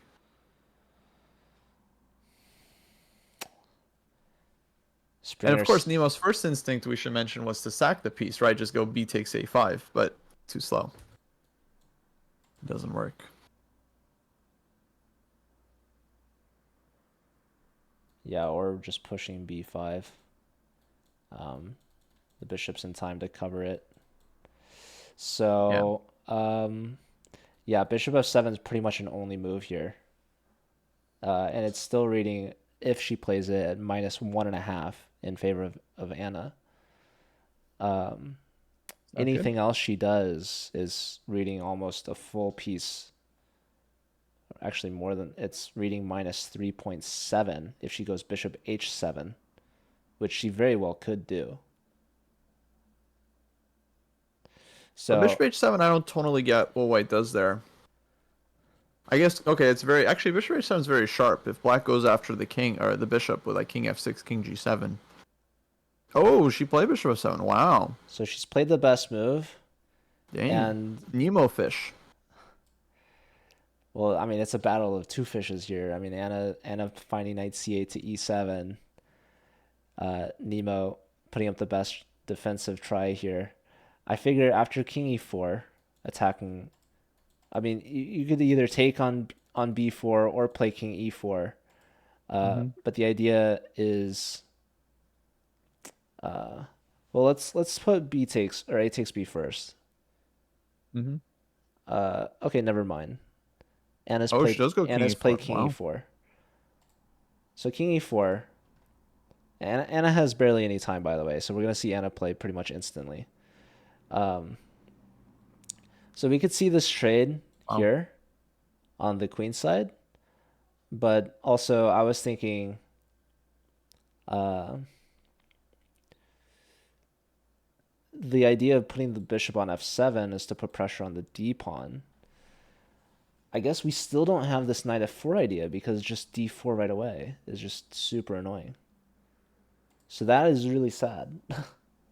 I think Nemo's gonna go down a pawn, at least. I mean, her best try probably is to take on a5, and then try to, like, if black takes on a4, then we play king d2. But if we take on a5, black can just take on e3 with tempo on the knight first. And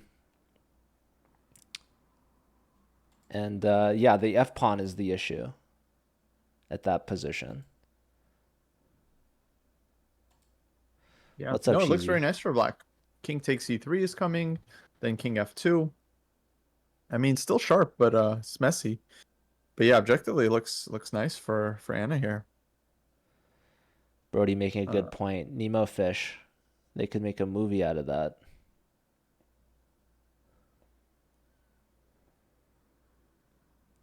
Searching for Nemo Fisher. Yeah. Or Finding Nemo for short. Yeah, I don't like it. No, that was a good one. That was a good one.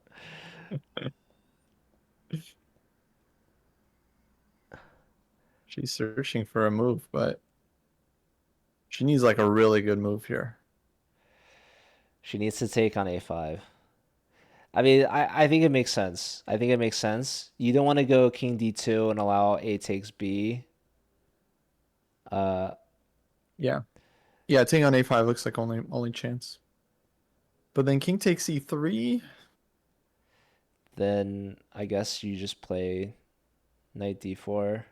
Knight d4, king f2, a6. I don't even know if you play king f2. I feel like you could just push f4, f3.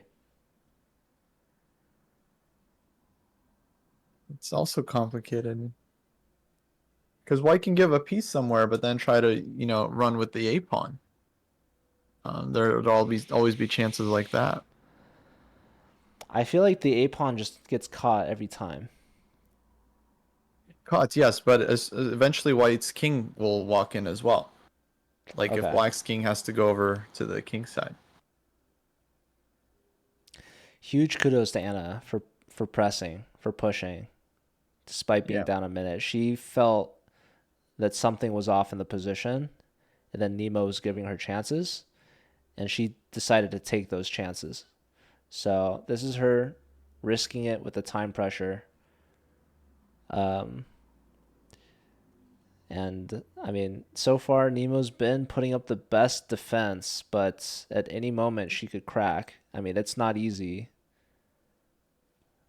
She's under 40 minutes now.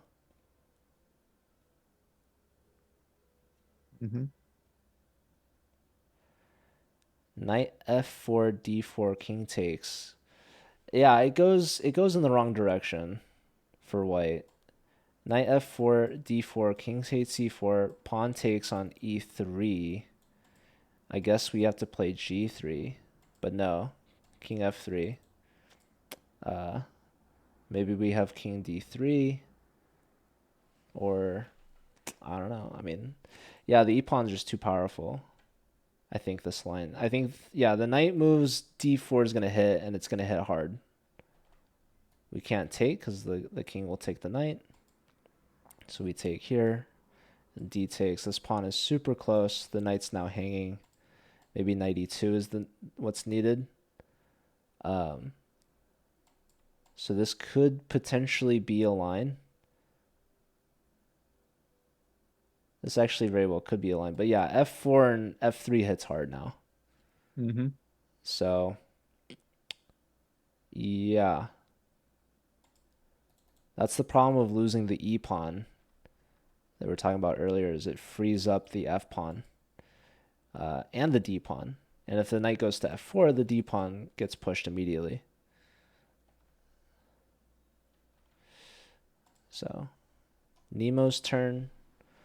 Nemo's got to find something. We want her to take on a5. Yeah, that looks like only move. Your searching for Nemo Fisher joke lost you Foo's chess. Was it worth it? We'll get him back. They'll come. They always come back. They always come back. Stella.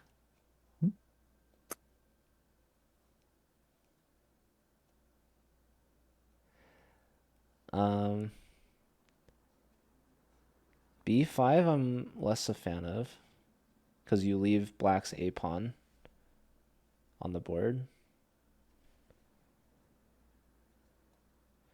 Hashtag pray for Nemo, says Lyndon.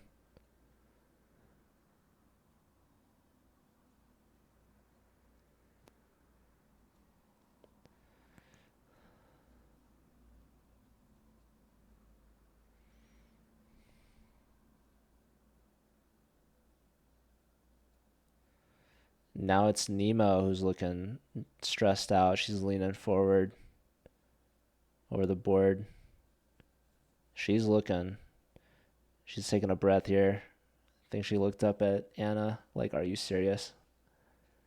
You really going to play knight c8, e7, king e4? I mean, it's beautiful chess here from Anna.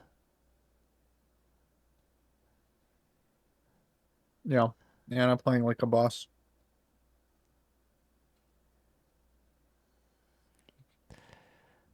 Nemo can hear the boss battle intensifying, the music coming in.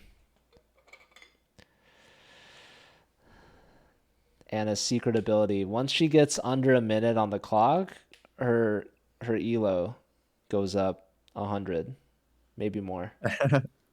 She's very used to it, very experienced playing on the increment because of her affliction. So,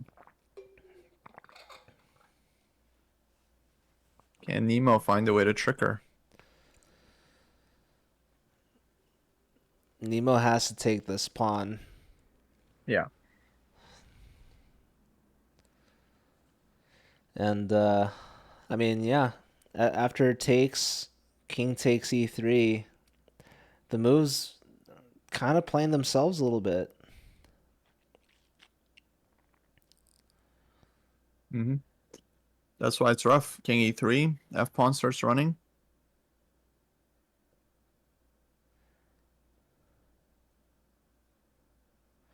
Not the worst position Nemo's been in. She's come back from worse. But definitely not pleasant. And yeah, that extra time doesn't feel like much when you feel like you're losing.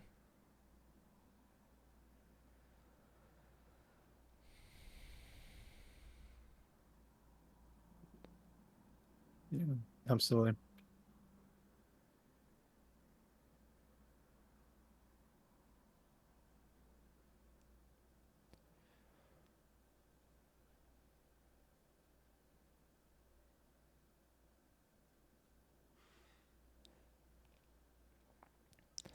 Yeah, Anna No, it doesn't look easy for white. Yeah. Anna added 30 minutes on move 40, and in 4 moves used all 30 of those minutes. He's a So real thinker. I mean, but she's found the best move. Yeah, every move. No, she's played this endgame like great. Like like really impressive. Yeah, like Uh, it was all every minute spent was worth it, yeah. and that might just be Anna's motto. It's like, yeah, I don't care if I'm gonna be in time pressure because I'm gonna find the best move.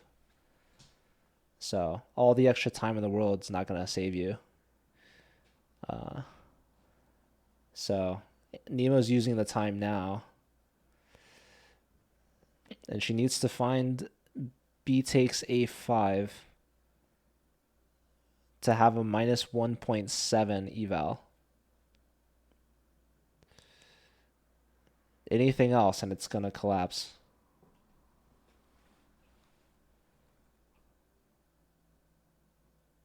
Yes, there is still the 30-second increment.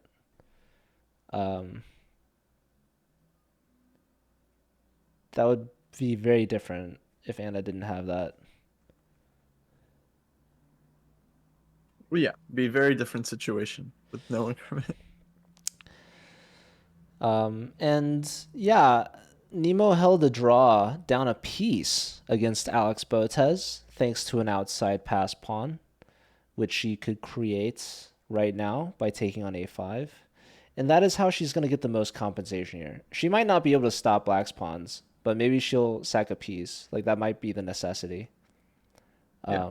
And then she could try to win the piece back by promoting her own. So, yeah, this is worth maybe calculating out, right? Takes on A5, takes on E3. We got to move the knight. So you go knight to D4. Right. And now the computer is saying just knight to C6, which is not the most Yeah, obvious. no way. Yeah, not the No, most not obvious. even, yeah. You Unfindable. giving up the D pawn, right? I mean, well, takes, bishop takes. But I think a more obvious move is something like F4, right? Right. And the computer's already saying, all right, it's back to equal. A6. Yeah. You play something. I guess you got to play bishop C8 to guard this pawn. You still play A7, bishop E7. And now, yeah, if black ever pushes through, the computer's calling for bishop E6, F3, takes. Yeah, the bishop now can come to H3. We're guarding F1. What else? The computer's calling for A5, A6. So the pawns do give Nemo enough compensation to hold back. So this minus 1.7 eval is only if... No, this was not the line we want to look at. So takes, knight d4. It's only if black finds this move right here, knight to c6, is what Anna needs to find. And she has Nemo's clock right now to think about it, but once Nemo makes her move, she only has a minute and a half. So, yeah, I figure she might go for this f-pawn push. I mean, after b takes a5, I mean, maybe there's even a chance you take on a4, or you take on a4 now. Who knows? Who knows? But yeah, Nemo's in the think tank. She's feeling the pressure right now. Yeah, knight c6 there I think is very hard for black to find, which is why this endgame feels so sharp, because it's like, okay, maybe the engine is seeing stuff for black, but it's really not that easy, and these outside pass pawns are always a burden to deal with. So, woof. So king. Wild though, wild. Oh yeah, someone's saying king f2, go after the g pawn, right?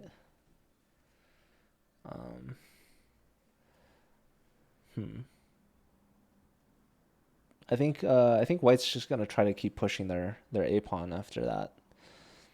But Nemo has to take this pawn.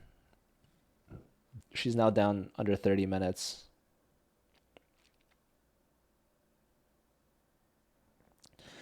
Would Nemo be happy with a draw at this point? Oh yeah, I think so. both hands. Mm-hmm. I think Nemo would be happy with draw. I think overall, probably she knows that she missed something earlier. Her position was much better earlier than it is now. And that's not a good feeling either, right? Knowing you missed something, now you have to play from behind. Thinking like, how did this all go wrong? Where did I mess up, right? What could I have done differently? But none of that really matters. You know, you're spending time on the clock. You really have to be focused on what your next move is going to be, right? You can't go back.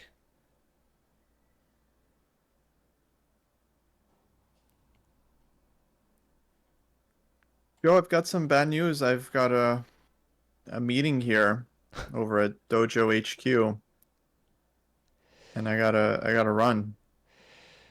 All right, well, we appreciate you being on.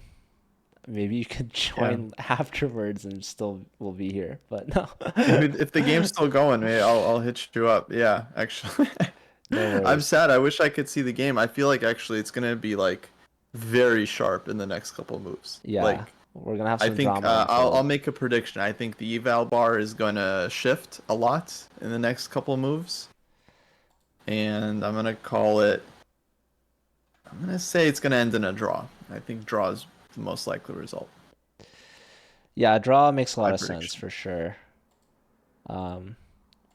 But yeah, either way, thanks so much, Kostya. Shout out to Chess Dojo. I'll probably just leave it on your channel. I don't know, unless you want me to end it.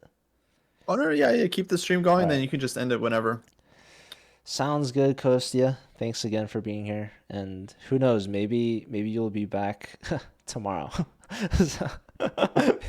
Uh, Or maybe not. yeah, actually, I am available. So let me know. We'll see.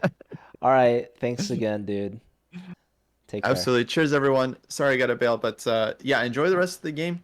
Be nice to Joe, and sub to everyone's Instagram. All right. All right. Take care. Take care. All right. Well, that was the one and only International Master Kostya. But that's okay, guys. We're holding down the fort. It's just me now. We can talk about whatever now. Kostya, he was making me calculate all these good moves. Now it's time for my bad moves. So, bad move number 1. She could defend the e-pawn. That gives up the b-pawn for no reason. And then she could push the pass pawn. But, you know, if you take, you get the pass pawn anyways. And black doesn't have an extra pawn. Mr. Prince saying a5, e3, d4 for the knight, c8. You're putting the bishop on c8? That's possible. Then you want e6. Bishop e6. I don't know. You got to put the pieces, not just the squares. All right, move played. She's taken the pawn. Top choice. And an instant capture from Anna. She had it pre-moved. Players write down their moves. Now, this is where we got to put the knight on d4. And moment of truth. Does Anna find the key? Knight to c6. Knight c6. If she plays that, that's cold. I don't know if I would look at Anna the same if she plays knight c6. Knight c6, the idea is you're removing the knight and you're going to get the bishop this long diagonal where it's going to both prevent white from promoting. And without the knight on the board, black can then push this pawn, win that pawn, etc., etc. So knight d4 kind of I mean, you don't really want to go backwards. Knight d4 is the best continuation here. Nemo found this really key bishop f7 moment, a couple moves prior. But yeah, Anna's still just under 2 minutes. Nemo now with 24 minutes. That move from Nemo spent her 17 minutes. That was the longest think from Nemo. But yeah, knight d4 played, and now Anna, again, less than 2 minutes. Can she find the critical, the cold and calculated knight to c6 moment of truth? Will she find it? She's leaning forward. Arms folded. She's on the clock. All pressure. Right here. Right now. She's leaning. She's played it. Knight c6 on the board. Killer move from Anna. She's trying to remove this knight.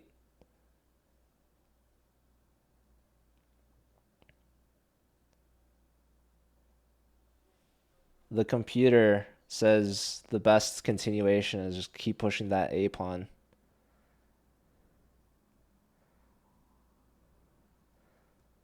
Another big think we're going to have here from Nemo. Nemo's going to have to dig deep to follow this one up. This knight has been Nemo's best piece. This knight was on b6, putting pressure on the A pawn. We had a critical moment. We had a repetition. King to e4, king back to defend that pawn on d2. King goes back to e4, e5, king up to c3. We were debating, does Anna go for the draw? Does she repeat? Does she want more? And she brought her clock all the way down to a minute. All her time spent was to give her the confidence to say, no, I'm not going to go for the draw.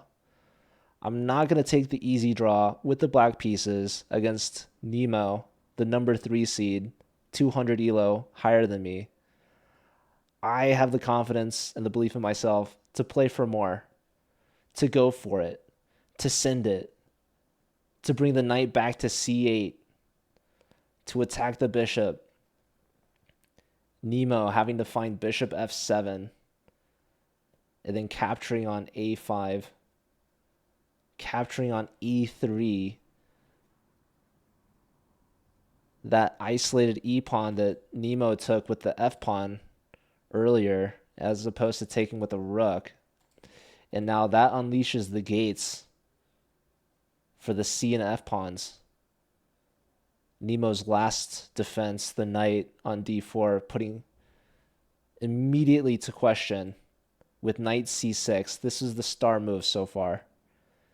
Anna's played the top move for like the last 7 moves. Probably more than that. No, okay, it didn't like... No, Anna's played great. She's back to 97%. Nemo's at 95.4. Kostya may be saying it's a little high. But my goodness, we're in for a treat. This game is still far from over. Nemo's got 20 plus minutes. And the computer's calling for... Well, it was calling for a6. The computer's changing its mind a bit, but you can trade. Bishop takes, and then bishop e6. Pressure immediately on the f pawn if push takes. Obviously, this check is very annoying. The game is still far from over. It's reading minus 1.6. It was close to minus 2. But eval doesn't matter.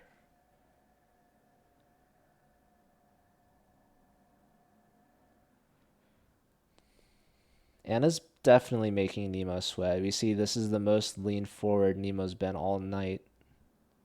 She's trying to get as close to the pieces as she can.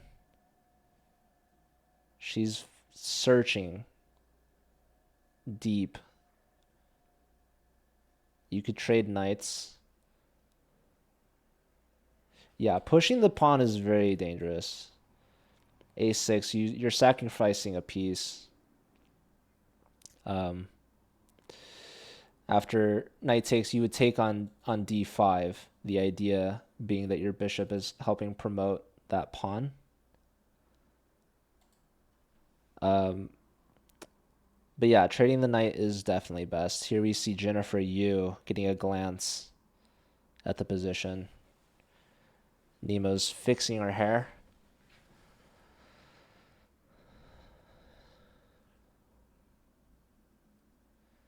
Abdul putting some lines in the chat.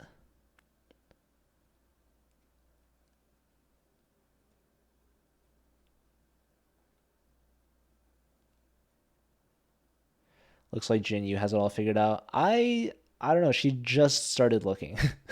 And she's, I mean, yeah, maybe she looked and she's like, mate in 32. GG. But I doubt it. These players have been staring at this board for a while, and even they don't have it figured out quite yet. I mean, I have a computer running, analyzing everything. I don't have it figured out. Could Jennifer beat me? I mean, of course. You said at chess, of course. I mean, even not at chess, who knows? Jennifer was training for chess boxing. Same with Nemo. There's Dina, another chess boxer. No, all these girls could beat me. I've lost to Jules before. I've beaten Anna and Jules, and I've beaten Alex and Andrea. I've never played Linda. I don't think I've ever played Jennifer. Jennifer, the best player there for sure. I mean, it's funny. Alex has a positive score against me online, and I have a positive score against Andrea online. So I'm like right in the middle, I think. Although I would say that Andrea is better than me, OTB. I mean, she's definitely higher rated than me, for sure. But yeah, Andrea not feeling her best, not playing her best. I'd beat them at Dark Souls speedrun though. That is possible. I haven't played in a while. I feel bad for any Dark Souls fans. I know Nemo's been playing Elden Ring.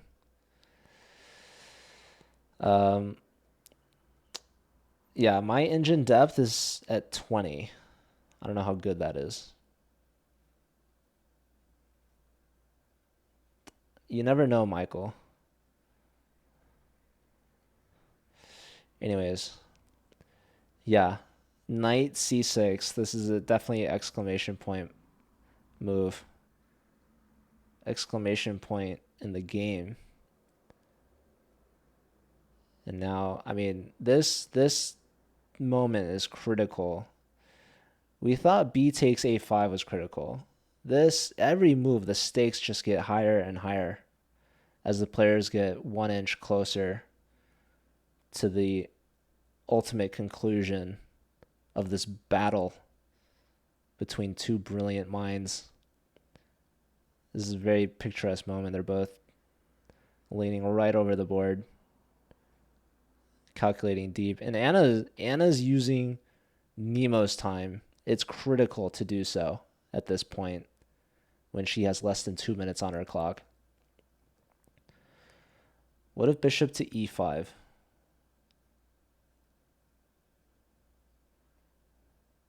You mean takes on d5? There's knights. The problem is our knight's hanging. So we need to move the knight. We need to trade. This is what it's calling for. Another idea is knight to b5, but the problem is this pawn's going to walk all over us. We're going to get our king forced further away from the center. Bishop e6. So you're saying if takes, we want to take here. I think probably the problem is they'll trade. No, I guess we'll take the knight. I don't know. I'm still worried about... The problem is, yeah, black's going to make a pass pawn.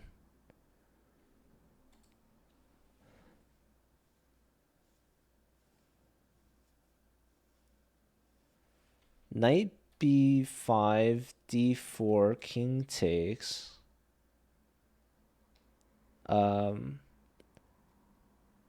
There's maybe knight takes with check. Oh, there's knight here with a fork. That's a free piece. Thank you very much. I don't know. This pawn also you have to worry about. Nemo's losing her advantage, which is time.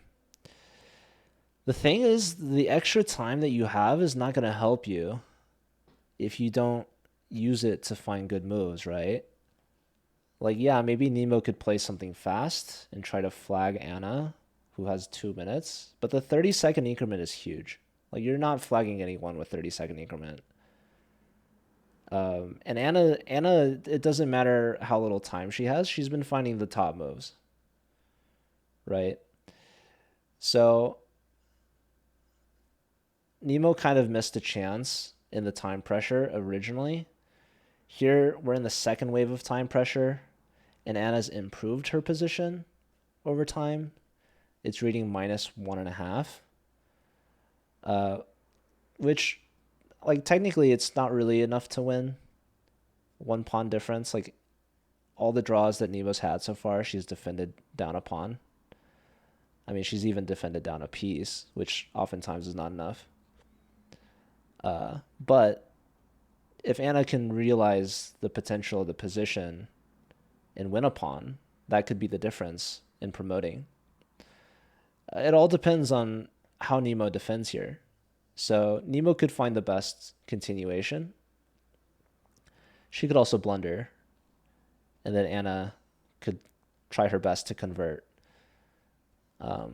which she'll try regardless of what happens. But Anna could slip up as well. But yeah, we're getting Nemo's clock down as well. She's looking deep into all the possible trades, piece sacrifices, pawn promotions, checks. I mean, you name it. She could sack the knight here with a check and then take this pawn.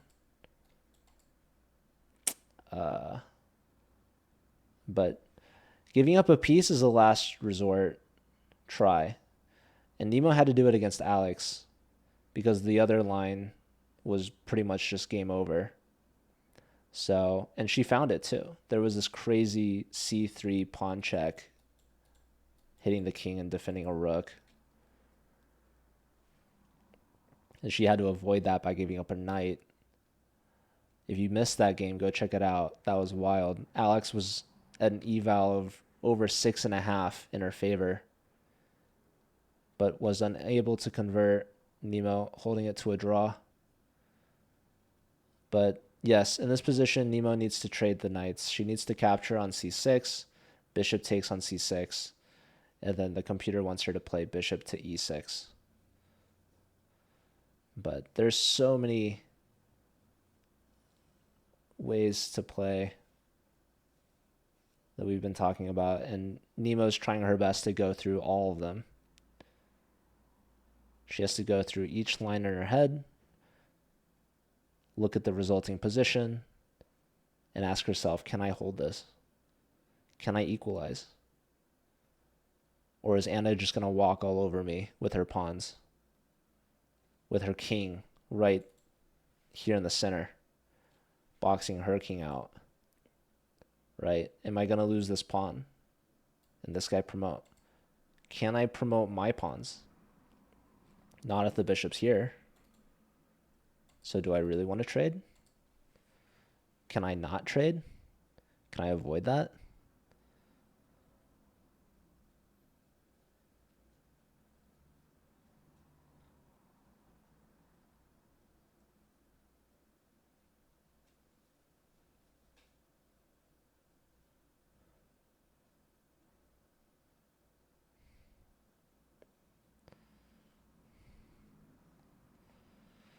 Down to 11 minutes.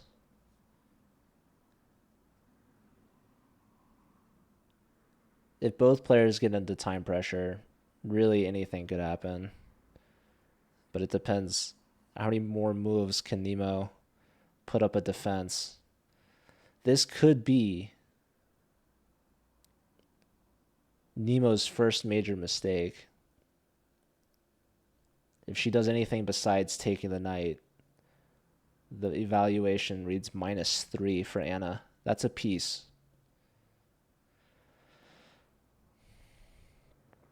Of course, like I said, she's been down worse. Kostya had to go, so we're going solo.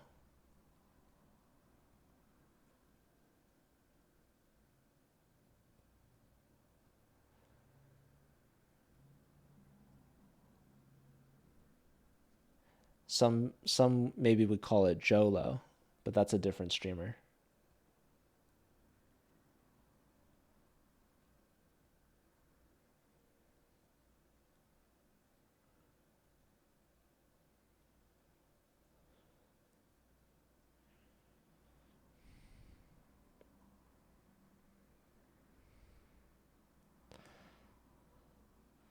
Nemo's not looking anywhere besides the board.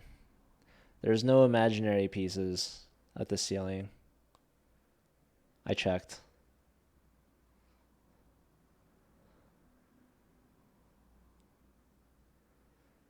But yeah, Nemo under 10 minutes now.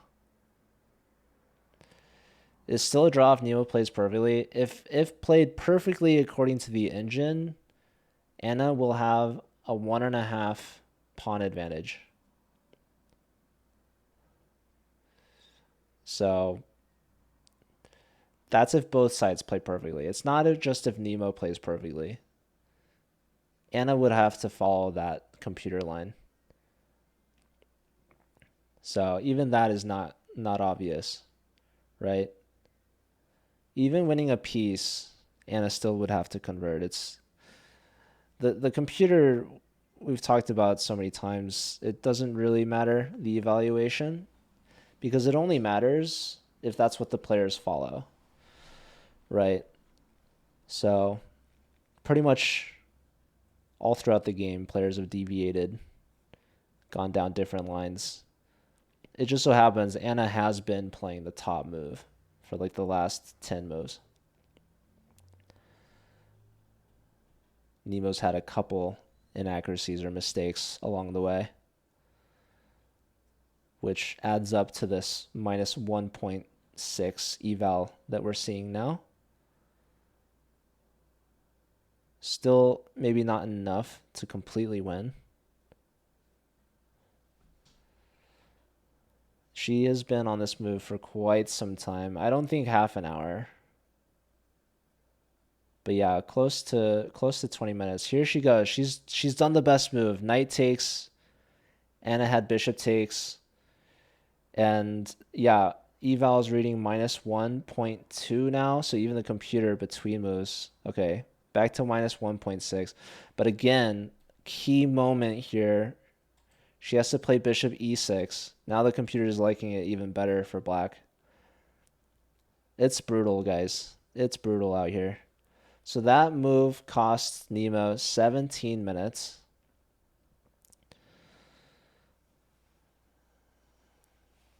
That was the second longest think that she had besides taking on a5. And very critical moments indeed. So here it really wants her to bring the bishop to e6 and try to keep these pawns at bay, if you will. One thing you got to worry about is d4 bishop takes, and that is the top line. d4 king takes, bishop takes g2, unleashing these pawns. So yeah, if you go here, the pawn's a sitting duck. We see Jennifer Yu taking a long glance, thinking, what does Nemo do here? You have to go bishop e6.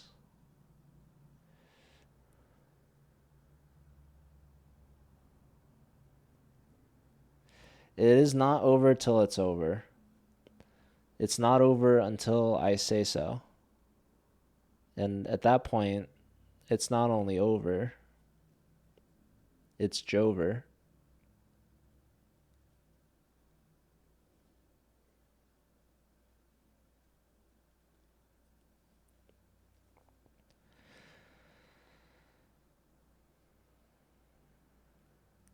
Anna's over 2 minutes now. Nemo might put herself into time pressure.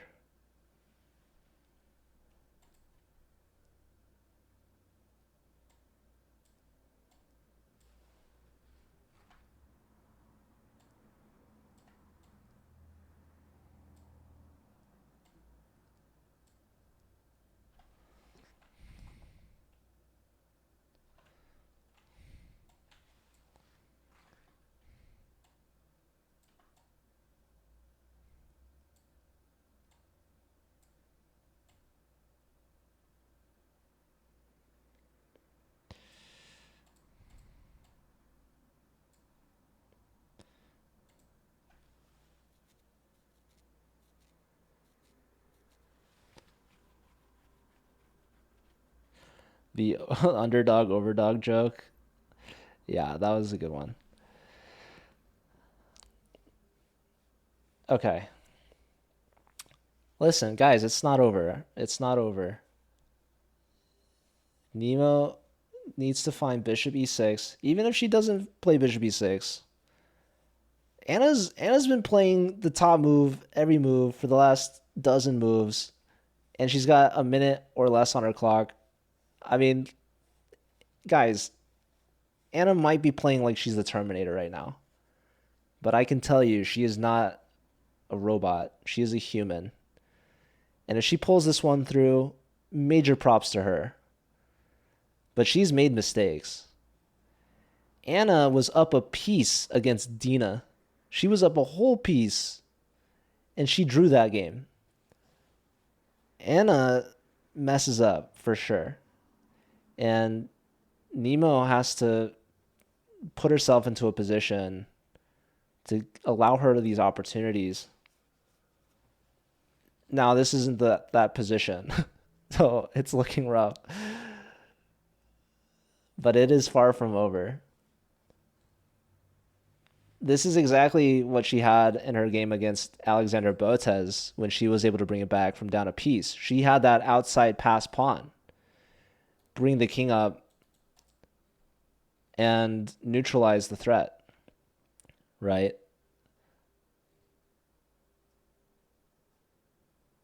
Four minutes for Nemo now. She's going to have to pick up her pace. Bishop e6 does seem normal. Leo's saying it draws. It depends. She could play bishop e6 and win. She could play bishop e6 and lose. She could not play bishop e6, and any result's still possible. But definitely you could tell Nemo's feeling the pressure. She's feeling the heat. Anna feeling a bit more comfortable because now Anna's saying, I've been playing this whole game with a minute on my clock. Now you're going to be on time pressure. And we're going to be on equal playing field on the clock. Bishop e6 played. Nemo's done it. The computer is going to think a bit about it. Of course, the eval completely switches from what it thought was best. Even the computer doesn't know. Yeah, the computer's calling for g3 now. But it also likes d4. d4 giving up the c pawn to win the g pawn. g3 gives up the f pawn to say my pawn's just one step closer to promoting. I mean, d4 I think is the most human move for Anna. But yeah, now Anna's at a minute and a half. So best line for Nemo. She played. The computer's having second thoughts now, of course. Who's winning Salone? Anna's doing much better on the position, but she's down on, so she's got a minute. She's been playing out of this world in this end game. But now she needs to convert. So bishop e6 played. Anna's looking, she's leaning forward. She can push the G pawn. She can push the D pawn with check, give up the C pawn, but when Nemo's G pawn, she would have 2 outside pass pawns, which looks great. Of course, Nemo could take the F pawn.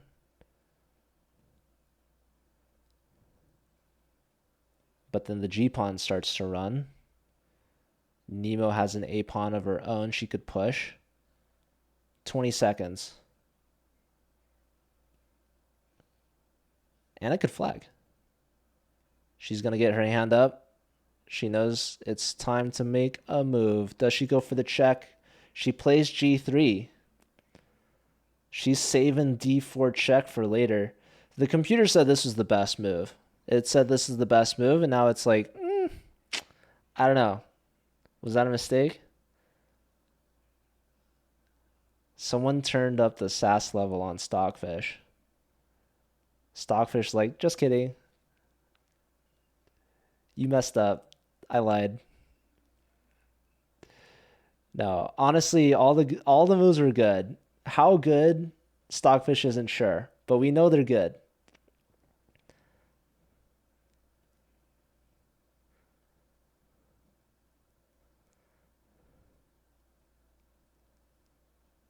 She pushes because she can. And she wasn't ready for this D4 check just yet, allowing king takes C4. So she's going to keep that in her back pocket. She's going to save that for later. She's going to prep her G pawn for promotion by inching it 1 square closer. And Nemo needs to take this F5 pawn. Otherwise, Anna's going to push that pawn. So the problem is when you take the pawn, you're allowing the D4 check, you're losing your G pawn, and then you're going to have to push your A pawn and race. So this is the end game that we're getting to. We're getting to a pawn race. It's the G pawn versus the A pawn, where Anna has the long diagonal. But that bishop is in the way of the pawn.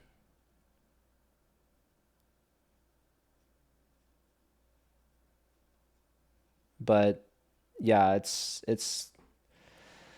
not looking great for Nemo. Team Nemo. 1.5 minutes now for her. It's a blitz game, people.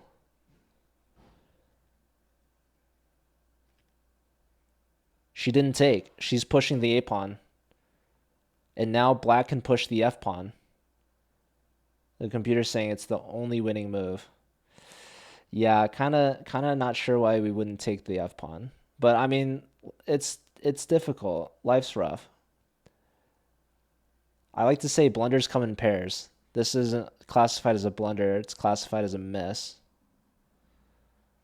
But this kind of mirrors what Anna did. She got her pawn closer. Yeah, the F pawn's now moved. So this is rough. Now, you could play bishop h3, so you save your G pawn.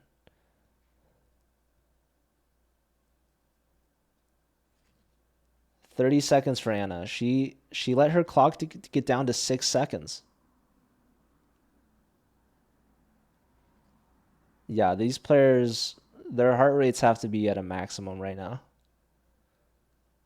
Stress at an all-time high. Definitely should have taken the F pawn while she could have. It's not Jover.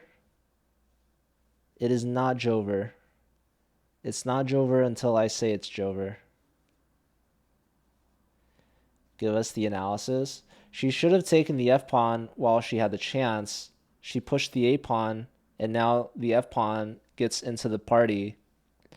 She has to play bishop h3 now to prevent these pawns from promoting. What she was worried about after taking on f5 was d4 check, king takes c4, bishop takes g2, and it's very difficult to see how you prevent the g pawn from promoting. But only there it wanted this bishop or pawn to a6 move. And maybe an idea that she missed was bishop c8 to b7, using the pawn on a6 to get onto that diagonal. Now it's Nemo who's down on the time. She's less than 20 seconds. 10 seconds for Nemo. Does she know? Nemo could flag. She's getting ready to move. Oh, she smacks the clock. She smacked that thing. It's connected to the board on the wire. It's still there. Oh my God. Wow. They're talking. What did she do?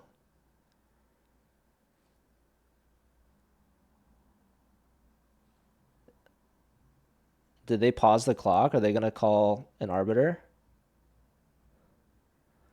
I don't even know if she made a move. She just hit the clock. She's saying she meant maybe bishop to g4. I don't know. She pointed that square. That doesn't make sense. Maybe she... Yeah, Anna's looking around like, I don't know what to do. Oh my God. She's calling maybe an arbiter. Did she flag?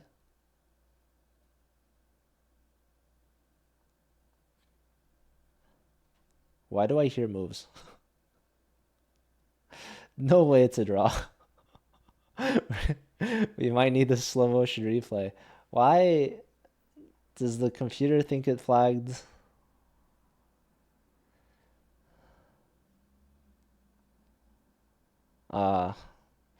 What a crazy moment. So much pressure. At least Nemo's smiling.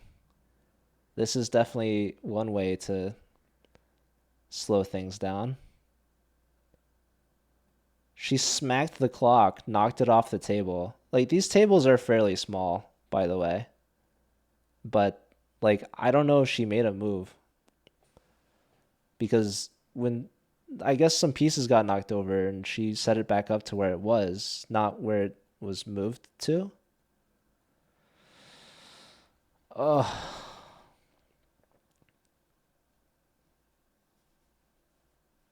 I don't think she flagged.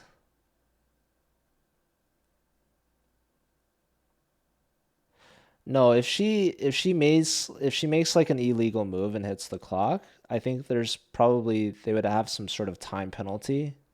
You don't lose. You don't lose on an illegal move. And usually time penalties aren't like you lose time. Time penalties are typically like your opponent gets extra time added.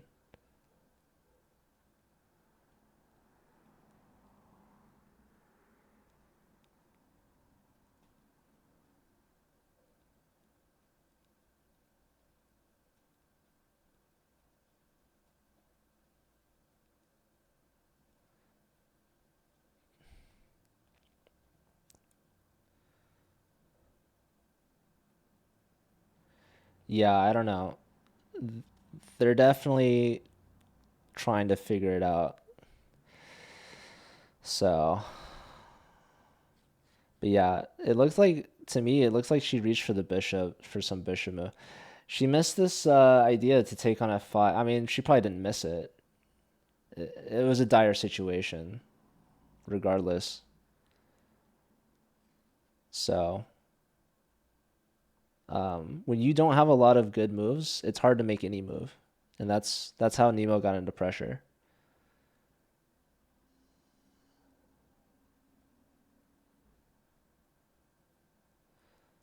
But it's really tough to play against someone like Anna that has no time. And here we see the arbiter, Papa Botez. Andre is arriving. He's looking at the clock.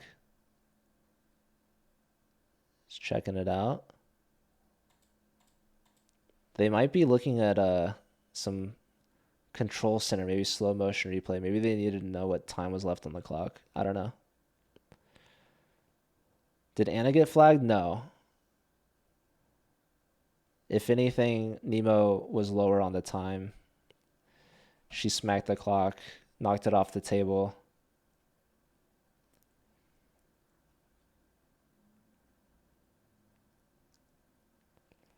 Nemo didn't lose, to my knowledge.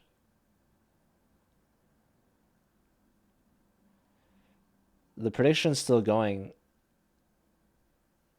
I can't pay it out. What's up, Lance? Dina was super low on time, and she smacked the clock off the board, off the table. And then they paused it, and now they're discussing. So the position on the board is as if Nemo didn't move any piece, but she knocked something over besides the clock, I think.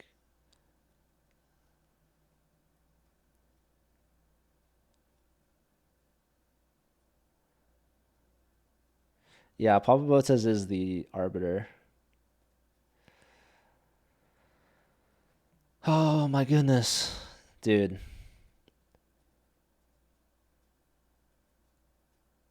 The drama. I mean, what a game. What a game.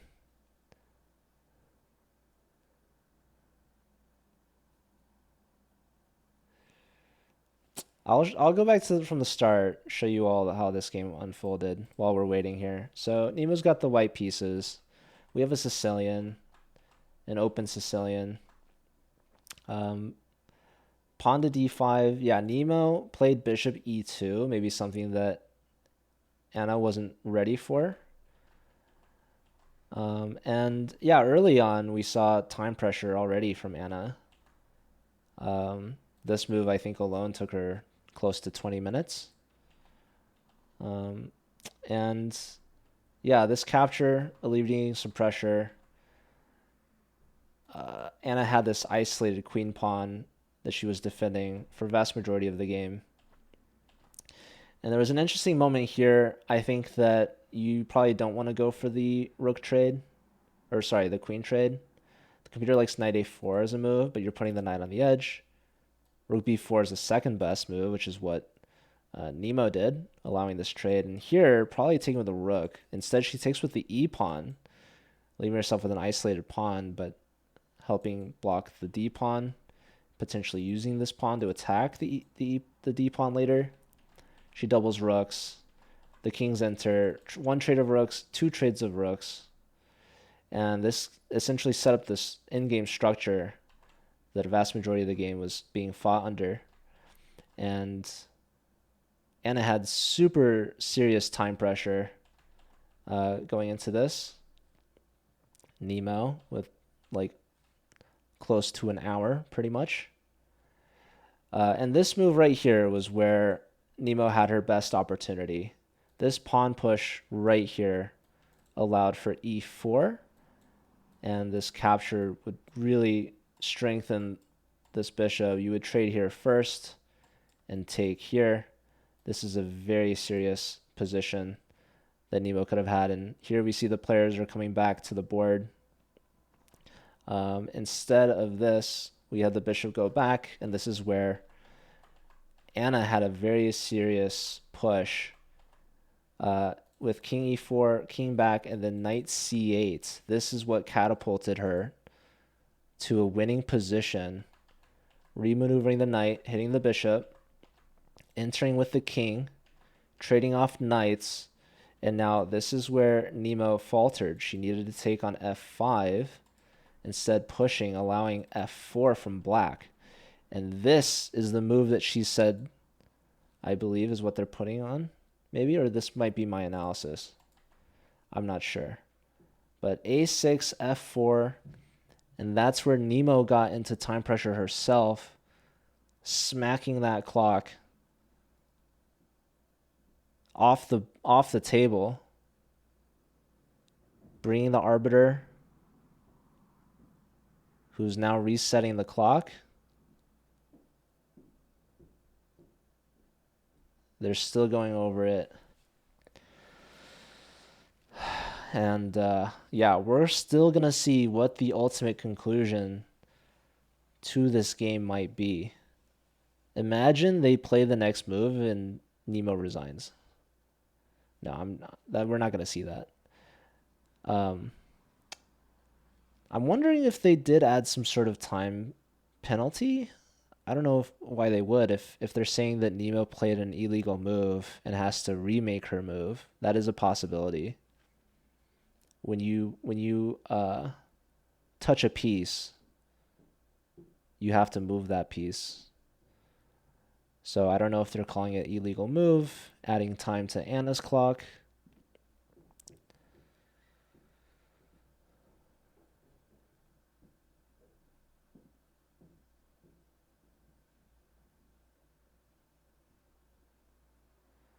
Yeah, we definitely have some clips. Yeah, Dina's got a smile on her face. She's enjoying the drama. This is one of those games where you like to watch what's happening, but you don't like to be in it.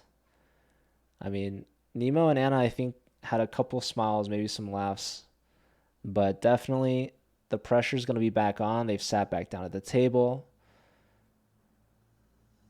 Stakes are high.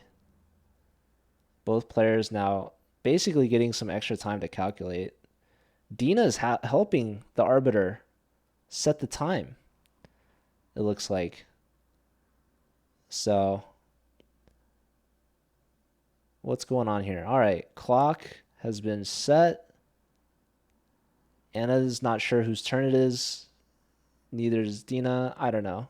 They're setting it to Nemo to play. Imagine Nemo smacks the clock again.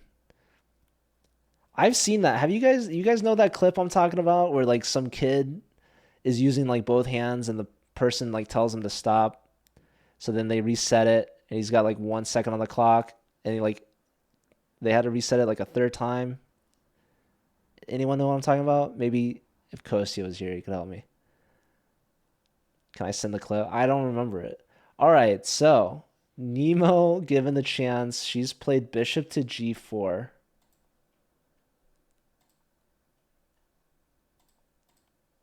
And now Anna's played d4 check. Yeah, this is why you need the bishop on h3. I don't know what the bishop on g4 does. I don't know why. I feel like Nemo pointed to that square early and said, like, I wanted the bishop here. But, like, I don't know. Maybe she could have, like, not committed herself to a move if they were, like, going to have her replay it. Wow, she doesn't even take on c4. Ugh, this is not the prettiest endgame from Nemo. Probably one of the prettiest endgames of Anna, for sure. I mean, Anna was able to play with barely any time, and Nemo looks like not finding these critical moves. This is the biggest eval I've seen so far. It's hitting double digits. It's -10. Why did she not take? I don't know. Bishop takes g2 on the board. Eval said that was the best move at -10. Now it's saying it's -6.8. That's around the same eval that she had against Alex. Okay, bishop back to c8. I don't know, guys. I don't know. If f3, we have bishop here, but just d3. And that's why, like, we should have taken the c pawn. I don't know. She was maybe worried about. No, I genuinely don't know why not take on c4. But I mean, listen, the players, they've been sitting down for over 5 hours here. Bishop all the way back to a8. Computer actually likes that. Oh, just g2. So easy, so nice. Anna's reaching for it. She's gonna play it. Just g2. Just g2. That's GG. She's played it. Yeah, we might see Nemo resign.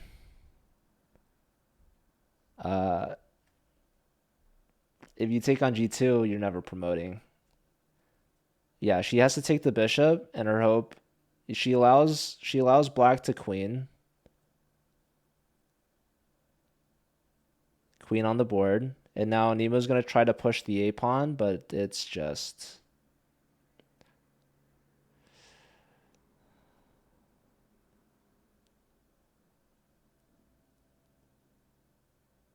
Yeah, they signed the sheets. Now it's Jover. So Anna passes Nemo. Let's listen into the players.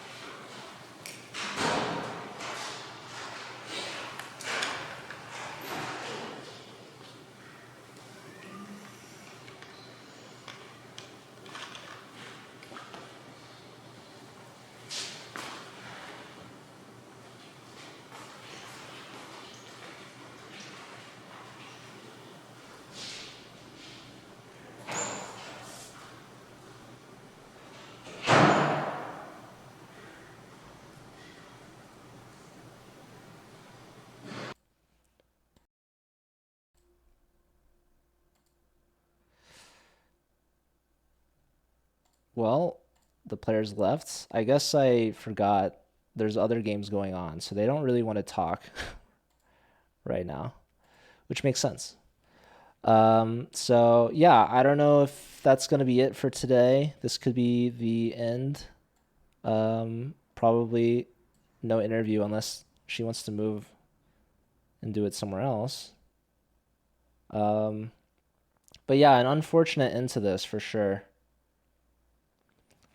And hard fought game from both players. I mean, major props to Anna going for knight c8 and severe time pressure. That was definitely a star move of the game. And she didn't look back from there. So Nemo had a really rough end game playing down and in huge time advantage, missing some key moments and not really slowing down, trying to keep the pressure up on Anna, but it didn't work out. So Anna, awesome game, able to convert that with barely any time. And yeah, Nemo goes to 3 out of 6. I believe her second loss. So yeah, tough tournament. She's got 1 round left tomorrow. She'll play against Andrea. Rumor has it Andrea's feeling better to play. We saw her walking around. And yeah, Anna's doing well. She drew against Dina. Her only losses coming to Alex and Jennifer Yu. Andrea's playing right now. She's making up her game against Jennifer. That's really impressive. Okay. Crazy. So they delayed it. Yeah, is the stream over? So I'm trying to figure that out.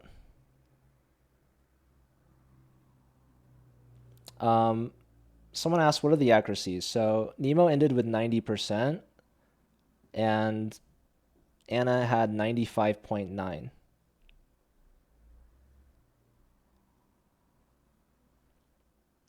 Thank you, Justin. Thanks, everyone, for watching.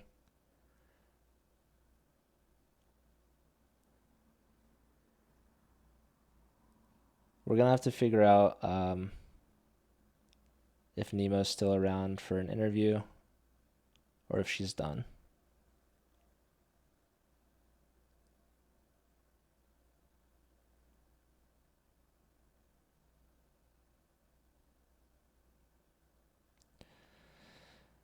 Yeah, this was the first early game that Nemo's had, so different time than she's used to playing. This is also the earliest that her game is finished.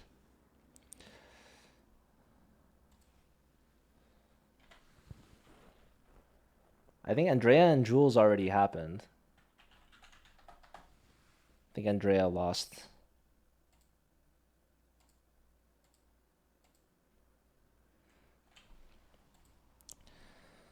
Blame the time. I mean, there's a lot of factors. There's a lot of things that go into this. Honestly, at the end of this game, you just got to give mad props to Anna. Anna fought that and played it so well. Really digging deep with a minute left on her clock to find knight c8. And then another critical moment, finding knight c6. There was really not much that Nemo could have done against all of that, right? So her opportunity was missed when she didn't push her e-pawn to e4. And that was before move 40 when Anna was in time pressure. After that opportunity slipped, Anna really put on kind of like a masterclass game. So there was not much that Nemo could have done. Yeah, Nemo versus Andrea should be same time, 11 a.m. Pacific. Thank you, Joe. Joe Yee is another person that could have called it Jover.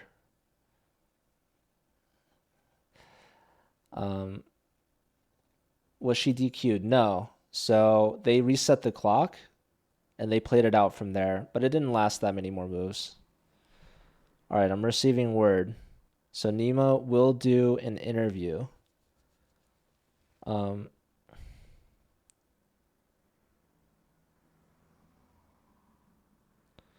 stick around. If you guys have any questions for Nemo,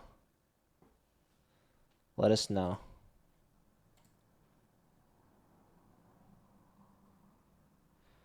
Okay.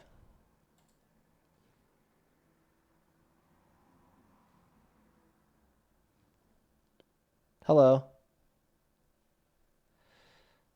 Okay, you're muted and I have to add your camera. 1 second.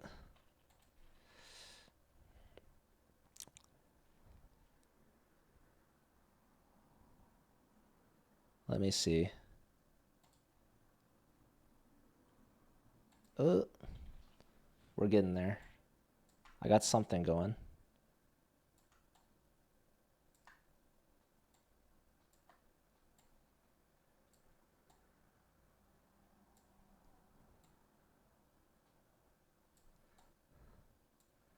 This is not the... Maybe if you put it vertical or horizontal, that'd be better. Okay. Okay, that's better. Wait, can you flip it again? Oh, yeah, right there. Wait, oh, it's gotta... Oops. Hold on.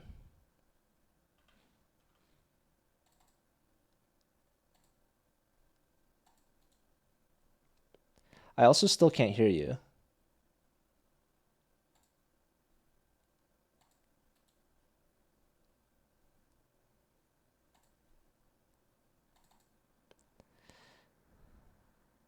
Did you leave?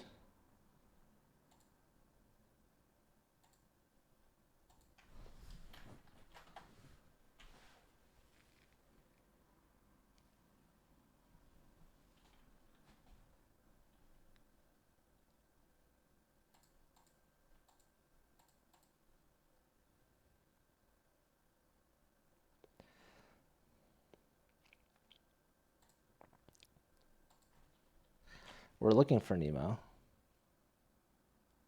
She's gonna maybe use her laptop. Yeah, she was trying to join from her phone. Oh, hello? What was that? Hello, are you able to hear me now? Yeah, hi. Hi. Okay, awesome. This is the best video I can do. This is just my laptop. Are you able to get it on camera? Yeah, I'm trying I mean, to on get the screen. Okay, thank you. Awesome. I don't know why it's not showing up for me, but that's okay. Are you able to just pop it out and then wait? The video's not showing up for you? Hold on. We're almost there. Sorry, stream. You're good. I just wanted to say hi to you guys really quick. Oh, I might have it. Okay. Oh.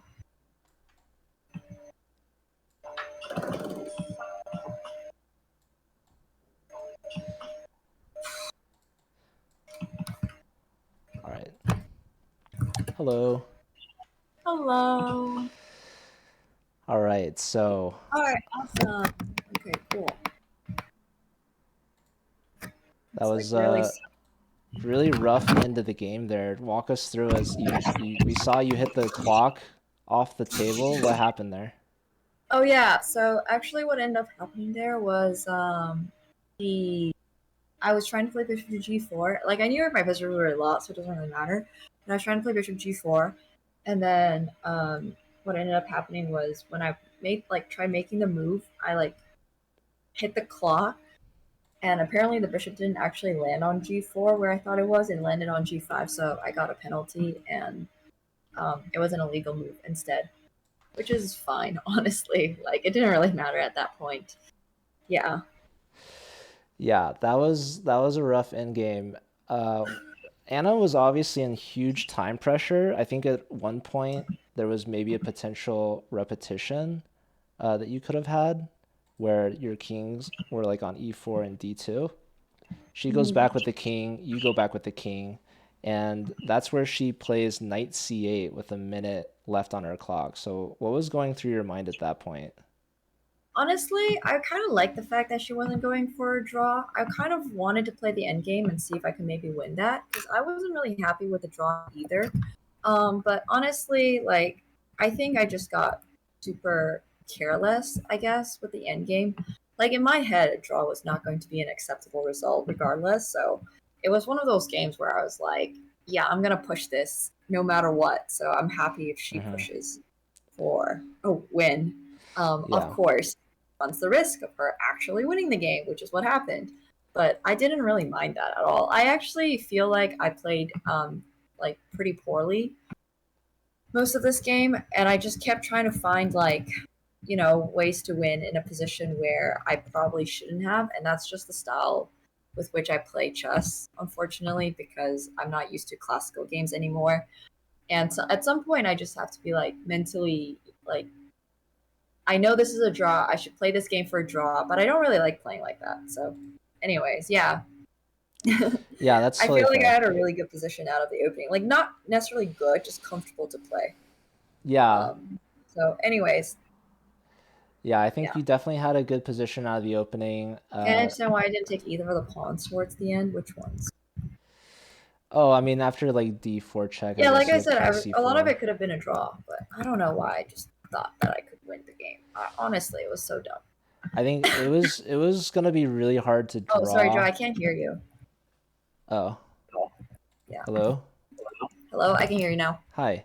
Yeah. I think it was gonna be really hard to draw after you found well, when you pushed your a6 pawn, you pushed a6. That was when you needed to take the f pawn, I think. And then after she plays f4, I think after that it's kind of hard to hold. Even that Yeah, position, it liked black still. I definitely agree. I mean, Anna was going for revenge. Felt like I did adopt her the last time we played in Bullet. So she said that she wanted to play me in classical, and I definitely think that I have a lot less of an edge in classical. So honestly, I only have one more game, and it's totally okay. Yeah, there's one game left against Andrea, and I think there was some people discussing whether or not Andrea would even play today or tomorrow, and I think they're playing right now, right? Yeah, Okay, so that's yeah, good that she's, I guess, feeling better to play. yeah, definitely. I honestly think that um, you know I don't blame Andrea for. Well, we both quite literally got sick, so I think it's tough to play chess when sick. But, anyways, it's totally fine. Yeah. Regardless, I'm just happy to be ending the tournament soon. You've got one last Um, one. I don't know. Do you think you and Andrea could work something out early, like maybe early draw, or is that not gonna happen? I don't think that's going to happen, unfortunately. I think Yeah. if we do end up playing, I was going to suggest maybe doing like a content day instead because neither of us really want to be playing chess. Yeah. But yeah, anyways, it's okay. It's all right. There But thank was you so much, Joe, for being here Yeah, today. yeah, always a pleasure. You played the opening really well. We were all rooting for you. It was around like move 40 where I think it was kind of just a draw, and Yeah. props to Anna for pushing through even though being in time pressure. I think at a certain point she played so well that there was not anything that you could have done. So, um, but Yeah. yeah, are you gonna talk to the fans maybe for a bit before you head out? Um, I don't think so. I think we're good just sending over the raid Okay. and I will go chill. But